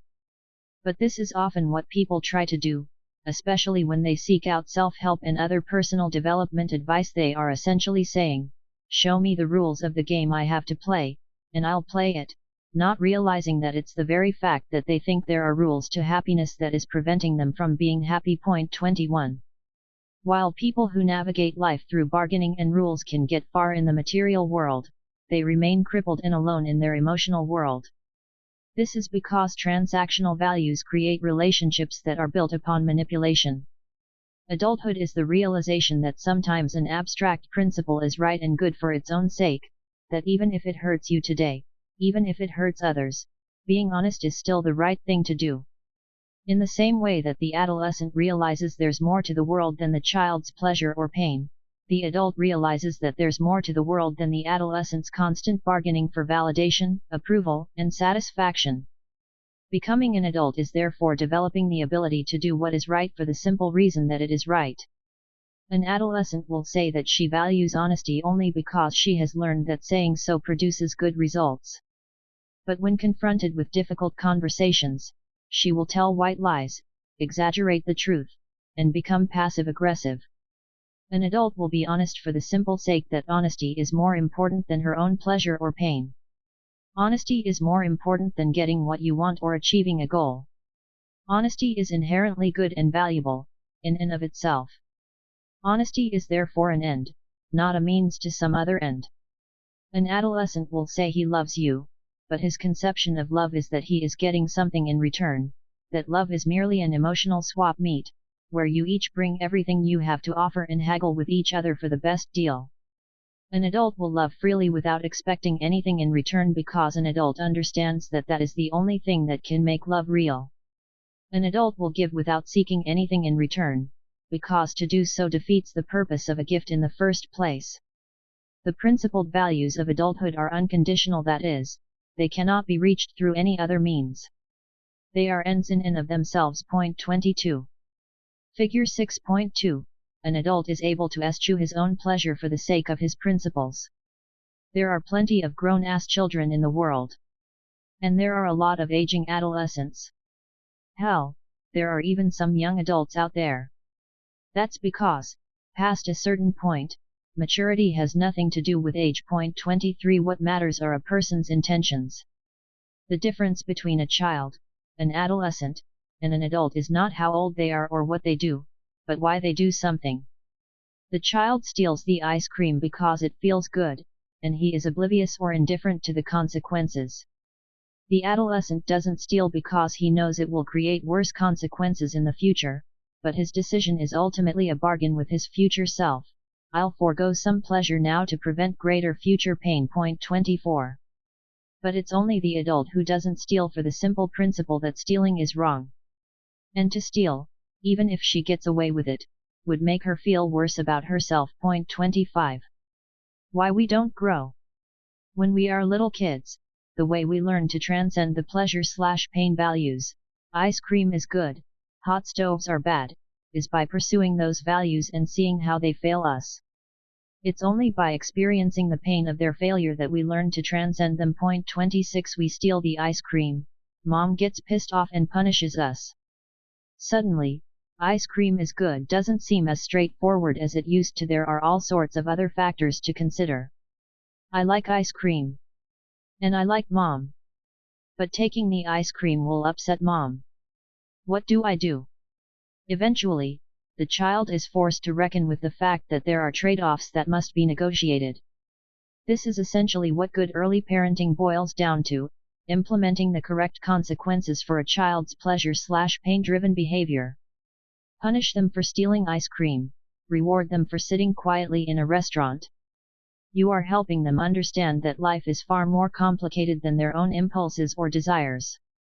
Parents who fail to do this fail their children in an incredibly fundamental way, because it won't take long for the child to have the shocking realization that the world does not cater to his whims. Learning this as an adult is incredibly painful, far more painful than it would have been had the child learned the lesson when he was younger. He will be socially punished by his peers and society for not understanding it. Nobody wants to be friends with a selfish brat. No one wants to work with someone who doesn't consider others' feelings or appreciate rules. No society accepts someone who metaphorically, or literally, steals the ice cream from the freezer. The untaught child will be shunned, ridiculed, and punished for his behavior in the adult world, which will result in even more pain and suffering. Parents can fail their children in another way. They can abuse them. 27. An abused child also does not develop beyond his pain and pleasure-driven values because his punishment follows no logical pattern and doesn't reinforce deeper, more abstract values. Instead of predictable failures, his experience is just random and cruel. Stealing ice cream sometimes results in overly harsh punishment. At other times, it results in no consequences at all. Therefore, no lesson is learned. No higher values are produced. No development takes place. The child never learns to control his own behavior and develops coping mechanisms to deal with the incessant pain. This is why children who are abused and children who are coddled often end up with the same issues when they become adults. They remain stuck in their childhood value system. 28. Ultimately, graduating to adolescence requires trust. A child must trust that her behavior will produce predictable outcomes. Stealing always creates bad outcomes. Touching a hot stove also creates bad outcomes. Trusting in these outcomes is what allows the child to develop rules and principles around them. The same is true once the child grows older and enters society. A society without trustworthy institutions or leaders cannot develop rules and roles. Without trust, there are no reliable principles to dictate decisions, therefore everything devolves back into childish selfishness. 29. People get stuck in the adolescent stage of values for similar reasons that they get stuck with childish values, trauma and/or neglect. Victims of bullying are a particularly notable example. A person who has been bullied in his younger years will move through the world with an assumed understanding that no one will ever like or respect him unconditionally, that all affection must be hard-won through a series of practiced conversation and canned actions. You must dress a certain way. You must speak a certain way. You must act a certain way or else. 30. Some people become incredibly good at playing the bargaining game. They tend to be charming and charismatic and are naturally able to sense what other people want of them and to fill that role. This manipulation rarely fails them in any meaningful way, so they come to believe that this is simply how the whole world operates. Life is one big high school gymnasium, and you must shove people into lockers lest you be shoved first. Adolescents need to be shown that bargaining is a never-ending treadmill, that the only things in life of real value and meaning are achieved without conditions, without transactions. It requires good parents and teachers not to succumb to the adolescents' bargaining. The best way to do this is by example, of course, by showing unconditionality by being unconditional yourself. The best way to teach an adolescent to trust is to trust him. The best way to teach an adolescent respect is to respect him. The best way to teach someone to love is by loving him. And you don't force the love or trust or respect on him after all, that would make those things conditional. You simply give them, understanding that at some point, the adolescent's bargaining will fail and he'll understand the value of unconditionality when he's ready. 31. When parents and teachers fail, it's usually because they themselves are stuck at an adolescent level of values. They, too, see the world in transactional terms. They, too, bargain love for sex, loyalty for affection, respect for obedience. In fact, they likely bargain with their kids for affection, love, or respect. They think this is normal, so the kid grows up thinking it's normal. And the shitty, shallow, transactional parent-slash-child relationship is then replicated when the kid goes out and forms relationships in the world, because he then becomes a teacher or parent and imparts his adolescent values on children, causing the whole mess to continue for another generation. Once older, adolescent-minded people will move through the world assuming that all human relationships are a never-ending trade agreement, that intimacy is no more than a feigned sense of knowing the other person for the mutual benefit of each one, that everyone is a means to some selfish end. And instead of recognizing that their problems are rooted in the transactional approach to the world itself, they will assume that the only problem is that it took them so long to do the transactions correctly. It's difficult to act unconditionally. You love someone knowing you may not be loved in return, but you do it anyway. You trust someone even though you realize you might get hurt or screwed over. That's because to act unconditionally requires some degree of faith that it's the right thing to do even if it results in more pain, even if it doesn't work out for you or the other person. Making the leap of faith into a virtuous adulthood requires not just an ability to endure pain, but also the courage to abandon hope, to let go of the desire for things always to be better or more pleasant or a ton of fun. Your thinking brain will tell you that this is illogical, that your assumptions must inevitably be wrong in some way. Yet, you do it anyway. Your feeling brain will procrastinate and freak out about the pain of brutal honesty, the vulnerability that comes with loving someone, the fear that comes from humility. Yet, you do it anyway. Childhood, adolescence, adulthood. Values pleasure/pain, rules and roles, virtues. Sees relationships as power struggles, performances, vulnerability. Self-worth, narcissistic, wide swings between I'm the best and I'm the worst, other dependent, externally validated, independent, largely internally validated. Motivation, self-aggrandizement, self-acceptance, amor fati. Politics, extremist/nihilist, pragmatic, ideological, pragmatic, non-ideological. In order to grow, he/she needs trustworthy institutions and dependable people, courage to let go of outcomes and faith in unconditional acts, consistent self-awareness. Adult behaviors are ultimately seen as admirable and noteworthy. It's the boss who takes the fall for his employees' mistakes, the mother who gives up her own happiness for her child's, the friend who tells you what you need to hear even though it upsets you. It's these people who hold the world together. Without them, we'd all likely be fucked. It's no coincidence, then, that all the world's great religions push people toward these unconditional values, whether it's the unconditional forgiveness of Jesus Christ or the Noble Eightfold Path of the Buddha or the perfect justice of Muhammad. In their purest forms, the world's great religions leverage our human instinct for hope to try to pull people upward toward adult virtues. 32. Or, at least, that's usually the original intention. Unfortunately, as they grow, religions inevitably get co-opted by transactional adolescents and narcissist children, people who pervert the religious principles for their own personal gain. Every human religion succumbs to this failure of moral frailty at some point. No matter how beautiful and pure its doctrines, it ultimately becomes a human institution, and all human institutions eventually become corrupted.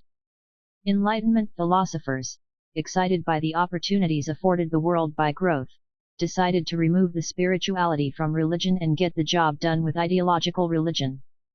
They jettisoned the idea of virtue and instead focused on measurable, concrete goals, creating greater happiness and less suffering, giving people greater personal liberties and freedoms, and promoting compassion, empathy, and equality. And these ideological religions, like the spiritual religions before them, also caved to the flawed nature of all human institutions. When you attempt to barter for happiness, you destroy happiness. When you try to enforce freedom, you negate freedom. When you try to create equality, you undermine equality. None of these ideological religions confronted the fundamental issue at hand, conditionality. They either didn't admit to or didn't deal with the fact that whatever you make your God value, you will always be willing, at some point, to bargain away human life in order to get closer to it. Worshipping some supernatural God, some abstract principle, some bottomless desire, when pursued long enough, will always result in giving up your own humanity or the humanity of others in order to achieve the aims of that worship. And what was supposed to save you from suffering then plunges you back into suffering. The cycle of hope destruction begins anew. And this is where Kant comes in. The one rule for life. Early in his life, Kant understood the whack-a-mole game of maintaining hope in the face of the uncomfortable truth. And like everyone who becomes aware of this cruel cosmic game, he despaired. But he refused to accept the game. He refused to believe that there was no inherent value in existence. He refused to believe that we are forever cursed to conjure stories to give our lives an arbitrary sense of meaning. So, he set out to use his big bicep thinking brain to figure out what value without hope would look like. Kant started with a simple observation. In all the universe, there is only one thing that, from what we can tell, is completely scarce and unique: consciousness. To Kant, the only thing that distinguishes us from the rest of the matter in the universe is our ability to reason. We're able to take the world around us and, through reasoning and will, improve upon it. This, to him, was special, exceedingly special, a miracle, almost because for everything in the infinite span of existence, we are the only thing, that we know of, that can actually direct existence. In the known cosmos, we are the only sources of ingenuity and creativity. We are the only ones who can direct our own fate. We are the only ones who are self-aware. And for all we know, we are the only shot the universe has at intelligent self-organization. Therefore, Kant cleverly deduced that, logically, the supreme value in the universe is the thing that conceives of value itself. The only true meaning in existence is the ability to form meaning. The only importance is the thing that decides importance. 33. And this ability to choose meaning, to imagine importance, to invent purpose, is the only force in the known universe that can propagate itself, that can spread its intelligence and generate greater and greater levels of organization throughout the cosmos. Kant believed that without rationality, the universe would be a waste, in vain, and without purpose. Without intelligence, and the freedom to exercise that intelligence, we might as well all be a bunch of rocks. Rocks don't change. They don't conceive of values, systems, or organizations. They don't alter, improve, or create. They're just there. But consciousness can reorganize the universe, and that reorganization can add upon itself exponentially. Consciousness is able to take a problem, a system of a certain amount of complexity, and conceive and generate greater complexity. In 1,000 years, we went from twiddling sticks in a small cave to designing entire digital realms connecting the minds of billions. In another 1,000, we could easily be among the stars, reshaping the planets and space/time itself. Each individual action may not matter in the grand scheme of things, but the preservation and promotion of rational consciousness overall matters more than anything. Kant argued that the most fundamental moral duty is the preservation and growth of consciousness, both in ourselves and in others. He called this principle of always putting consciousness first the formula of humanity, and it kind of explains, well, like, everything, ever. It explains our basic moral intuitions. It explains the classic concept of virtue. 34. It explains how to act in our day-to-day lives without relying on some imagined vision of hope.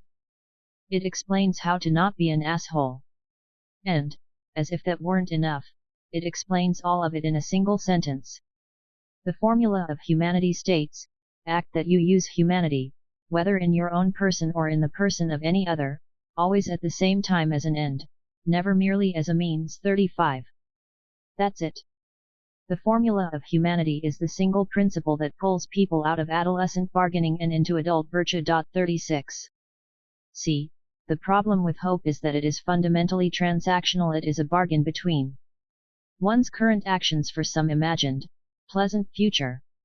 Don't eat this, and you'll go to heaven. Don't kill that person, or you'll get in trouble. Work hard and save your money, because that will make you happy. To transcend the transactional realm of hope, one must act unconditionally. You must love someone without expecting anything in return, otherwise it's not truly love. You must respect someone without expecting anything in return, otherwise you don't truly respect him. You must speak honestly without expecting a pat on the back or a high five or a gold star next to your name, otherwise you aren't truly being honest. Kant summed up these unconditional acts with one simple principle: you must treat humanity never merely as a means, but always as an end itself. 37. But what does this look like in day-to-day life? Here's a simple example. Let's pretend that I'm hungry and I want a burrito. I get in my car and drive to Chipotle and order my usual double meat monster that makes me oh so happy. In this situation, eating the burrito is my end goal. It's ultimately why I'm doing everything else, getting in the car, driving, buying gas, and so on. All these things I do to get the burrito are the means, i.e., the things I must do in order to achieve my end. Means are things that we do conditionally. They are what we bargain with. I don't want to get in my car and drive, and I don't want to pay for gas, but I do want a burrito. Therefore, I must do these other things to get that burrito. An end is something that is desired for its own sake. It is the defining motivating factor of our decisions and behaviors. If I wanted to eat a burrito only because my wife wanted a burrito and I wanted to make her happy, then the burrito is no longer my end. It is now a means to an even greater end, making my wife happy. And if I only wanted to make my wife happy so I could get laid tonight, now my wife's happiness is a means to a greater end, which in this case is sex. Likely that last example made you squirm a little bit, made you feel that I'm kind of a dirtbag. 38. That's exactly what Kant is talking about. His formula of humanity states that treating any human being, or any consciousness, as a means to some other end is the basis of all wrong behavior. So, treating a burrito as a means to my wife's end is fine. It's good to make your spouse happy sometimes. But if I treat my wife as a means to the end of sex, then I am now treating her merely as a means, and as Kant would argue, that is some shade of wrong. Similarly, lying is wrong because you are misleading another person's conscious behavior in order to achieve your own goal. You are treating that person as a means to your own end. Cheating is unethical for a similar reason. You are violating the expectations of other rational and sentient beings for your own personal aims. You are treating everyone else who is taking the same test or following the same rules as a means to your own personal end. Violence, same deal, you are treating another person as a means to some greater political or personal end. Bad, reader. Bad. Kant's formula of humanity doesn't only describe our moral intuition into what's wrong, it also explains the adult virtues, those actions and behaviors that are good for their own sake. Honesty is good in and of itself because it's the only form of communication that doesn't treat people merely as a means. Courage is good in and of itself because to fail to act is to treat either yourself or others as a means to the end of quelling your fear. Humility is good in and of itself because to fall into blind certainty is to treat others as a means to your own ends. If there were ever to be a single rule to describe all desirable human behavior, the formula of humanity would probably be it. But here's the beautiful thing, unlike other moral systems or codes, the formula of humanity does not rely on hope. There's no great system to force onto the world, no faith-based supernatural beliefs to protect from doubt or lack of evidence. The formula of humanity is merely a principle. It doesn't project some future utopia. It doesn't lament some hellish past. No one is better or worse or more righteous than anyone else. All that matters is that conscious will is respected and protected. End of story. Because Kant understood that when you get into the business of deciding and dictating the future, you unleash the destructive potential of hope. You start worrying about converting people rather than honoring them, destroying evil in others rather than rooting it out in yourself. Instead, he decided that the only logical way to improve the world is through improving ourselves by growing up and becoming more virtuous by making the simple decision, in each moment, to treat ourselves and others as ends, and never merely as means. Be honest. Don't distract or harm yourself. Don't shirk responsibility or succumb to fear. Love openly and fearlessly. Don't cave to tribal impulses or hopeful deceits. Because there is no heaven or hell in the future. There are only the choices you make in each and every moment. Will you act conditionally or unconditionally? Will you treat others as merely means or as ends? Will you pursue adult virtue or childish narcissism? Hope doesn't even have to enter into the equation. Don't hope for a better life. Simply be a better life. Kant understood that there is a fundamental link between our respect for ourselves and our respect for the world.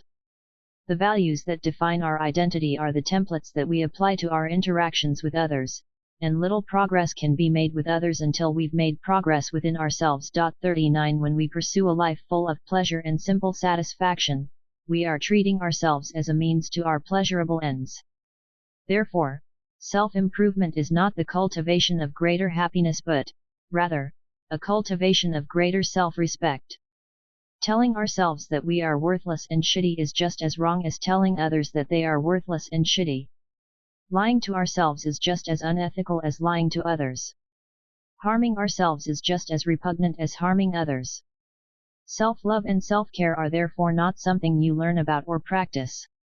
They are something you are ethically called to cultivate within yourself, even if they are all that you have left. The formula of humanity has a ripple effect. Your improved ability to be honest with yourself will increase how honest you are with others, and your honesty with others will influence them to be more honest with themselves, which will help them to grow and mature. Your ability not to treat yourself as a means to some other end will in turn allow you to better treat others as ends. Therefore, your cleaning up your relationship with yourself has the positive byproduct of cleaning up your relationships with others, which then enables them to clean up their relationships with themselves, and so on. This is how you change the world, not through some all-encompassing ideology or mass religious conversion or misplaced dreams of the future, but by achieving the maturation and dignity of each individual in the present, here and now. There will always be different religions and different value systems based on culture and experience. There will always be different ideas about where we're going and where we've come from. But, as Kant believed, the simple question of dignity and respect in each moment must be universal. The modern maturity crisis. Modern democracy was invented under the assumption that the average person is a selfish and delusional piece of shit, that the only way to protect us from ourselves is to create systems so interlocking and interdependent that no one person or group can completely hose the rest of the population. Politics is a transactional and selfish game, and democracy is the best system of government thus far for the sole reason that it's the only system that openly admits that. It acknowledges that power attracts corrupt and childish people. Power, by its very nature, forces leaders to be transactional. Therefore, the only way to manage that is by enshrining adult virtues into the design of the system itself. Freedom of speech, freedom of the press, guarantees of privacy and of the right to a fair trial.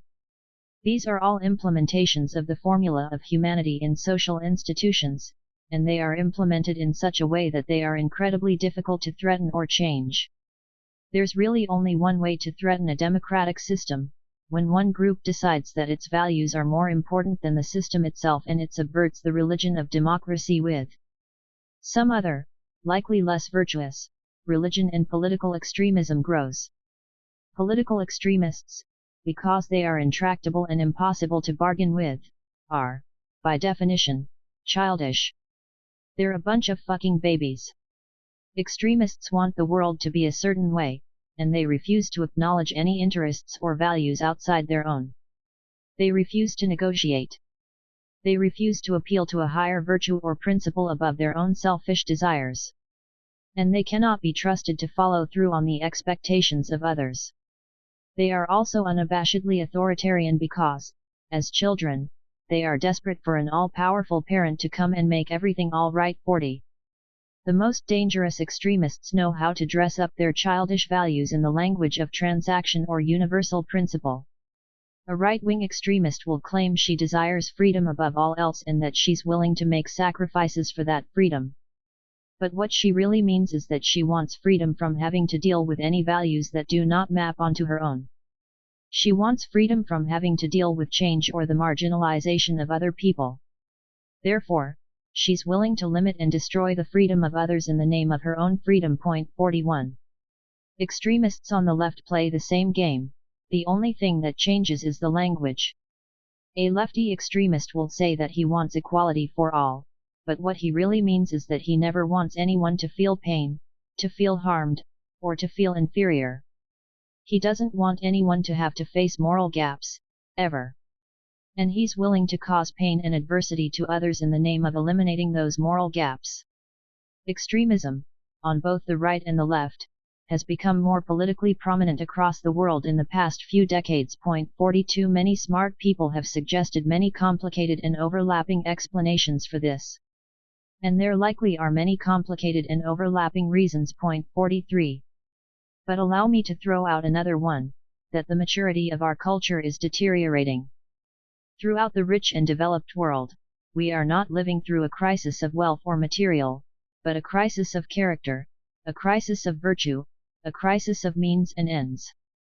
The fundamental political schism in the 21st century is no longer right versus left, but the impulsive childish values of the right and left versus the compromising adolescent/adult values of both the right and left. It's no longer a debate of communism versus capitalism or freedom versus equality, but, rather, of maturity versus immaturity, of means versus ends. Chapter 7. Pain is the universal constant. One by one, the researchers shuttled the subjects down a hall and into a small room. Inside was a single beige computer console with a blank screen and 2 buttons, and nothing else. 1. The instructions were simple: sit, stare at the screen, and if a blue dot flashes on it, press the button that reads blue. If a purple dot flashes on the screen, press the button that reads not blue. Sounds easy, right? Well, each subject had to look at 1,000 dots. Yes, 1,000. And when a subject finished, the researchers brought in another subject and repeated the process: beige console, blank screen, 1,000 dots. Next. This went on with hundreds of subjects at multiple universities. Were these psychologists researching a new form of psychological torture? Was this an experiment into the limitations of human boredom? No. Actually, the scope of the study was matched only by its inanity. It was a study with seismic implications, because more than any other academic study in recent memory, it explains much of what we see happening in the world today. The psychologists were researching something they would call prevalence-induced concept change. But because that's an absolutely awful name, for our purposes, I will refer to their discovery as the blue dot effect. 2. Here's the deal with the dots: most of them were blue. Some of them were purple. Some of them were some shade in between blue and purple. The researchers discovered that when they showed mostly blue dots, everyone was pretty accurate in determining which dots were blue and which ones were not.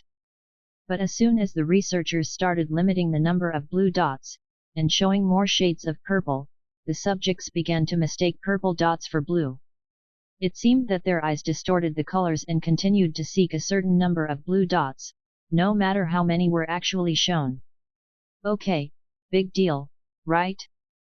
People see stuff all the time. And besides, when you're staring at dots for hours on end, you might start to go cross-eyed and see all sorts of weird shit. But the blue dots weren't the point, they were merely a way to measure how humans warp their perceptions to fit their expectations. Once the researchers had enough data on blue dots to put their lab assistants into a coma, they moved on to more important perceptions. For example, next, the researchers showed the subjects pictures of faces that were some degree of threatening, friendly, or neutral. Initially, they showed them a large number of threatening faces. But as the experiment went on, as with the blue dots, they showed fewer and fewer, and the same effect occurred. The fewer threatening faces subjects were shown, the more the subjects began to misread friendly and neutral faces as being threatening. In the same way that the human mind seemed to have a preset number of blue dots it expected to see, it also had a preset number of threatening faces it expected to see. Then the researchers went even further, because fuck it, why not? It's one thing to see threats where there are none, but what about moral judgments? What about believing there's more evil in the world than there actually is? This time, the researchers had the subjects read job proposals. Some of these proposals were unethical, involving some shady shit. Some proposals were totally innocuous and fine. Others were some gradation in between. Once again, the researchers began by showing a mix of ethical and unethical proposals, and the subjects were told to keep an eye out for unethical proposals. Then, slowly, the researchers exposed people to fewer and fewer unethical proposals. As they did, the blue dot effect kicked in. People began to interpret completely ethical proposals as being unethical. Rather than noticing that more proposals were showing up on the ethical side of the fence, people's minds moved the fence itself to maintain the perception that a certain number of proposals and requests were unethical. Basically, they redefined what was unethical without being consciously aware of doing so.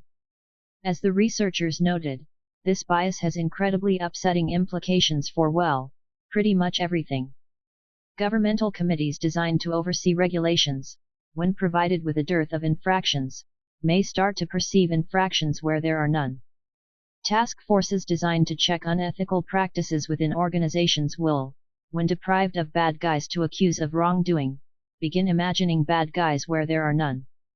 The blue dot effect suggests that, essentially, the more we look for threats, the more we will see them, regardless of how safe or comfortable our environment actually is. And we see this playing out in the world today. It used to be that being the victim of violence meant somebody had physically harmed you. Today, many people have begun to use the word violence to describe words that made them feel uncomfortable, or even just the presence of a person they disliked. 3 Trauma used to mean specifically an experience so severe that the victim could not continue to function. Today, an unpleasant social encounter or a few offensive words are considered trauma, and necessitate safe spaces. For genocide used to mean the physical mass murder of a certain ethnic or religious group. Today, the term white genocide is employed by some to lament the fact that the local diner now lists some of its menu items in Spanish. 5. This is the blue dot effect. The better things get, the more we perceive threats where there are none, and the more upset we become. And it is at the heart of the paradox of progress. In the 19th century, Émile Durkheim, the founder of sociology and an early pioneer of the social sciences, ran a thought experiment in one of his books. What if there were no crime? What if there emerged a society where everyone was perfectly respectful and nonviolent and everyone was equal? What if no one lied or hurt each other? What if corruption did not exist? What would happen? Would conflicts cease? Would stress evaporate? Would everyone frolic in fields picking daisies and singing the Hallelujah chorus from Handel's Messiah? 6. Durkheim said no, that in fact the opposite would happen. He suggested that the more comfortable and ethical a society became, the more that small indiscretions would become magnified in our minds. If everyone stopped killing each other, we wouldn't necessarily feel good about it. We'd just get equally upset about the more minor stuff. Developmental psychology has long argued something similar, that protecting people from problems or adversity doesn't make them happier or more secure, it makes them more easily insecure. A young person who has been sheltered from dealing with any challenges or injustices growing up will come to find the slightest inconveniences of adult life intolerable, and will have the childish public meltdown to prove it. 7. What we find, then, is that our emotional reactions to our problems are not determined by the size of the problem. Rather, our minds simply amplify, or minimize, our problems to fit the degree of stress we expect to experience. Material progress and security do not necessarily relax us or make it easier to hope for the future. On the contrary, it appears that perhaps by removing healthy adversity and challenge, people struggle even more. They become more selfish and more childish. They fail to develop and mature out of adolescence. They remain further removed from any virtue. They see mountains where there are molehills. And they scream at each other as though the world were one endless stream of spilled milk, traveling at the speed of pain. Recently, I read a cool Albert Einstein quote on the internet: "A man should look for what is, and not what he thinks should be." It was great. There was a cute little picture with him looking all science-y and everything. The quote is poignant and smart sounding, and it engaged me for all of a couple of seconds before I scrolled on my phone to the next thing. Except there was one problem: Einstein didn't say it. Here's another viral Einstein quote that gets passed around a lot: "Everyone is a genius. But if you judge a fish by its ability to climb a tree, it will live its whole life believing that it is stupid." That's not Einstein, either. Or how about "I fear the day when the technology overlaps with our humanity. The world will only have a generation of idiots." 8. No, not him. Einstein might be the most ill-used historical figure on the internet. He's like our culture's smart friend, the one we say agrees with us to make us sound smarter than we actually are. His poor mug has been plastered next to quotes about everything from God to mental illness to energy healing. None of which has anything to do with science. The poor man must be spinning in his grave. People project shit onto Einstein to the point that he's become a kind of mythical figure. For example, the idea that Einstein was a poor student is bogus.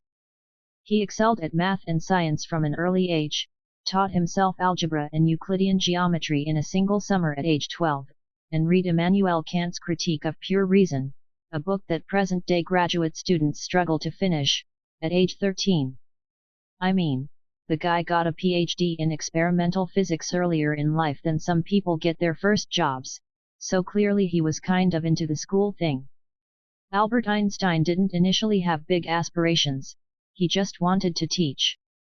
But being a young German immigrant in Switzerland, he couldn't get a position at the local universities.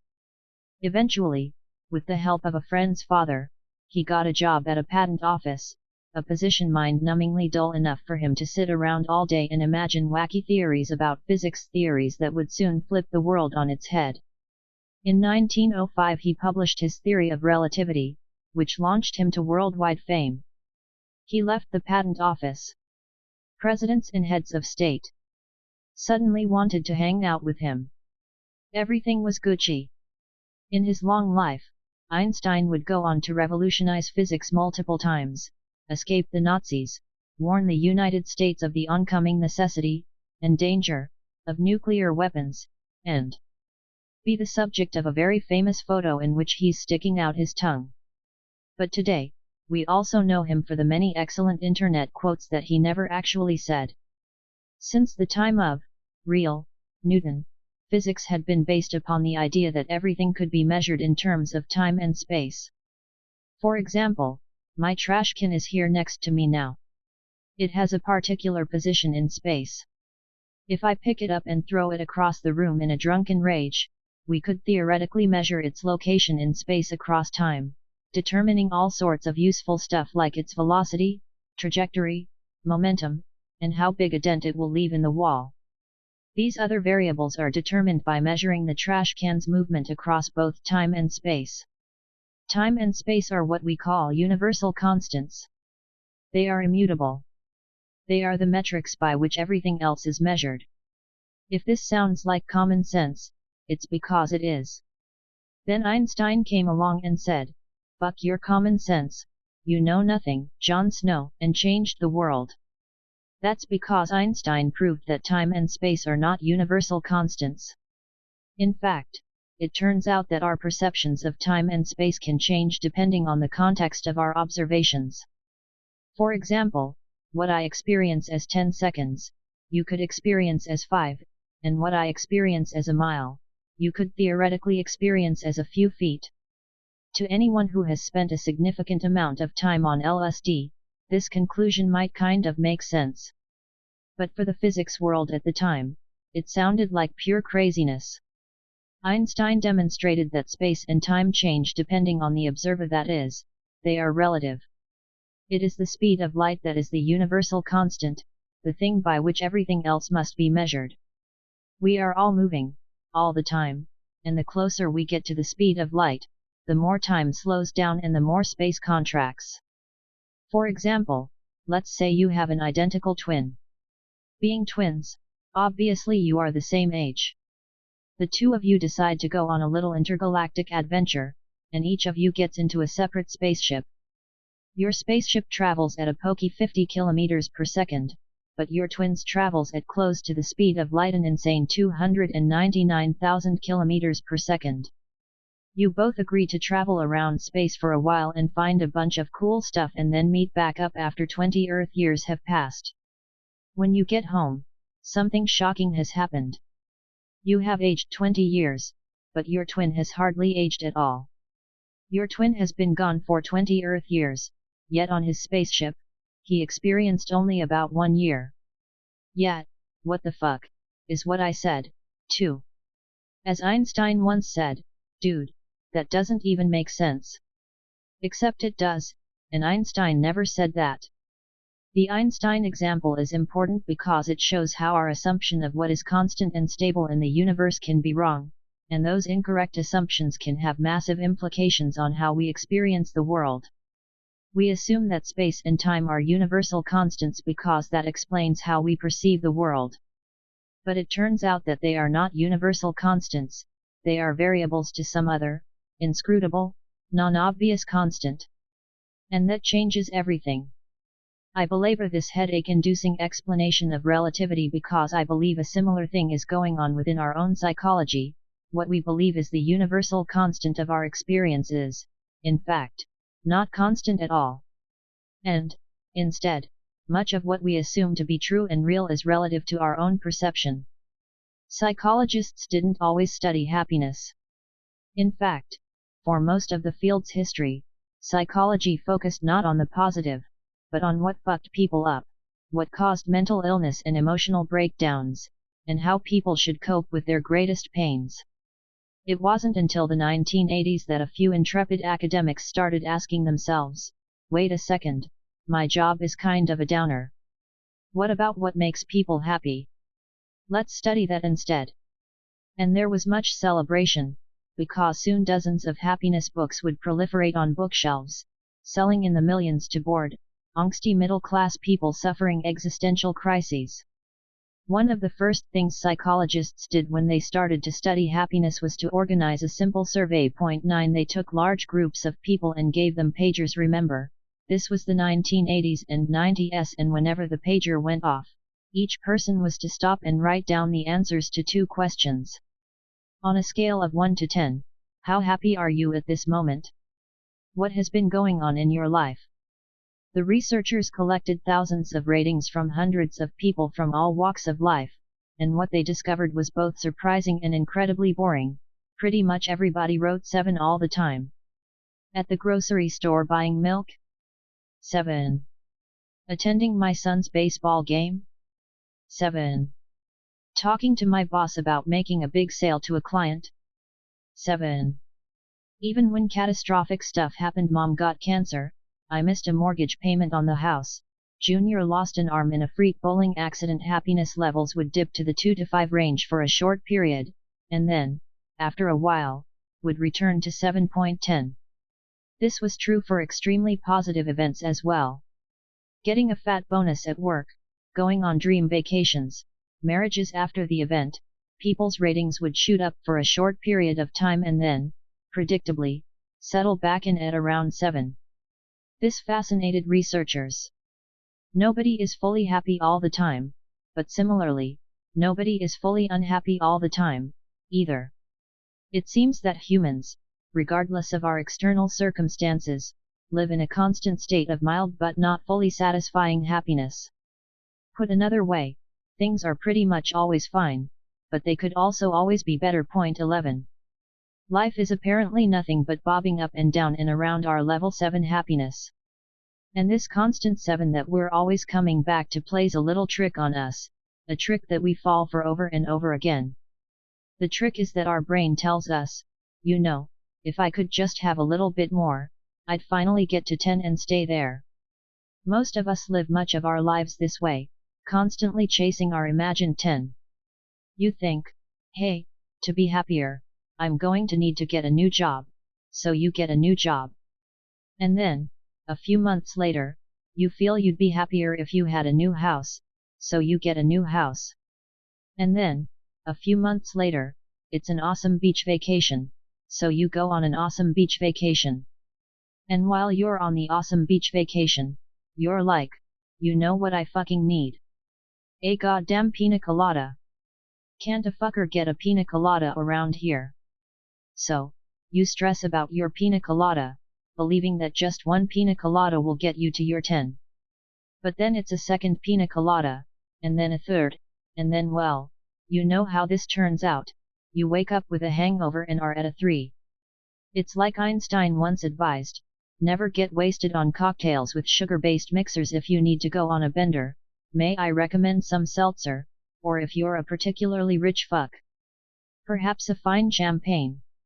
Each of us implicitly assumes that we are the universal constant of our own experience, that we are unchanging, and our experiences come and go like the weather. Point 12. Some days are good and sunny, other days are cloudy and shitty.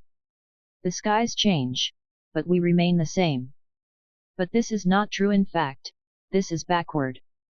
Pain is the universal constant of life. And human perception and expectations warp themselves to fit a predetermined amount of pain. In other words, no matter how sunny our skies get, our mind will always imagine just enough clouds to be slightly disappointed. This constancy of pain results in what is known as the hedonic treadmill, upon which you run and run and run, chasing your imagined 10. But, no matter what, you always end up with a 7. The pain is always there. What changes is your perception of it. And as soon as your life improves, your expectations shift, and you're back to being mildly dissatisfied again. But pain works in the other direction, too. I remember when I got my big tattoo, the first few minutes were excruciatingly painful. I couldn't believe I'd signed up for 8 hours of this shit. But by the 3rd hour, I'd actually dozed off while my tattoo artist worked. Nothing had changed, same needle, same arm, same artist. But my perception had shifted, the pain became normal, and I returned to my own internal 7. This is another permutation of the blue dot effect. Point 13. This is Durkheim's perfect society. This is Einstein's relativity with a psychological remix. It's the concept creep of someone who has never actually experienced physical violence losing their mind and redefining a few uncomfortable sentences in a book as violence. It's the exaggerated sense that one's culture is being invaded and destroyed because there are now movies about gay people. The blue dot effect is everywhere. It affects all perceptions and judgments. Everything adapts and shapes itself to our slight dissatisfaction. And that is the problem with the pursuit of happiness. Pursuing happiness is a value of the modern world. Do you think Zeus gave a shit if people were happy? Do you think the God of the Old Testament cared about making people feel good? No, they were too busy planning to send swarms of locusts to eat people's flesh. In the old days, life was hard. Famines and plagues and floods were constant. The majority of populations were enslaved or enlisted in endless wars, while the rest were slitting each other's throats in the night for this or that tyrant. Death was ubiquitous.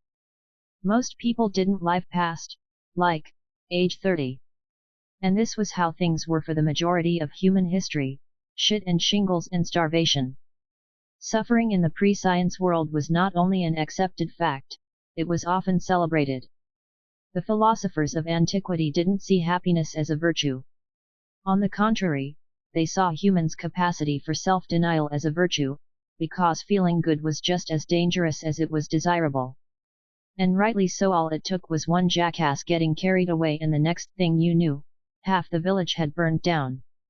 As Einstein famously didn't say, "Don't fuck around with torches while drinking or that shit will ruin your day." It wasn't until the age of science and technology that happiness became a thing. Once humanity invented the means to improve life, the next logical question was, so what should we improve? Several philosophers at the time decided that the ultimate aim of humanity should be to promote happiness, that is, to reduce pain. 14. This sounded all nice and noble and everything on the surface. I mean, come on, who doesn't want to get rid of a little bit of pain? What sort of asshole would claim that that was a bad idea? Well, I am that asshole, because it is a bad idea. Because you can't get rid of pain. Pain is the universal constant of the human condition. Therefore, the attempt to move away from pain, to protect oneself from all harm, can only backfire. Trying to eliminate pain only increases your sensitivity to suffering, rather than alleviating your suffering. It causes you to see dangerous ghosts in every nook, to see tyranny and oppression in every authority, to see hate and deceit behind every embrace. No matter how much progress is made, no matter how peaceful and comfortable and happy our lives become, the blue dot effect will snap us back to a perception of a certain amount of pain and dissatisfaction. Most people who win millions in the lottery don't end up happier in the long run. On average, they end up feeling the same. People who become paralyzed in freak accidents don't become unhappier in the long run. On average, they also end up feeling the same. 15. This is because pain is the experience of life itself. Positive emotions are the temporary removal of pain, negative emotions the temporary augmentation of it. To numb one's pain is to numb all feeling, all emotion. It is to quietly remove oneself from living. Or, as Einstein once brilliantly put it, just as a stream flows smoothly as long as it encounters no obstruction, so the nature of man and animal is such that we never really notice or become conscious of what is agreeable to our will. If we are to notice something, our will has to have been thwarted, has to have experienced a shock of some kind. On the other hand, all that opposes, frustrates, and resists our will, that is to say all that is unpleasant and painful, impresses itself upon us instantly, directly, and with great clarity. Just as we are conscious not of the healthiness of our whole body but only the little place where the shoe pinches, so we think not of the totality of our successful activities but of some insignificant trifle or other which continues to vex us. 16. Okay, that wasn't Einstein. It was Schopenhauer, who was also German and also had funny-looking hair. But the point is, not only is there no escaping the experience of pain, but pain is the experience. This is why hope is ultimately self-defeating and self-perpetuating. No matter what we achieve, no matter what peace and prosperity we find, our mind will quickly adjust its expectations to maintain a steady sense of adversity, thus forcing the formulation of a new hope, a new religion, a new conflict to keep us going. We will see threatening faces where there are no threatening faces. We will see unethical job proposals where there are no unethical job proposals. And no matter how sunny our day is, we'll always find that one cloud in the sky. Therefore, the pursuit of happiness is not only self-defeating but also impossible. It's like trying to catch a carrot hanging by a string tied to a stick attached to your back. The more you move forward, the more you have to move forward. When you make the carrot your end goal, you inevitably turn yourself into the means to get there. And by pursuing happiness, you paradoxically make it less attainable. The pursuit of happiness is a toxic value that has long defined our culture. It is self-defeating and misleading. Living well does not mean avoiding suffering, it means suffering for the right reasons. Because if we're going to be forced to suffer by simply existing, we might as well learn how to suffer well. The only choice in life. In 1954, after nearly 75 years of occupation and 20 years of war, the Vietnamese finally kicked the French out of their country. This should have been an unequivocally good thing.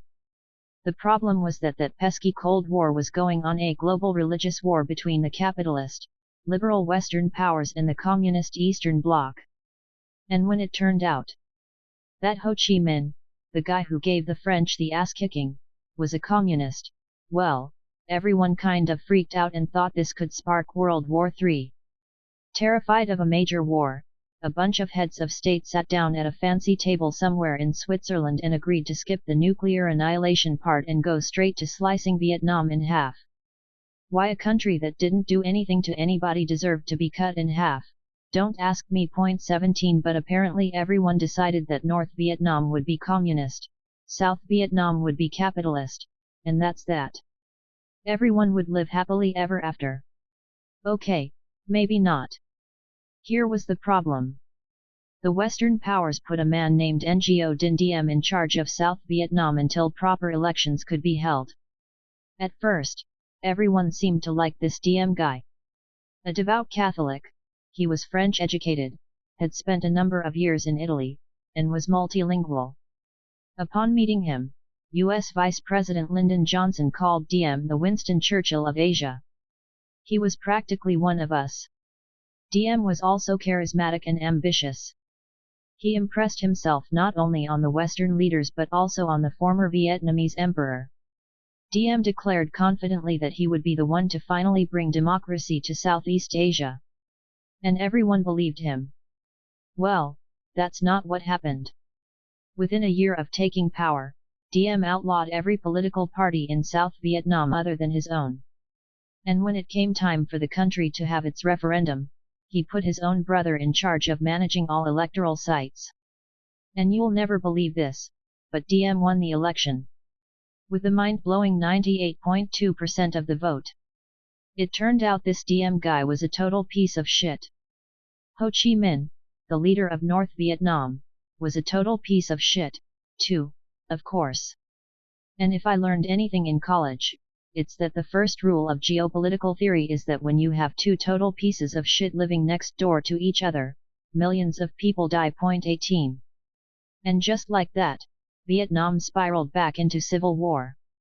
I'd love to tell you something surprising about Diem, but he kind of became your run-of-the-mill tyrant. He filled his administration with family members and corrupt cronies. He and his family lived in opulent luxury while famine swept across the countryside, causing hundreds of thousands to either defect or starve to death. He was so smug and incompetent that the United States would have to gradually start intervening to prevent South Vietnam from imploding, thus starting what Americans now know as the Vietnam War. But despite how fucking awful Diem was, the Western powers stood by their man. After all, he was supposed to be one of them, a disciple of the liberal capitalist religion, standing strong against the communist onslaught. It would take years and countless deaths for them to realize that Diem was not interested in their religion as much as his own. As with many tyrants, one of Diem's favorite pastimes was oppressing and killing people he disagreed with. In this case, being a devout Catholic, Diem hated Buddhists. The problem was that Vietnam was roughly 80% Buddhist at the time, so that didn't exactly go over well with the population. Diem banned Buddhist-related banners and flags. He banned Buddhist holidays. He refused to provide governmental services to Buddhist communities. He raided and destroyed pagodas across the country, forcing hundreds of Buddhist monks into destitution. The Buddhist monks organized and staged peaceful protests, but these were shut down, of course. Then there were even bigger protests, so Diem made protesting illegal. When his police forces ordered the Buddhists to disperse, and the Buddhists refused, the police began to shoot protesters. At one peaceful march, they even hurled live grenades at groups of unarmed monks. Western reporters knew this religious suppression was going on, but they were concerned primarily with the war with North Vietnam, so it wasn't really a priority. Few knew the extent of the problem, and fewer even bothered to cover the confrontations. Then, on June 10, 1963, reporters received a cryptic message claiming that something important would occur the next day in Saigon, at a busy intersection just a few blocks from the presidential palace. The correspondents didn't think much of this, and most decided not to go. The next day, among a few journalists, Only 2 photographers bothered to show up. One of them forgot his camera. The other would win a Pulitzer Prize. That day, a small turquoise car festooned with banners demanding religious freedom led a procession of a few hundred monks and nuns. The monks chanted. People stopped and watched the procession and then returned to their business. It was a busy street on a busy day. And by this point, Buddhist protests were nothing new. The procession reached the intersection in front of the Cambodian embassy and stopped, blocking all cross traffic. The group of monks fanned out into a semicircle around the turquoise car, silently staring and waiting. 3 monks got out of the car. One placed a cushion on the street, at the center of the intersection. The second monk, an older man named Thich Quang Duc, walked to the cushion, sat down in the lotus position, closed his eyes, and began to meditate.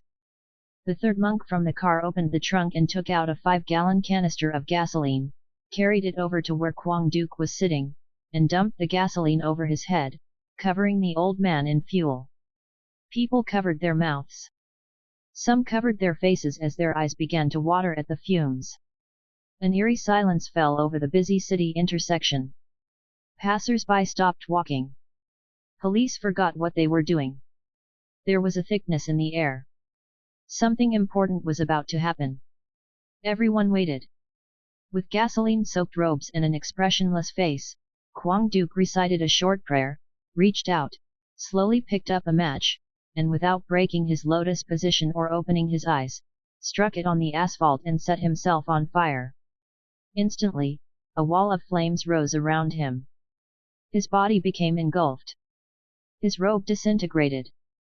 His skin turned black. A repulsive odor filled the air, a mixture of burnt flesh and fuel and smoke. Wails and screams erupted throughout the crowd. Many fell to their knees, or lost their balance entirely. Most were just stunned, shocked, and immobilized by what was occurring. Copyright AP photo/Malcolm Brown. Used with permission. Yet, as he burned, Quang Duc remained perfectly still. David Halberstam, a correspondent for the New York Times, later described the scene: "I was too shocked to cry, too confused to take notes or ask questions, too bewildered to even think." As he burned, he never moved a muscle, never uttered a sound, his outward composure in sharp contrast to the wailing people around him. 19. News of Quang Duc's self-immolation quickly spread, and angered millions all across the planet. That evening, DM gave a radio address to the nation during which he was audibly shaken by the incident. He promised to reopen negotiations with the Buddhist leadership in the country and to find a peaceful resolution. But it was too late. DM would never recover. It's impossible to say exactly what changed or how, but the air was somehow different, the streets more alive. With the strike of a match and the click of a camera shutter, DM's invisible grip on the country had been weakened, and everyone could sense it, including DM. Soon, thousands of people poured into the streets in open revolt against his administration. His military commanders began to disobey him. His advisors defied him. Eventually, even the United States could no longer justify supporting him. President Kennedy soon gave his nod of approval to a plan by DM's top generals to overthrow him. The image of the burning monk had broken the levee, and a flood ensued. A few months later, DM and his family were assassinated. Photos of Quang Duc's death went viral before going viral was a thing. The image became a kind of human Rorschach test, in which everyone saw their own values and struggles reflected back at them. Communists in Russia and China published the photo to rally their supporters against the capitalist imperialists of the West. Postcards were sold across Europe railing against the atrocities being committed in the East. Anti-war protesters in the United States printed the photo to protest American involvement in the war. Conservatives used the photo as evidence of the need for U.S. intervention. Even President Kennedy had to admit that no news picture in history has generated so much emotion around the world. 20. The photo of Quang Duc's self-immolation triggered something primal and universal in people. It goes beyond politics or religion. It taps into a far more fundamental component of our lived experience, the ability to endure extraordinary amounts of pain. Point 21 I can't even sit up straight at dinner for more than a few minutes. Meanwhile, this guy was fucking burning alive and he didn't even move. He didn't flinch. He didn't scream. He didn't smile or wince or grimace or even open his eyes to take one last look at the world he had chosen to leave behind. There was a purity to his act, not to mention an absolutely stunning display of resolve. It is the ultimate example of mind over matter, of will over instinct. Point 22. And despite the horror of it all, it somehow remains inspiring. In 2011, Nassim Taleb wrote about a concept he dubbed anti-fragility. Taleb argued that just as some systems become weaker under stress from external forces, other systems gain strength under stress from external forces. Point 23. A vase is fragile, it shatters easily. The classic banking system is fragile, as unexpected shifts in politics or the economy can cause it to break down. Maybe your relationship with your mother-in-law is fragile, as any and everything you say will cause her to explode in a fiery plume of insults and drama. Fragile systems are like beautiful little flowers or a teenager's feelings, they must be protected at all times. Then you have robust systems. Robust systems resist change well. Whereas a vase is fragile and breaks when you sneeze on it, an oil drum now that's fucking robust. You can throw that shit around for weeks, and nothing will happen to it. Still the same old oil drum. As a society, we spend most of our time and money taking fragile systems and trying to make them more robust. You hire a good lawyer to make your business more robust. The government passes regulations to make the financial system more robust. We institute rules and laws like traffic lights and property rights to make our society more robust.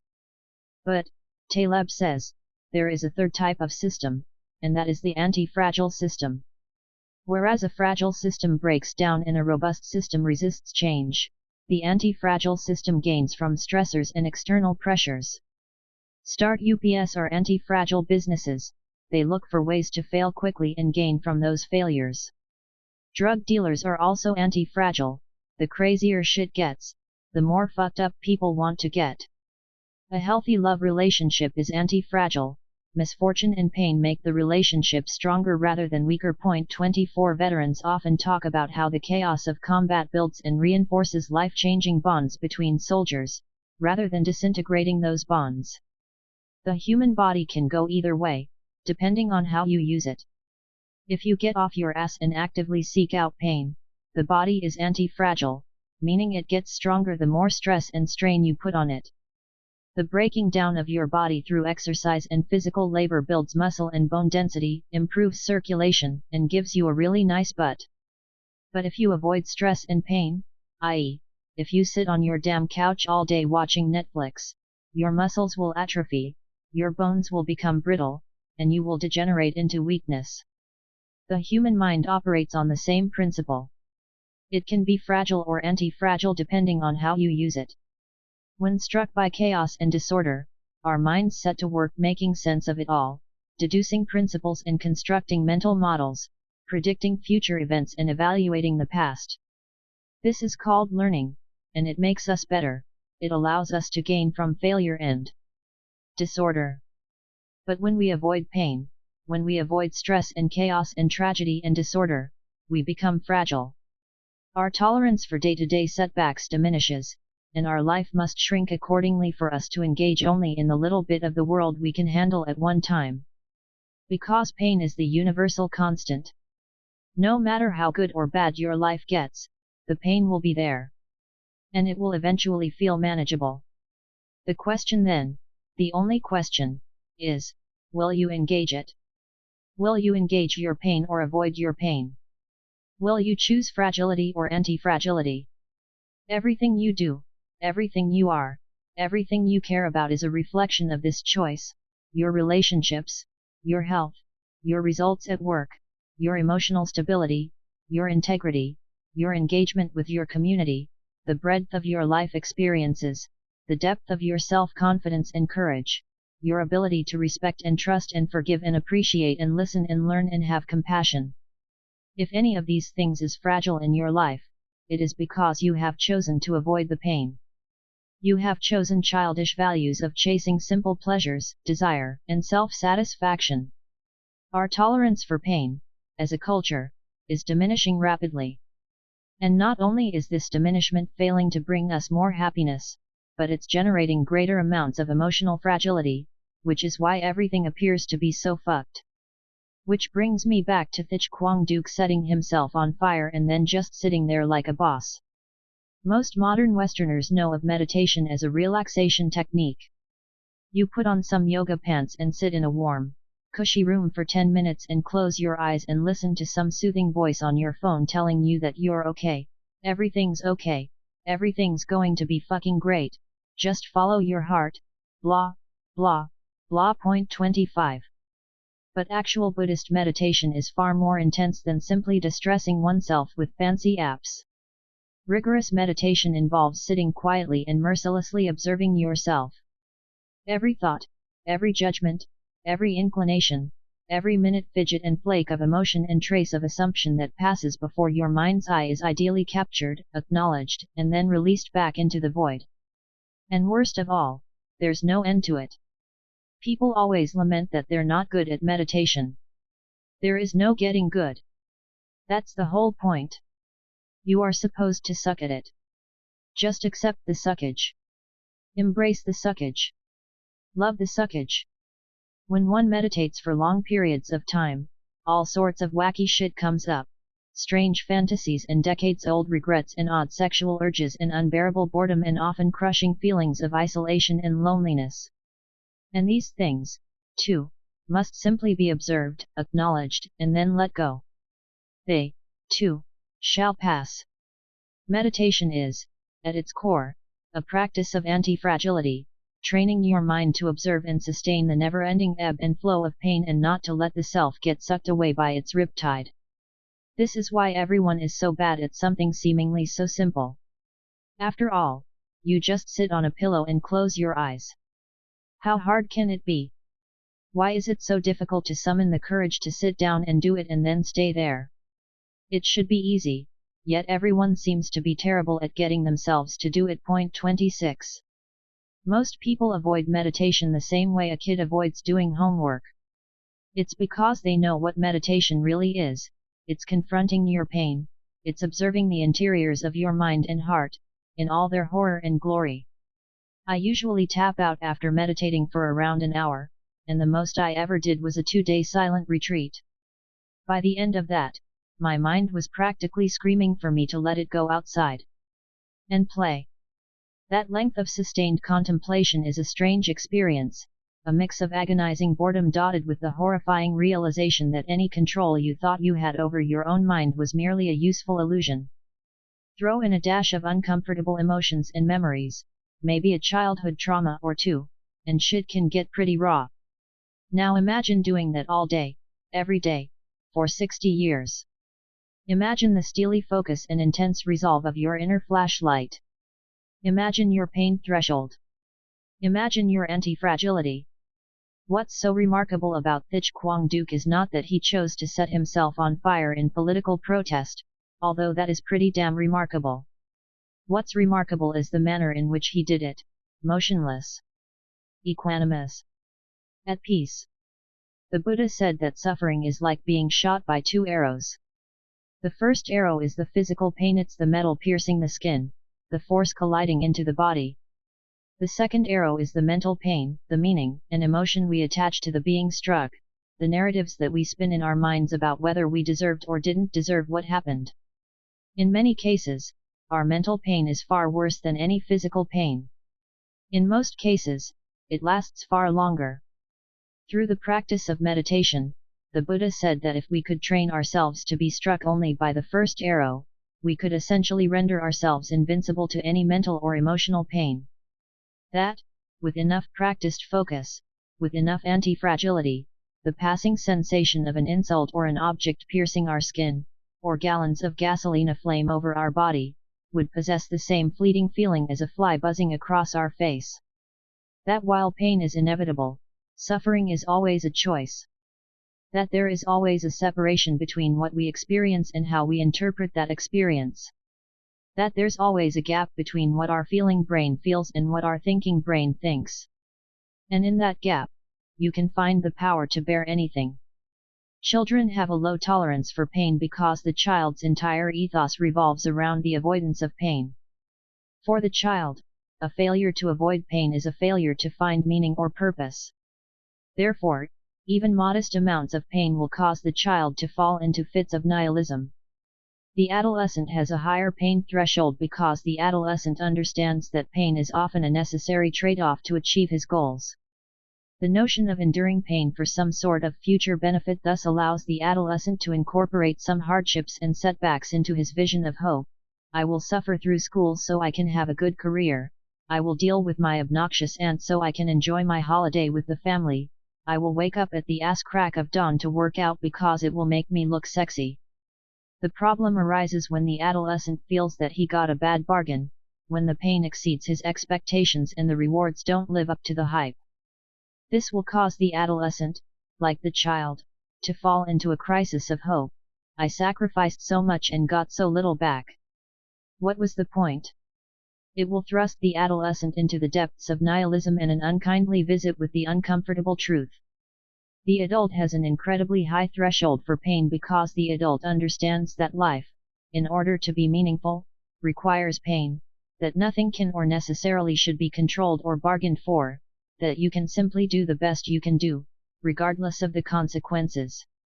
Psychological growth is an escape from nihilism, a process of building more and more sophisticated and abstract value hierarchies in order to stomach whatever life throws our way. Childish values are fragile. The moment the ice cream is gone, an existential crisis sets in, followed by a screaming shit fit. Adolescent values are more robust because they include the necessity of pain, but they are still susceptible to unexpected and/or tragic events. Adolescent values inevitably break down in extreme circumstances or over a long enough period of time. Truly adult values are anti-fragile, they benefit from the unexpected. The more fucked up a relationship gets, the more useful honesty becomes. The more terrifying the world is, the more important it is to summon up the courage to face it.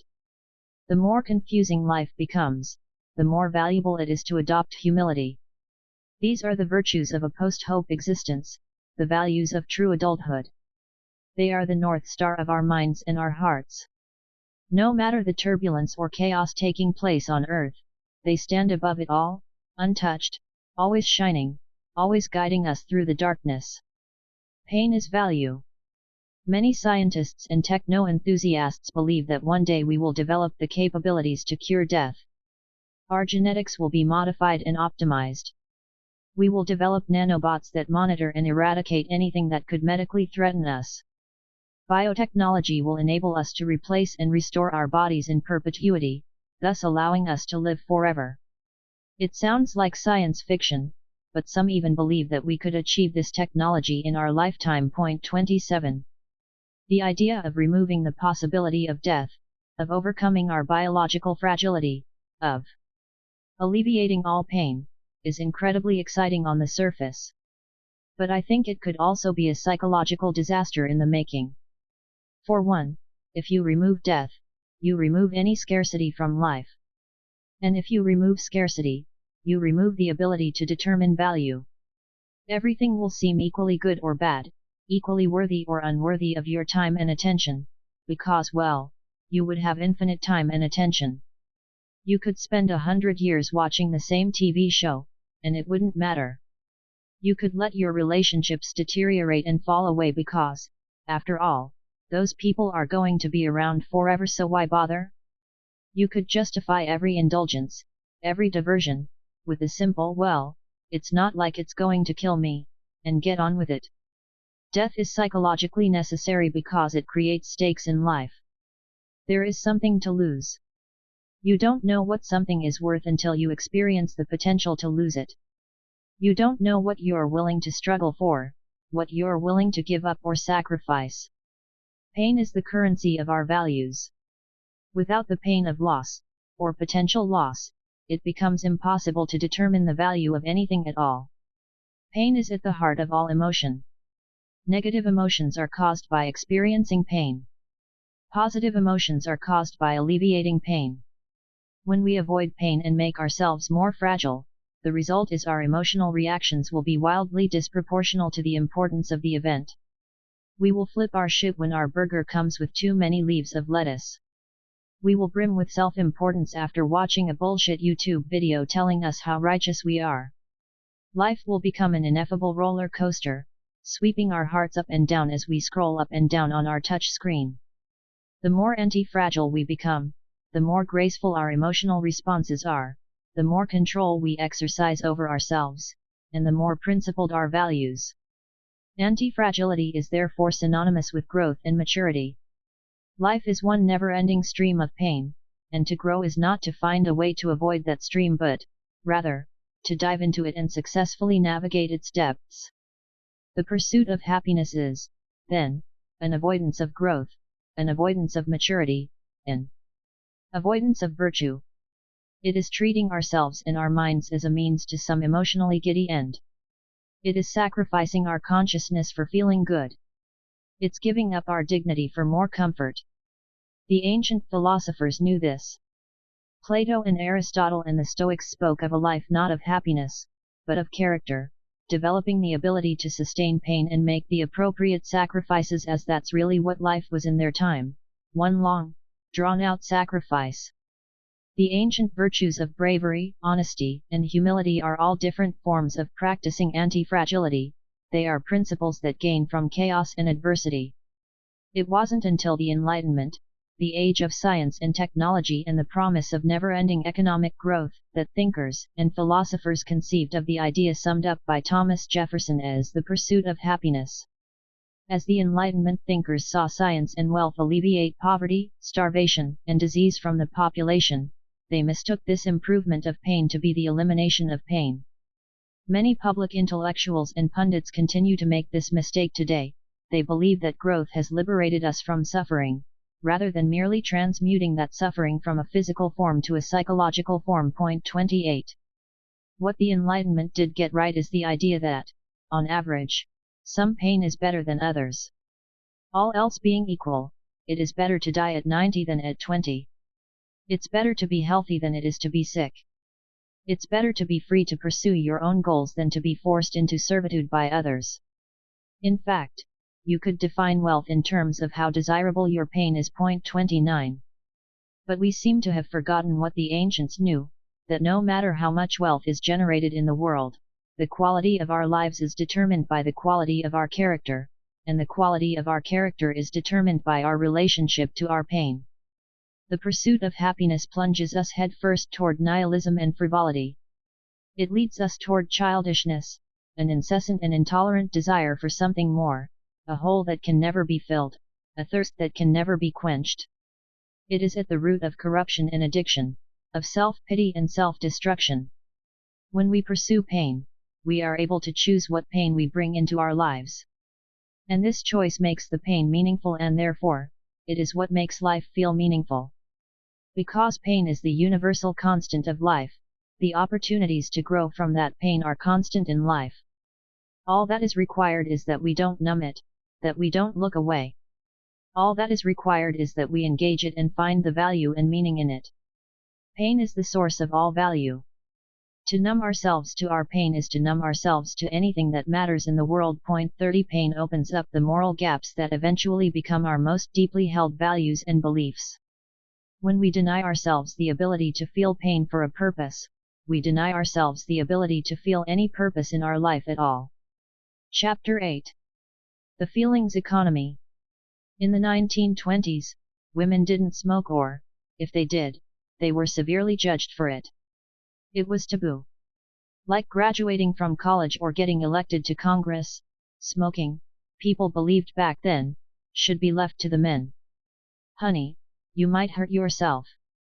Or worse, you might burn your beautiful hair. This posed a problem for the tobacco industry.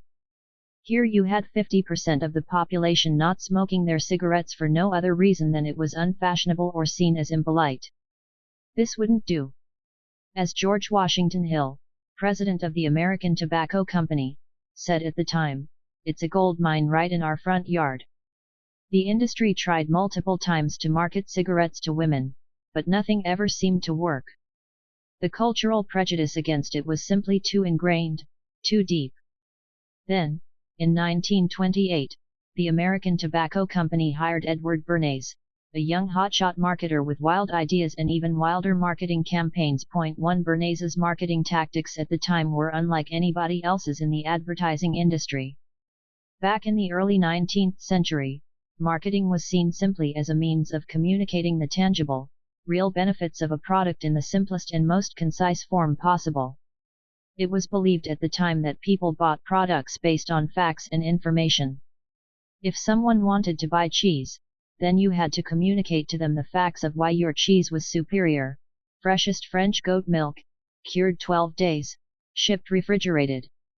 People were seen as rational actors making rational purchasing decisions for themselves. It was the classic assumption: the thinking brain was in charge. But Bernays was unconventional. He didn't believe that people made rational decisions most of the time. He believed the opposite. He believed that people were emotional and impulsive and just hid it really well. He believed the feeling brain was in charge and nobody had quite realized it. Whereas the tobacco industry had been focused on persuading individual women to buy and smoke cigarettes through logical arguments, Bernays saw it as an emotional and cultural issue. If he wanted women to smoke, then he had to appeal not to their thoughts but to their values. He needed to appeal to women's identities. To accomplish this, Bernays hired a group of women and got them into the Easter Sunday parade in New York City. Today, big holiday parades are cheesy things you let drone on over the television while you fall asleep on the couch.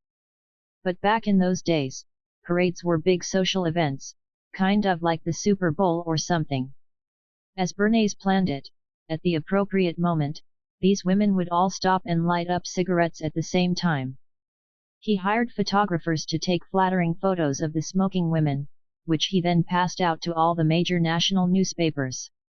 He told the reporters that these ladies were not just lighting cigarettes, they were lighting torches of freedom, demonstrating their ability to assert their independence and be their own women. It was all number fake news, of course, but Bernays staged it as a political protest. He knew this would trigger the appropriate emotions in women across the country. Feminists had won women the right to vote only 9 years earlier. Women were now working outside the home and becoming more integral to the country's economic life. They were asserting themselves by cutting their hair short and wearing racier clothing. This generation of women saw themselves as the first generation that could behave independently of a man. And many of them felt very strongly about this. If Bernays could just hitch his smoking equals freedom message onto the women's liberation movement, well, tobacco sales would double and he'd be a rich man. It worked. Women started smoking, and ever since, we've had equal opportunity lung cancer. Bernays went on to pull off these kinds of cultural coups regularly throughout the 1920s, 30s, and 40s. He completely revolutionized the marketing industry and invented the field of public relations in the process. Paying sexy celebrities to use your product? That was Bernays's idea. Creating fake news articles that are actually subtle advertisements for a company? All him. Staging controversial public events as a means to draw attention and notoriety for a client? Bernays. Pretty much every form of marketing and publicity we're subjected to today began with Bernays. But here's something else interesting about Bernays: he was Sigmund Freud's nephew. Freud was infamous because he was the first modern thinker to argue that it was the feeling brain that was really driving the consciousness car. Freud believed that people's insecurities and shame drove them to make bad decisions, to overindulge or to compensate for what they felt they lacked. Freud was the one who realized that we have cohesive identities, stories in our minds that we tell about ourselves, and that we are emotionally attached to those stories and will fight to maintain them. Point 2 Freud argued that, at the end of the day, we are animals, impulsive and selfish and emotional. Freud spent most of his life broke. He was the quintessential European intellectual, isolated, erudite, deeply philosophical. But Bernays was an American. He was practical. He was driven. Fuck philosophy. He wanted to be rich. And boy, did Freud's ideas translated through the lens of marketing deliver in a big way. Point 3 Through Freud, Bernays understood something nobody else in business had understood before him, that if you can tap into people's insecurities, they will buy just about any damn thing you tell them to. Trucks are marketed to men as ways to assert strength and reliability. Makeup is marketed to women as a way to be more loved and garner more attention.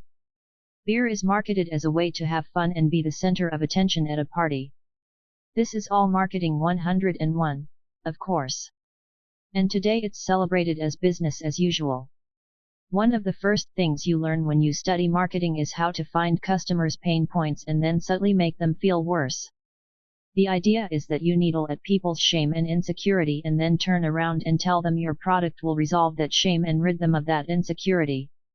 Put another way, marketing specifically identifies or accentuates the customer's moral gaps and then offers a way to fill them. On the one hand, this has helped produce all the economic diversity and wealth we experience today. On the other hand, when marketing messages designed to induce feelings of inadequacy are scaled up to thousands of advertising messages hitting every single person, every single day, there have to be psychological repercussions to that. And they can't be good. Feelings make the world go round. The world runs on one thing, feelings. This is because people spend money on things that make them feel good. And where the money flows, power flows. So, the more you're able to influence the emotions of people in the world, the more money and power you'll accumulate. Money is itself a form of exchange used to equalize moral gaps between people. Money is its own special, universal mini-religion that we all bought into because it makes our lives a little bit easier. It allows us to convert our values into something universal when we're dealing with one another. You love seashells and oysters. I love fertilizing soil with the blood of my sworn enemies. You fight in my army, and when we get home, I'll make you rich with seashells and oysters. Deal? That's how human economies emerged. Point 4 No, really, they started because a bunch of angry kings and emperors wanted to slaughter their sworn enemies, but they needed to give their armies something in return, so they minted money as a form of debt, or moral gap, for the soldiers to spend, equalize, when, or if, they got back home. Not much has changed, of course. The world ran on feelings then, it runs on feelings now. All that's changed is the gizmos we use to shit on each other. Technological progress is just one manifestation of the feelings economy. For instance, nobody ever tried to invent a talking waffle. Why? Because that'd be fucking creepy and weird, not to mention probably not very nutritious. Instead, technologies are researched and invented to you guessed it, make people feel better, or prevent them from feeling worse. The ballpoint pen, a more comfortable seat heater, a better gasket for your house's plumbing. Fortunes are made and lost around things that help people improve upon or avoid pain. These things make people feel good. People get excited. They spend money. Then it's boom times, baby. There are two ways to create value in the marketplace. Innovations, upgrade pain. The first way to create value is to replace one pain with a much more tolerable/desirable pain. The most drastic and obvious examples of this are medical and pharmaceutical innovations. Polio vaccines replaced a lifetime of debilitating pain and immobility with a few seconds of a needle prick. Heart surgeries replaced death with having to recover from surgery for a week or two. Diversions, avoid pain. The second way to create value in a marketplace is to help people numb their pain. Whereas upgrading people's pain gives them better pain, numbing pain just delays that pain, and often even makes it worse. Diversions are a weekend beach trip, a night out with friends, a movie with someone special, or snorting cocaine out of the crack of a hooker's ass. There's nothing necessarily wrong with diversions, we all need them from time to time. The problem is when they begin to dominate our lives and wrest control away from our will. Many diversions trip certain circuits in our brain, making them addictive. The more you numb pain, the worse that pain becomes, thus impelling you to numb it further. At a certain point, the icky ball of pain grows to such great proportions that your avoidance of that pain becomes compulsive. You lose control of yourself. Your feeling brain has locked your thinking brain in the trunk and isn't letting it out until it gets its next hit of whatever. And the downward spiral ensues. When the scientific revolution first got going, most economic progress was due to innovation. Back then, the vast majority of people lived in poverty. Everyone was sick, hungry, cold, and tired most of the time. Few could read. Most had bad teeth. It was no fun at all. Over the next few hundred years, with the invention of machines and cities and the division of labor and modern medicine and hygiene and representative government, a lot of poverty and hardship was alleviated. Vaccines and medicines have saved billions of lives. Machines have reduced backbreaking workloads and starvation around the world. The technological innovations that upgraded human suffering are undoubtedly a good thing. But what happens when a large number of people are relatively healthy and wealthy? At that point, most economic progress switches from innovation to diversion, from upgrading pain to avoiding pain. One of the reasons for this is that true innovation is risky, difficult, and often unrewarding. Many of the most important innovations in history left their inventors broke and destitute. 5 If someone is going to start a company and take a risk, going the diversion route is a safer bet. As a result, we've built a culture in which most technological innovation is merely figuring out how to scale diversions in new, more efficient, and more intrusive ways. As the venture capitalist Peter Thiel once said, "We wanted flying cars, instead we got Twitter." Once an economy switches over primarily to diversions, the culture begins to shift. As a poor country develops and gains access to medicine, phones, and other innovative technologies, measurements of well-being track upward at a steady clip, as everyone's pain is being upgraded to better pain. But once the country hits first world level, that well-being flattens or, in some cases, drops off. 6 Meanwhile, mental illness, depression, and anxiety can proliferate.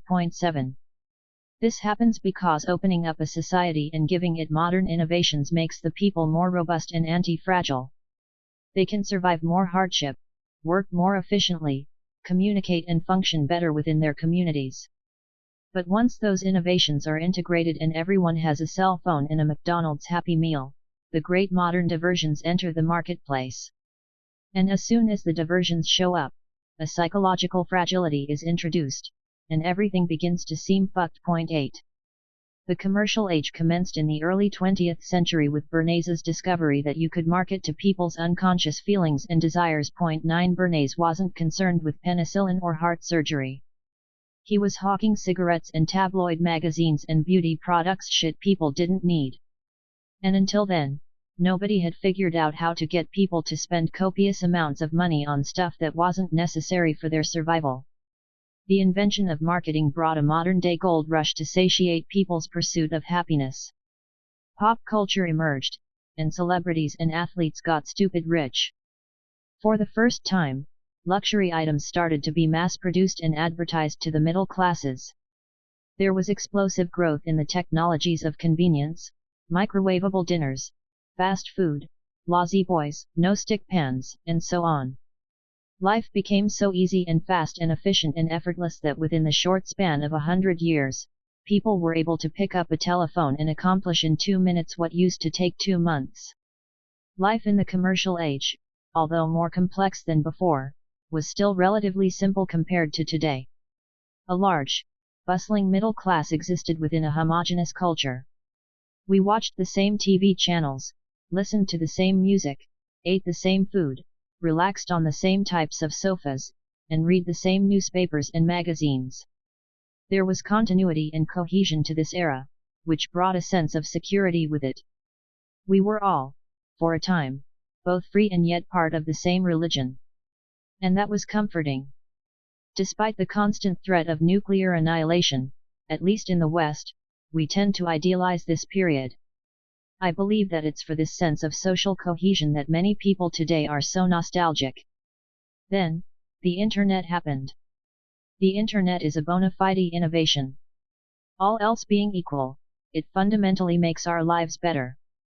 Much better. The problem is the problem is us. The Internet's intentions were good. Inventors and technologists in Silicon Valley and elsewhere had high hopes for a digital planet. They worked for decades toward a vision of seamlessly networking the world's people and information. They believed that the Internet would liberate people, removing gatekeepers and hierarchies and giving everyone equal access to the same information and the same opportunities to express themselves. They believed that if everyone were given a voice and a simple, effective means of sharing that voice, the world would be a better, freer place.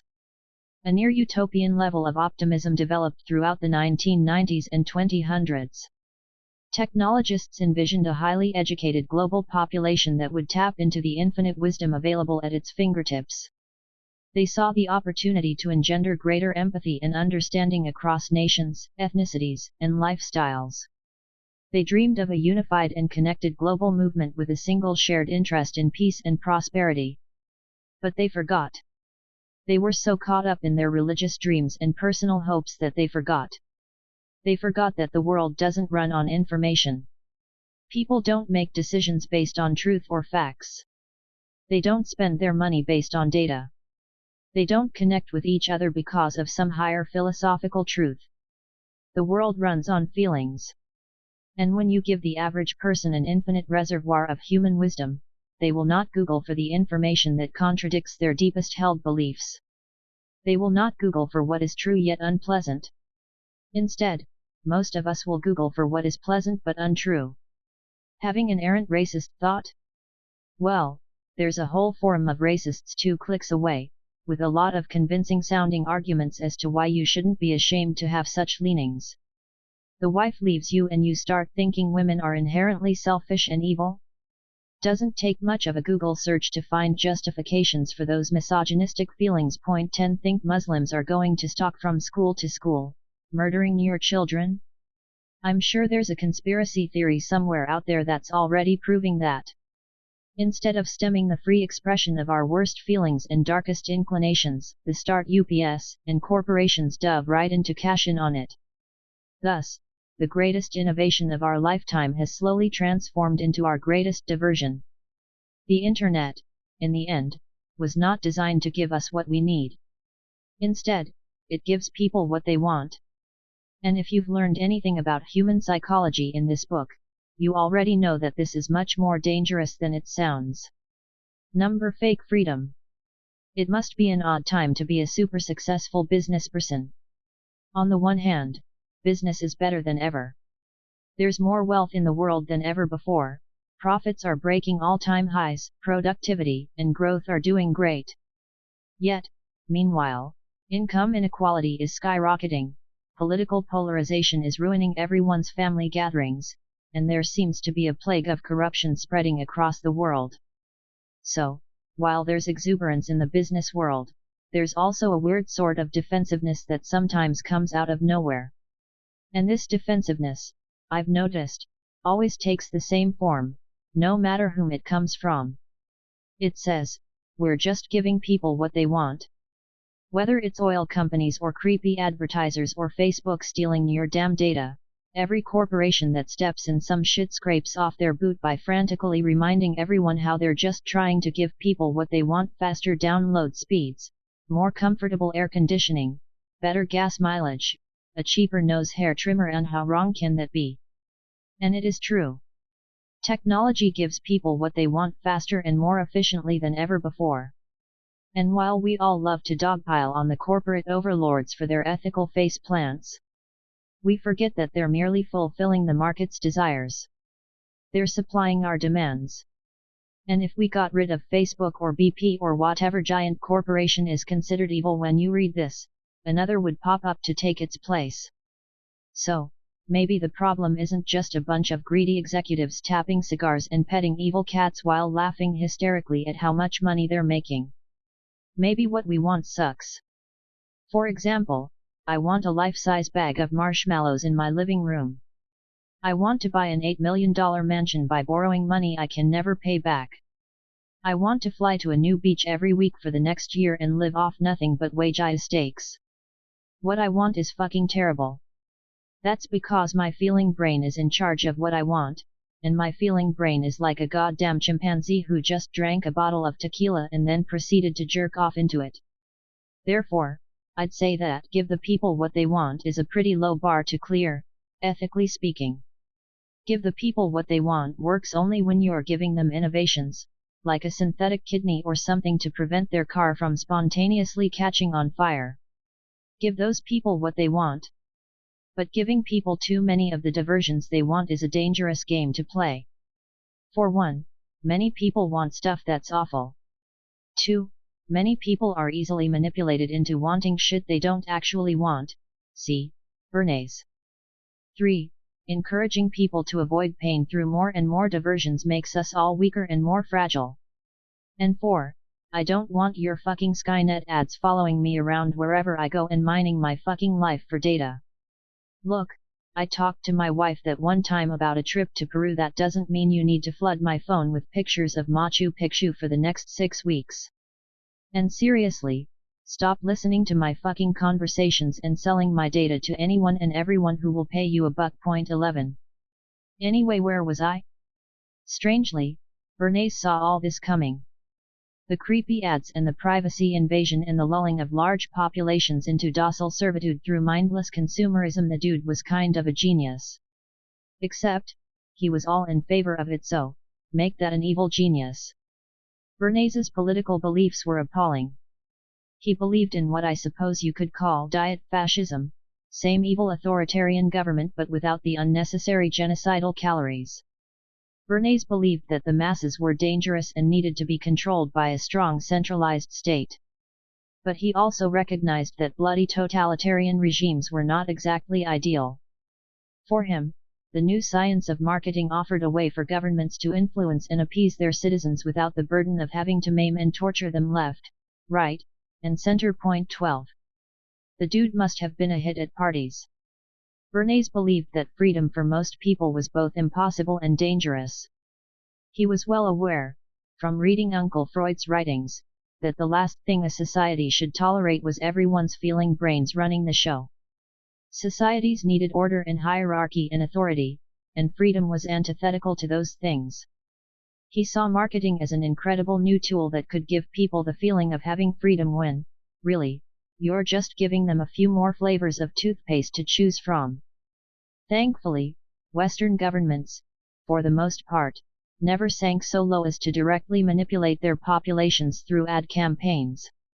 Instead, the opposite happened. The corporate world got so good at giving people what they wanted that they gradually gained more and more political power for themselves. Regulations were torn up. Bureaucratic oversight was ended. Privacy eroded. Money got more enmeshed with politics than ever before. And why did it all happen?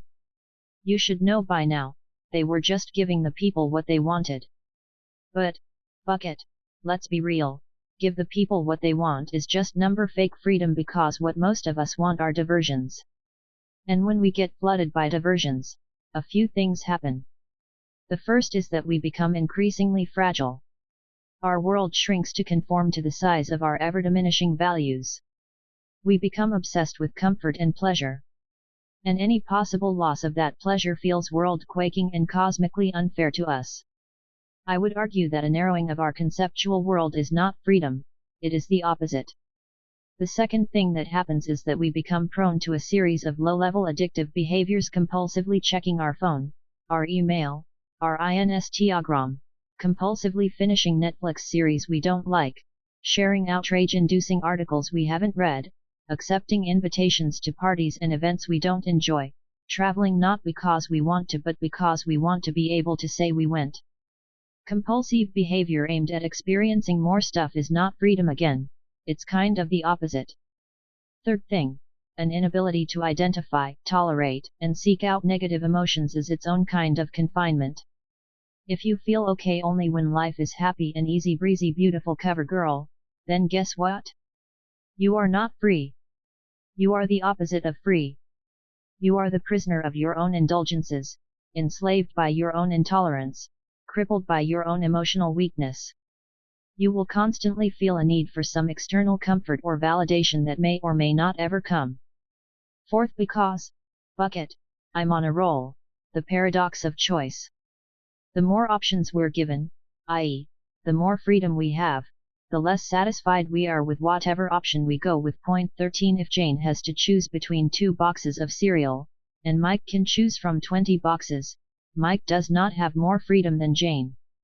He has more variety. There's a difference. Variety is not freedom. Variety is just different permutations of the same meaningless shit. If, instead, Jane had a gun pointed to her head and a guy in an SS uniform screaming, "Eat ze fucking cereal," in a really bad Bavarian accent, then Jane would have less freedom than Mike. But call me up when that happens. This is the problem with exalting freedom over human consciousness. More stuff doesn't make us freer, it imprisons us with anxiety over whether we chose or did the best thing. More stuff causes us to become more prone to treating ourselves and others as means rather than ends. It makes us more dependent on the endless cycles of hope. If the pursuit of happiness pulls us all back into childishness, then fake freedom conspires to keep us there. Because freedom is not having more brands of cereal to choose from, or more beach vacations to take selfies on, or more satellite channels to fall asleep to. That is variety. And in a vacuum, variety is meaningless. If you are trapped by insecurity, stymied by doubt, and hamstrung by intolerance, you can have all the variety in the world. But you are not free. Real freedom. The only true form of freedom, the only ethical form of freedom, is through self-limitation. It is not the privilege of choosing everything you want in your life, but rather, choosing what you will give up in your life. This is not only real freedom, this is the only freedom. Diversions come and go. Pleasure never lasts. Variety loses its meaning. But you will always be able to choose what you are willing to sacrifice, what you are willing to give up. This sort of self-denial is paradoxically the only thing that expands real freedom in life. The pain of regular physical exercise ultimately enhances your physical freedom, your strength, mobility, endurance, and stamina. The sacrifice of a strong work ethic gives you the freedom to pursue more job opportunities, to steer your own career trajectory, to earn more money and the benefits that come with it. The willingness to engage in conflict with others will free you to talk to anyone, to see if they share your values and beliefs, to discover what they can add to your life and what you can add to theirs. You can become freer right now simply by choosing the limitations you want to impose on yourself. You can choose to wake up earlier each morning, to block your email until mid-afternoon each day, to delete social media apps from your phone. These limitations will free you because they will liberate your time, attention, and power of choice. They treat your consciousness as an end in itself. If you struggle to go to the gym, then rent a locker and leave all your work clothes there so you have to go each morning. Limit yourself to 2 to 3 social events each week, so you are forced to spend time with the people you care about most. Write a check to a close friend or family member for $3,000 and tell them that if you ever smoke a cigarette again, they get to cash it. Point 14. Ultimately, the most meaningful freedom in your life comes from your commitments, the things in life for which you have chosen to sacrifice. There is emotional freedom in my relationship with my wife that I would never be able to reproduce even if I dated 1,000 other women. There is freedom in my having played guitar for 20 years, a deeply artistic expression that I could not get if I just memorized dozens of songs. There is freedom in having lived in one place for 50 years, in intimacy and familiarity with the community and culture that you cannot replicate no matter how much of the world you've seen. Greater commitment allows for greater depth. A lack of commitment requires superficiality. In the last 10 years, there has been a trend toward life hacking. People want to learn a language in a month, to visit 15 countries in a month, to become a champion martial artist in a week, and they come up with all sorts of hacks to do it. You see it all the time on YouTube and social media these days, people undertaking ridiculous challenges just to show it can be done. This hacking of life, though, simply amounts to trying to reap the rewards of commitment without actually making a commitment. It's another sad form of fake freedom, It's empty calories for the soul. I recently read about a guy who memorized moves from a chess program to prove he could master chess in a month. He didn't learn anything about chess, didn't engage with the strategy, develop a style, learn tactics. No, he approached it like a gigantic homework assignment, memorize the moves, win once against some highly ranked player, then declare mastery for yourself. 15. This is not winning anything. This is merely the appearance of winning something. It is the appearance of commitment and sacrifice without the commitment and sacrifice. It is the appearance of meaning where there is none. Fake freedom puts us on the treadmill toward chasing more, whereas real freedom is the conscious decision to live with less. Fake freedom is addictive. No matter how much you have, you always feel as though it's not enough. Real freedom is repetitive, predictable, and sometimes dull. Fake freedom has diminishing returns. It requires greater and greater amounts of energy to achieve the same joy and meaning. Real freedom has increasing returns. It requires less and less energy to achieve the same joy and meaning. Fake freedom is seeing the world as an endless series of transactions and bargains which you feel you're winning. Real freedom is seeing the world unconditionally, with the only victory being over your own desires. Fake freedom requires the world to conform to your will. Real freedom requires nothing of the world. It is only your will.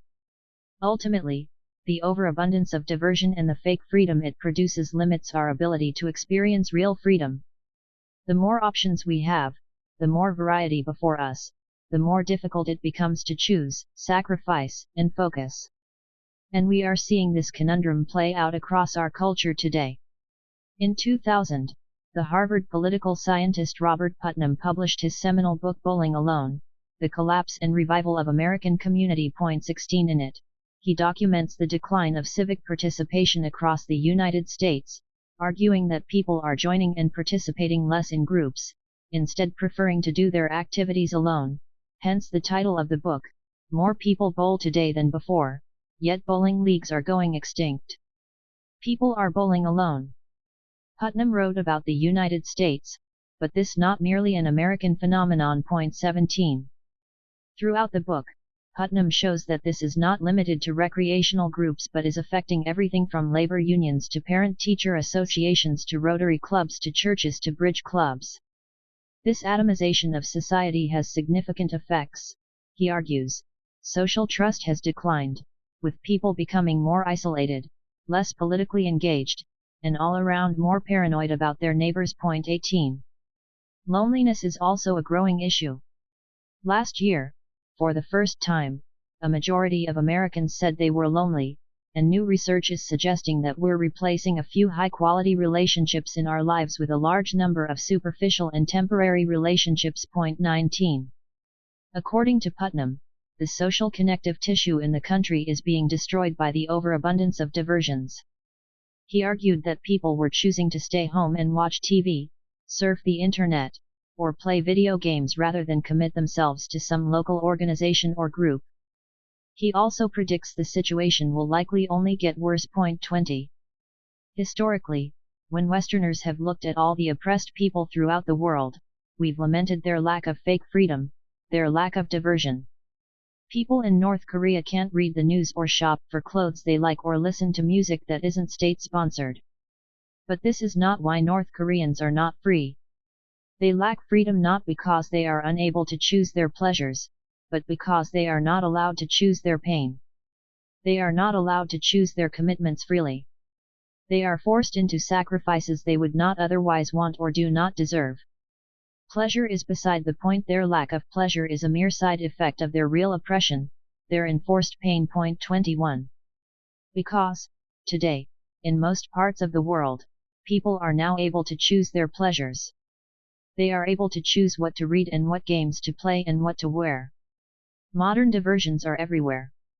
But the tyranny of a new age is achieved not by depriving people of diversions and commitments. Today's tyranny is achieved by flooding people with so much diversion, so much bullshit information and frivolous distraction, that they are unable to make smart commitments. It's Bernays' prediction come true, just a few generations later than he expected.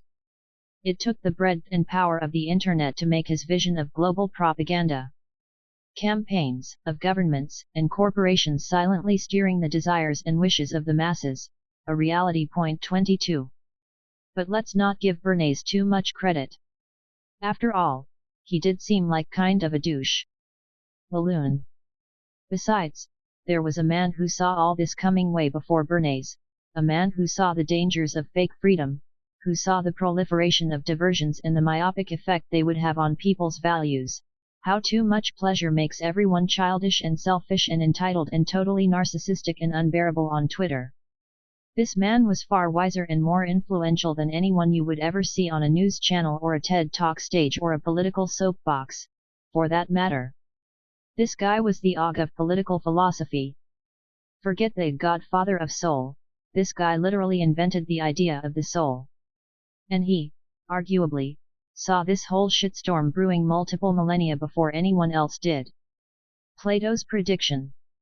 English philosopher and mathematician Alfred North Whitehead famously said that all of Western philosophy was merely a series of footnotes to Plato. 23. Any topic you can think of, from the nature of romantic love, to whether there's such a thing as truth, to the meaning of virtue, Plato was likely the first great thinker to expound upon it. Plato was the first to suggest that there was an inherent separation between the thinking brain and the feeling brain. 24. He was the first to argue that one must build character through various forms of self-denial, rather than through self-indulgence. 25. Plato was such a badass, the word idea itself comes from him, so you could say he invented the idea of an idea. 26. Interestingly, despite being the godfather of Western civilization, Plato famously claimed that democracy was not the most desirable form of government. 27. He believed that democracy was inherently unstable and that it inevitably unleashed the worst aspects of our nature, driving society toward tyranny. He wrote, "Extreme freedom can't be expected to lead to anything but a change to extreme slavery." 28. Democracies are designed to reflect the will of the people. We've learned that people, when left to their own devices, instinctively run away from pain and toward happiness.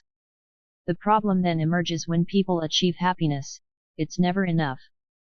Due to the blue dot effect, they never feel entirely safe or satisfied. Their desires grow in lockstep with the quality of their circumstances. Eventually, the institutions won't be able to keep up with the desires of the people. And when the institutions fail to keep up with people's happiness, guess what happens? People start blaming the institutions themselves. Plato said that democracies inevitably lead to moral decay because as they indulge more in fake freedom, people's values deteriorate and become more childish and self-centered, resulting in the citizenry turning on the democratic system itself. Once childish values take over, people no longer want to negotiate for power, they don't want to bargain with other groups and other religions. They don't want to endure pain for the sake of greater freedom or prosperity. What they want instead is a strong leader to come make everything right at a moment's notice. They want a tyrant. 29. There's a common saying in the United States that freedom is not free. The saying is usually used in reference to the military and wars fought and won to protect the values of the country. It's a way of reminding people that, hey, this shit didn't just magically happen. Thousands of people were killed and or died for us to sit here and sip overpriced mocha frappuccinos and say whatever the fuck we want. It's a reminder that the basic human rights we enjoy, free speech, freedom of religion, freedom of the press, were earned through a sacrifice against some external force. But people forget that these rights are also earned through sacrifice against some internal force. Democracy can exist only when you are willing to tolerate views that oppose your own. When you're willing to give up some things you might want for the sake of a safe and healthy community, when you're willing to compromise and accept that sometimes things don't go your way. Put another way, democracy requires a citizenry of strong maturity and character. Over the last couple of decades, people seem to have confused their basic human rights with not experiencing any discomfort. People want freedom to express themselves, but they don't want to have to deal with views that may upset or offend them in some way. They want freedom of enterprise, but they don't want to pay taxes to support the legal machinery that makes that freedom possible. They want equality, but they don't want to accept that equality requires that everybody experience the same pain, not that everybody experience the same pleasure. Freedom itself demands discomfort. It demands dissatisfaction.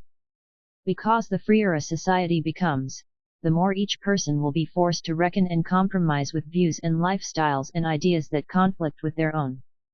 The lower our tolerance for pain, the more we indulge in fake freedoms, the less we will be able to uphold the virtues necessary to allow a free, democratic society to function.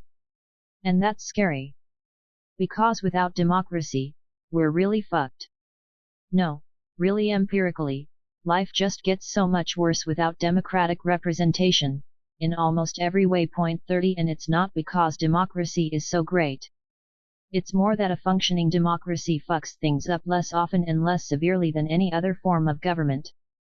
Or, as Churchill famously once said, democracy is the worst form of government, except all the others. The whole reason the world became civilized and everyone stopped slaughtering one another because of their funny hats is because modern social institutions effectively mitigated the destructive forces of hope. Democracy is one of the few religions that manages to allow other religions to live harmoniously alongside it and within it. But when those social institutions are corrupted by the constant need to please people's feeling brains, when people become distrustful and lose faith in the democratic system's ability to self-correct, then it's back to the shit show of religious warfare. 31 And with the ever-advancing march of technological innovations, each cycle of religious war potentially wreaks more destruction and devastates more human life. 32 Plato believed societies were cyclical, bouncing back and forth between freedom and tyranny, relative equality and great inequality. It's pretty clear after the past 2,500 years that this isn't exactly true.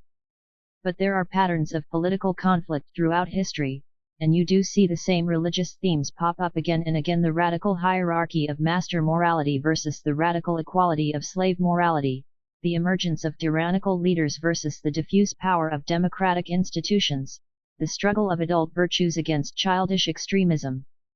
While the isms have changed throughout the centuries, the same hope-driven human impulses have been behind each movement.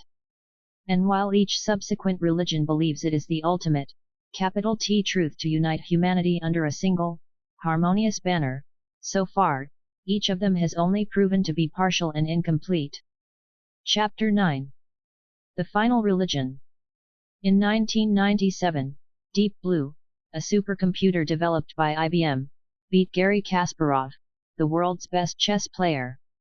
It was a watershed moment in the history of computing, a seismic event that shook many people's understanding of technology, intelligence, and humanity. But today, it is but a quaint memory. Of course a computer would beat the world champion at chess. Why wouldn't it? Since the beginning of computing, chess has been a favorite means to test artificial intelligence. Point 1 That's because chess possesses a near infinite number of permutations. There are more possible chess games than there are atoms in the observable universe. In any board position, if one looks only 3 or 4 moves ahead, there are already hundreds of millions of variations.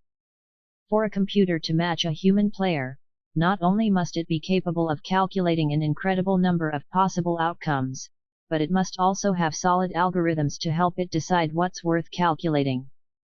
Put another way, to beat a human player, a computer's thinking brain, despite being vastly superior to a human's, must be programmed to evaluate more/less valuable board positions. That is, the computer must have a modestly powerful feeling brain programmed into it. Point 2. Since that day in 1997, computers have continued to improve at chess at a staggering rate. Over the following 15 years, the top human players regularly got pummeled by chess software, sometimes by embarrassing margins. Point 3 Today, it's not even close. Kasparov himself recently joked that the chess app that comes installed on most smartphones is far more powerful than Deep Blue was. For these days, chess software developers hold tournaments for their programs to see whose algorithms come out on top. Humans are not only excluded from these tournaments, but they'd likely not even place high enough for it to matter anyway. The undisputed champion of the chess software world for the past few years has been an open-source program called Stockfish. Stockfish has either won or been the runner-up in almost every significant chess software tournament since 2014.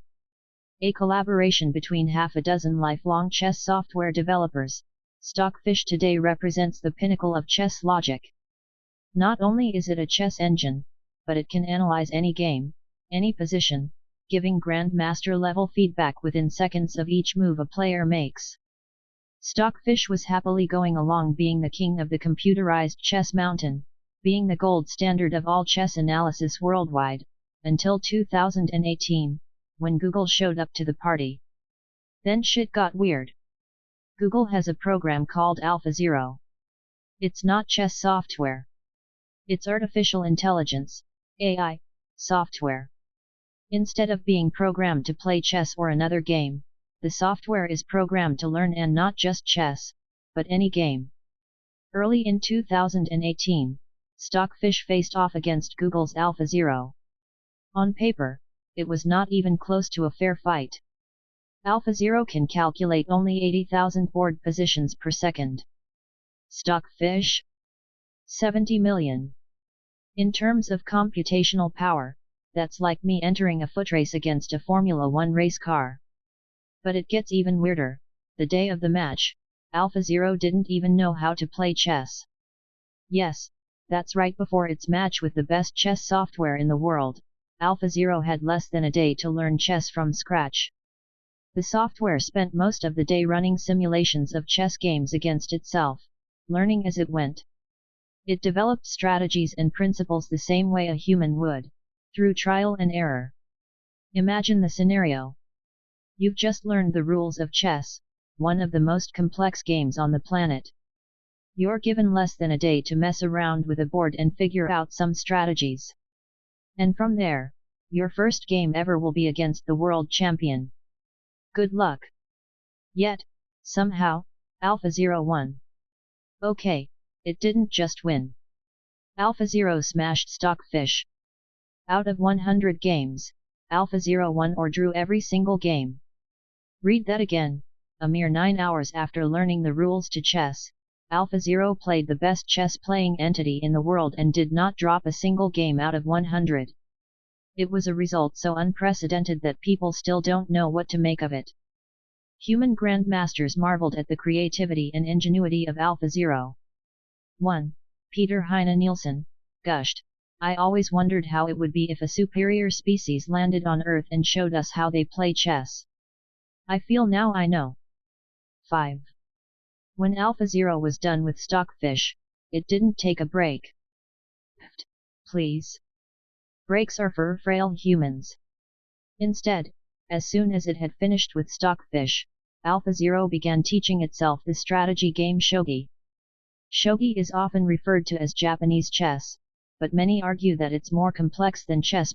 6 Whereas Kasparov lost to a computer in 1997, top shogi players didn't begin to lose to computers until 2013. Either way, AlphaZero destroyed the top shogi software, called Elmo, and by a similarly astounding margin. In 100 games, it won 90, lost 8, and drew 2. Once again, AlphaZero's computational powers were far less than Elmo's. In this case, it could calculate 40,000 moves per second compared to Elmo's 35 million. And once again, AlphaZero hadn't even known how to play the game the previous day. In the morning, it taught itself 2 infinitely complex games. And by sundown, it had dismantled the best-known competition on Earth. Newsflash: AI is coming. And while chess and shogi are one thing, as soon as we take AI out of the board games and start putting it in the boardrooms, well, you and I and everyone else will probably find ourselves out of a job. 7. Already, AI programs have invented their own languages that humans can't decipher, become more effective than doctors at diagnosing pneumonia, and even written passable chapters of Harry Potter fan fiction. 8 At the time of this writing, we're on the cusp of having self-driving cars, automated legal advice, and even computer-generated art and music. 9. Slowly but surely, AI will become better than we are at pretty much everything: medicine, engineering, construction, art, technological innovation. You'll watch movies created by AI, and discuss them on websites or mobile platforms built by AI, moderated by AI, and it might even turn out that the person you'll argue with will be an AI. But as crazy as that sounds, it's just the beginning.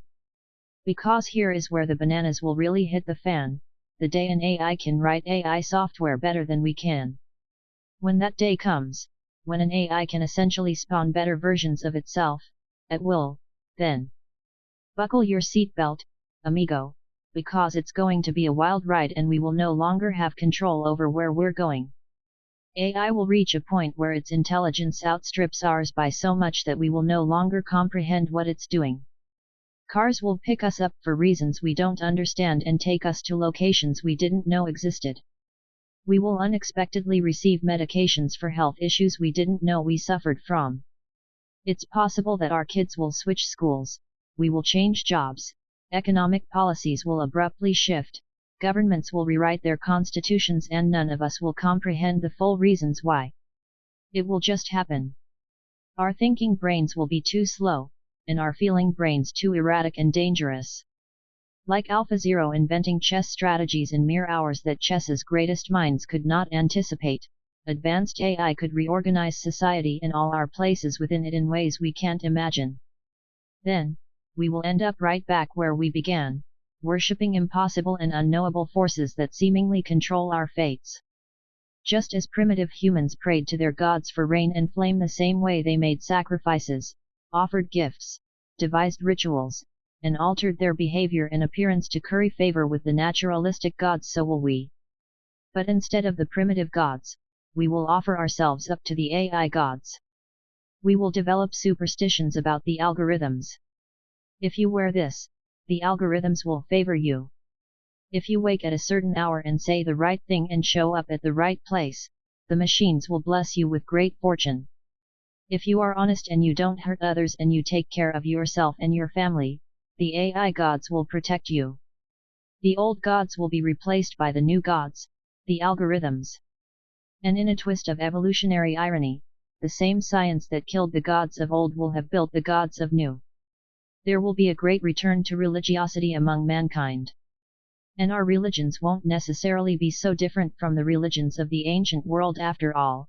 Our psychology is fundamentally evolved to deify what it doesn't understand, to exalt the forces that help or harm us, to construct systems of values around our experiences, to seek out conflict that generates hope. Why would AI be any different? Our AI gods will understand this, of course. And either they will find a way to upgrade our brains out of our primitive psychological need for continuous strife, or they will simply manufacture artificial strife for us. We will be like their pet dogs, convinced that we are protecting and fighting for our territory at all costs but, in reality, merely peeing on an endless series of digital fire hydrants. This may frighten you. This may excite you. Either way, it is likely inevitable. Power emerges from the ability to manipulate and process information, and we always end up worshipping whatever has the most power over us. So, allow me to say that I, for one, welcome our AI overlords. I know, that's not the final religion you were hoping for. But that's where you went wrong, hoping. Don't lament the loss of your own agency. If submitting to artificial algorithms sounds awful, understand this, you already do. And you like it. The algorithms already run much of our lives. The route you took to work is based on an algorithm. Many of the friends you talked to this week? Those conversations were based on an algorithm. The gift you bought your kid, the amount of toilet paper that came in the deluxe pack, the 50 cents in savings you got for being a rewards member at the supermarket, all the result of algorithms. We need these algorithms because they make our lives easier. And so will the algorithm gods of the near future. And as we did with the gods of the ancient world, we will rejoice in and give thanks to them. Indeed, it will be impossible to imagine life without them. 10 These algorithms make our lives better. They make our lives more efficient. They make us more efficient. That's why, as soon as we cross over, there's no going back. We are bad algorithms. Here's one last way to look at the history of the world. The difference between life and stuff is that life is stuff that self-replicates. Life is made out of cells and DNA that spawn more and more copies of themselves. Over the course of hundreds of millions of years, some of these primordial life forms developed feedback mechanisms to better reproduce themselves. An early protozoan might evolve little sensors on its membrane to better detect amino acids by which to replicate more copies of itself, thus giving it an advantage over other single-cell organisms. But then maybe some other single-cell organism develops a way to trick other little amoeba-like things' sensors, thus interfering with their ability to find food, and giving itself an advantage. Basically, there's been a biological arms race going on since the beginning of forever. This little single-cell thing develops a cool strategy to get more material to replicate itself than do other single-cell organisms, and therefore it wins the resources and reproduces more. Then another little single-cell thing evolves and has an even better strategy for getting food, and it proliferates. This continues, on, for billions of years, and pretty soon you have lizards that can camouflage their skin and monkeys that can fake animal sounds and awkward middle-aged divorced men spending all their money on bright red Chevy Camaros even though they can't really afford them all because it promotes their survival and ability to reproduce. This is the story of evolution, survival of the fittest and all that. But you could also look at it a different way. You could call it survival of the best information processing. Okay, not as catchy, perhaps, but it actually might be more accurate. See, that amoeba that evolves sensors on its membrane to better detect amino acids, that is, at its core, a form of information processing. It is better able than other organisms to detect the facts of its environment. And because it developed a better way to process information than other blobby cell-like things, it won the evolutionary game and spread its genes. Similarly, the lizard that can camouflage its skin, that, too, has evolved a way to manipulate visual information to trick predators into ignoring it. Same story with the monkeys faking animal noises. Same deal with the desperate middle-aged dude and his Camaro, or maybe not. Evolution rewards the most powerful creatures, and power is determined by the ability to access, harness, and manipulate information effectively. A lion can hear its prey over a mile away. A buzzard can see a rat from an altitude of 3,000 feet. Whales develop their own personal songs and can communicate up to 100 miles away from each other while underwater. These are all examples of exceptional information processing capabilities, and that ability to receive and process information is linked to these creatures' ability to survive and reproduce. Physically, humans are pretty unexceptional. We are weak, slow, and frail, and we tire easily. Point 11. But we are nature's ultimate information processors.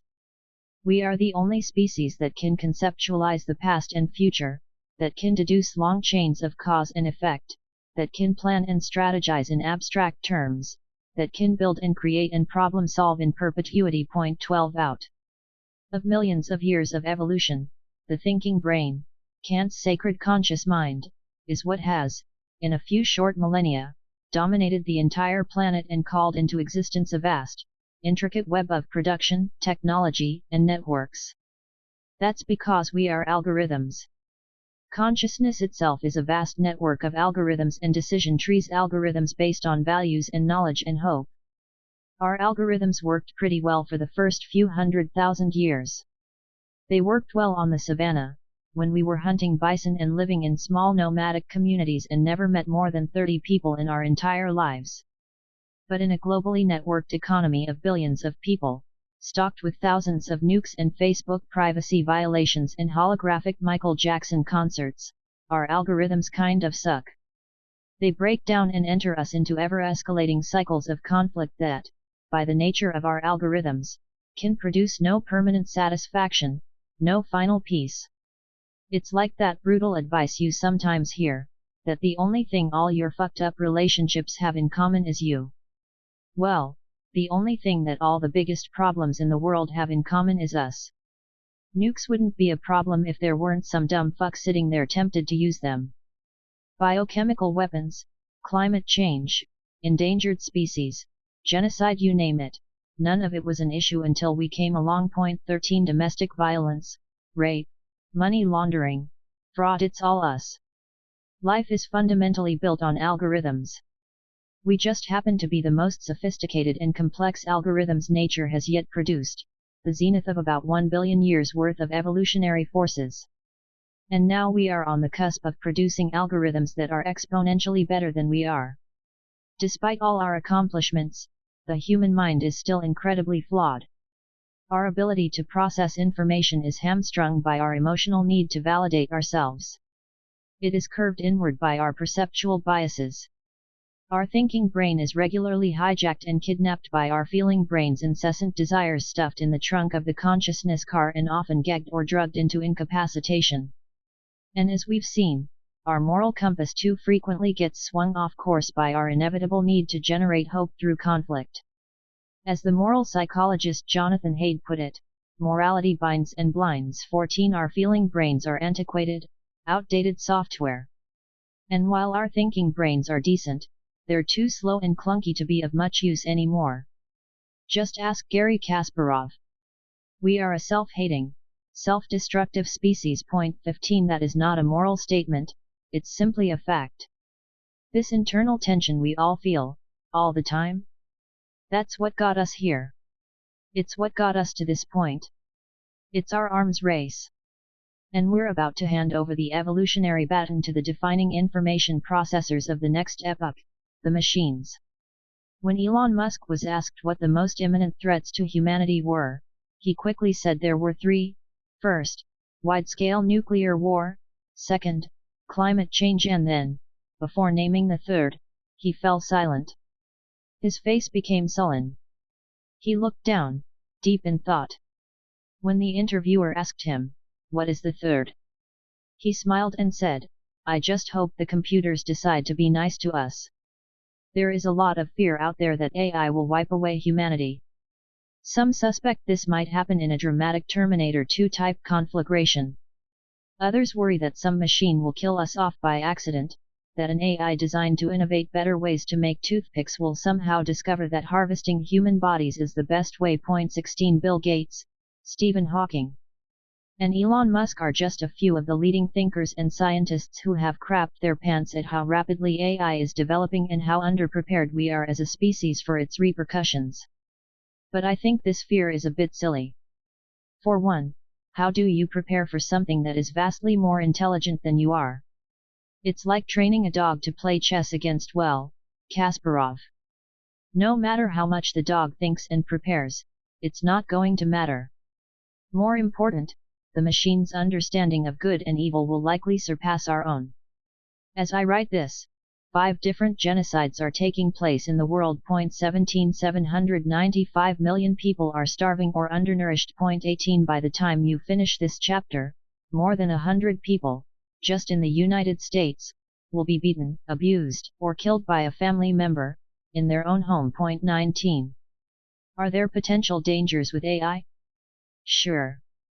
But morally speaking, we're throwing rocks inside a glass house here. What do we know about ethics and the humane treatment of animals, the environment, and one another? That's right, pretty much nothing. When it comes to moral questions, humanity has historically flunked the test, over and over again. Superintelligent machines will likely come to understand life and death, creation and destruction, on a much higher level than we ever could on our own. And the idea that they will exterminate us for the simple fact that we aren't as productive as we used to be, or that sometimes we can be a nuisance, I think, is just projecting the worst aspects of our own psychology onto something we don't understand and never will. Or, here's an idea: what if technology advances to such a degree that it renders individual human consciousness arbitrary? What if consciousness can be replicated, expanded, and contracted at will? What if removing all these clunky, inefficient biological prisons we call bodies, or all these clunky, inefficient psychological prisons we call individual identities, results in far more ethical and prosperous outcomes?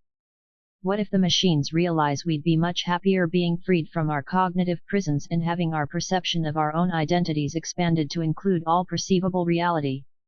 What if they think we're just a bunch of drooling idiots and keep us occupied with perfect virtual reality porn and amazing pizza until we all die off by our own mortality, Who are we to know? And who are we to say? Nietzsche wrote his books just a couple of decades after Darwin's On the Origin of Species was published in 1859. By the time Nietzsche came onto the scene, the world was reeling from Darwin's magnificent discoveries, trying to process and make sense of their implications. And while the world was freaking out about whether humans really evolved from apes or not, Nietzsche, as usual, looked in the opposite direction of everyone else. He took it as obvious that we evolved from apes. After all, he said, why else would we be so horrible to one another? Instead of asking what we evolved from, Nietzsche instead asked what we were evolving toward. Nietzsche said that man was a transition, suspended precariously on a rope between two ledges, with beasts behind us and something greater in front of us. His life's work was dedicated to figuring out what that something greater might be and then pointing us toward it. Nietzsche envisioned a humanity that transcended religious hopes, that extended itself beyond good and evil, and rose above the petty quarrels of contradictory value systems. It is these value systems that fail us and hurt us and keep us down in the emotional holes of our own creation. The emotional algorithms that exalt life and make it soar in blistering joy are the same forces that unravel us and destroy us, from the inside out. So far, our technology has exploited the flawed algorithms of our feeling brain. Technology has worked to make us less resilient and more addicted to frivolous diversions and pleasures, because these diversions are incredibly profitable.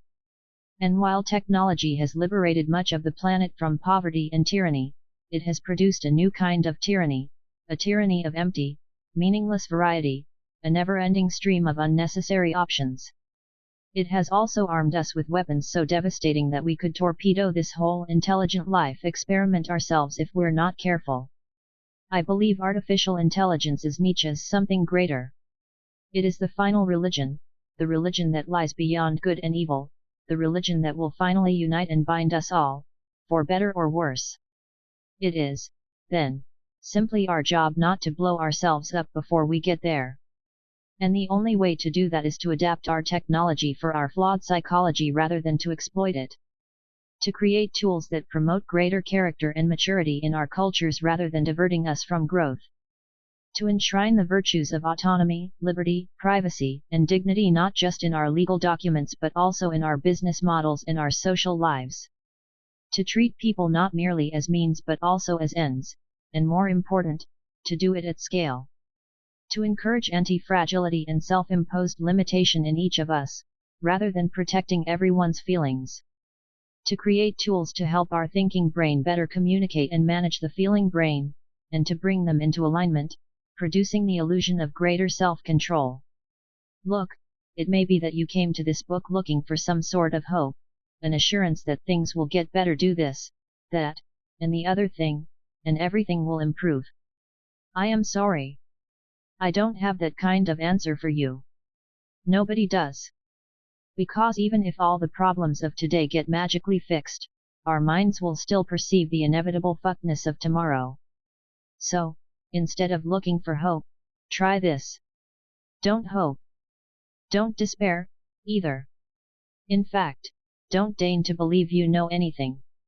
It's that assumption of knowing with such blind, fervent, emotional certainty that gets us into these kinds of pickles in the first place.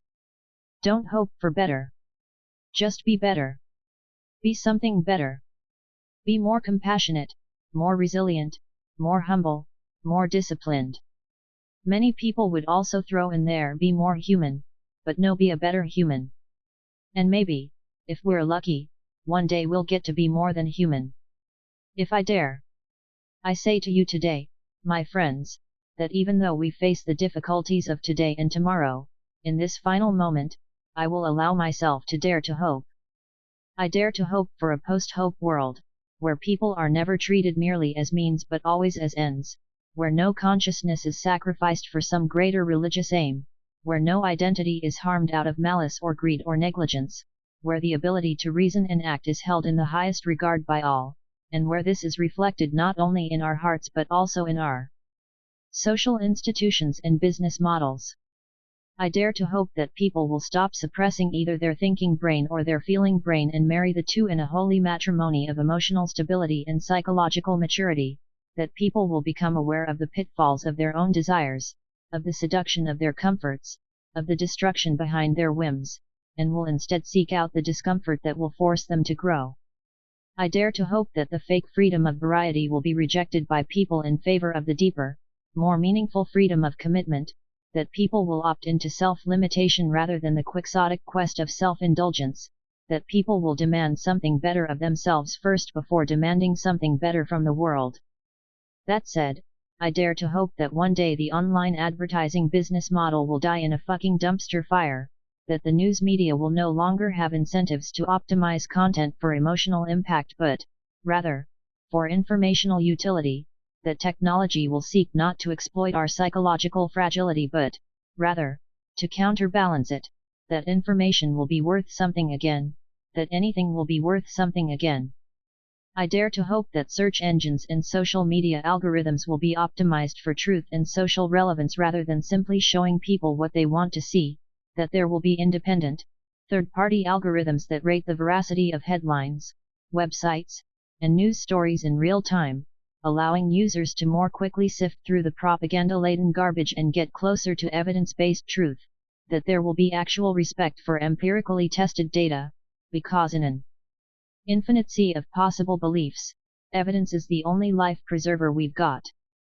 I dare to hope that one day we will have AI that will listen to all the dumb shit we write and say and will point out, just to us, maybe, our cognitive biases, uninformed assumptions, and prejudices like a little notification that pops up on your phone letting you know that you just totally exaggerated the unemployment rate when arguing with your uncle, or that you were talking out of your ass the other night when you were doling out angry tweet after angry tweet. I dare to hope that there will be tools to help people understand statistics, proportions, and probability in real time and realize that, no, a few people getting shot in the far corners of the globe does not have any bearing on you, no matter how scary it looks on TV, that most crises are statistically insignificant or just noise, and that most real crises are too slow-moving and unexciting to get the attention they deserve. I dare to hope that education will get a much-needed facelift, incorporating not only therapeutic practices to help children with their emotional development, but also letting them run around and scrape their knees and get into all sorts of trouble. Children are the kings and queens of anti-fragility, the masters of pain. It is we who are afraid. I dare to hope that the oncoming catastrophes of climate change and automation are mitigated, if not outright prevented, by the inevitable explosion of technology wrought by the impending AI revolution, that some dumb fuck with a nuke doesn't obliterate us all before that happens, and that a new, radical human religion doesn't emerge that convinces us to destroy our own humanity, as so many have done before. I dare to hope that AI hurries along and develops some new virtual reality religion that is so enticing that none of us can tear ourselves away from it long enough to get back to fucking and killing each other. It will be a church in the cloud, except it will be experienced as one universal video game. There will be offerings and rites and sacraments just as there will points and rewards and progression systems for strict adherence. We will all log on, and stay on, because it will be our only conduit for influencing the AI gods and, therefore, the only wellspring that can quench our insatiable desire for meaning and hope. Groups of people will rebel against the new AI gods, of course. But this will be by design, as humanity always needs factious groups of opposing religions, for this is the only way for us to prove our own significance. Bands of infidels and heretics will emerge in this virtual landscape, and we will spend most of our time battling and railing against these various factions. We will seek to destroy one another's moral standing and diminish each other's accomplishments, all the while not realizing that this was intended. The AI, realizing that the productive energies of humanity emerge only through conflict, will generate endless series of artificial crises in a safe virtual realm, where that productivity and ingenuity can then be cultivated and used for some greater purpose we won't ever know or understand. Human hope will be harvested like a resource, a never-ending reservoir of creative energy. We will worship at AI's digitized altars. We will follow their arbitrary rules and play their games not because we're forced to, but because they will be designed so well that we will want to. We need our lives to mean something, and while the startling advance of technology has made finding that meaning more difficult, the ultimate innovation will be the day we can manufacture significance without strife or conflict, find importance without the necessity of death. And then, maybe one day, we will become integrated with the machines themselves. Our individual consciousnesses will be subsumed. Our independent hopes will vanish. We will meet and merge in the cloud, and our digitized souls will swirl and eddy in the storms of data, a splay of bits and functions harmoniously brought into some grand, unseen alignment. We will have evolved into a great unknowable entity. We will transcend the limitations of our own value-laden minds. We will live beyond means and ends, for we will always be both, one and the same. We will have crossed the evolutionary bridge into something greater and cease to be human any longer. Perhaps then, we will not only realize but finally embrace the uncomfortable truth, that we imagined our own importance, we invented our purpose, and we were, and still are, nothing. All along, we were nothing. And maybe then, only then, will the eternal cycle of hope and destruction come to an end. Or,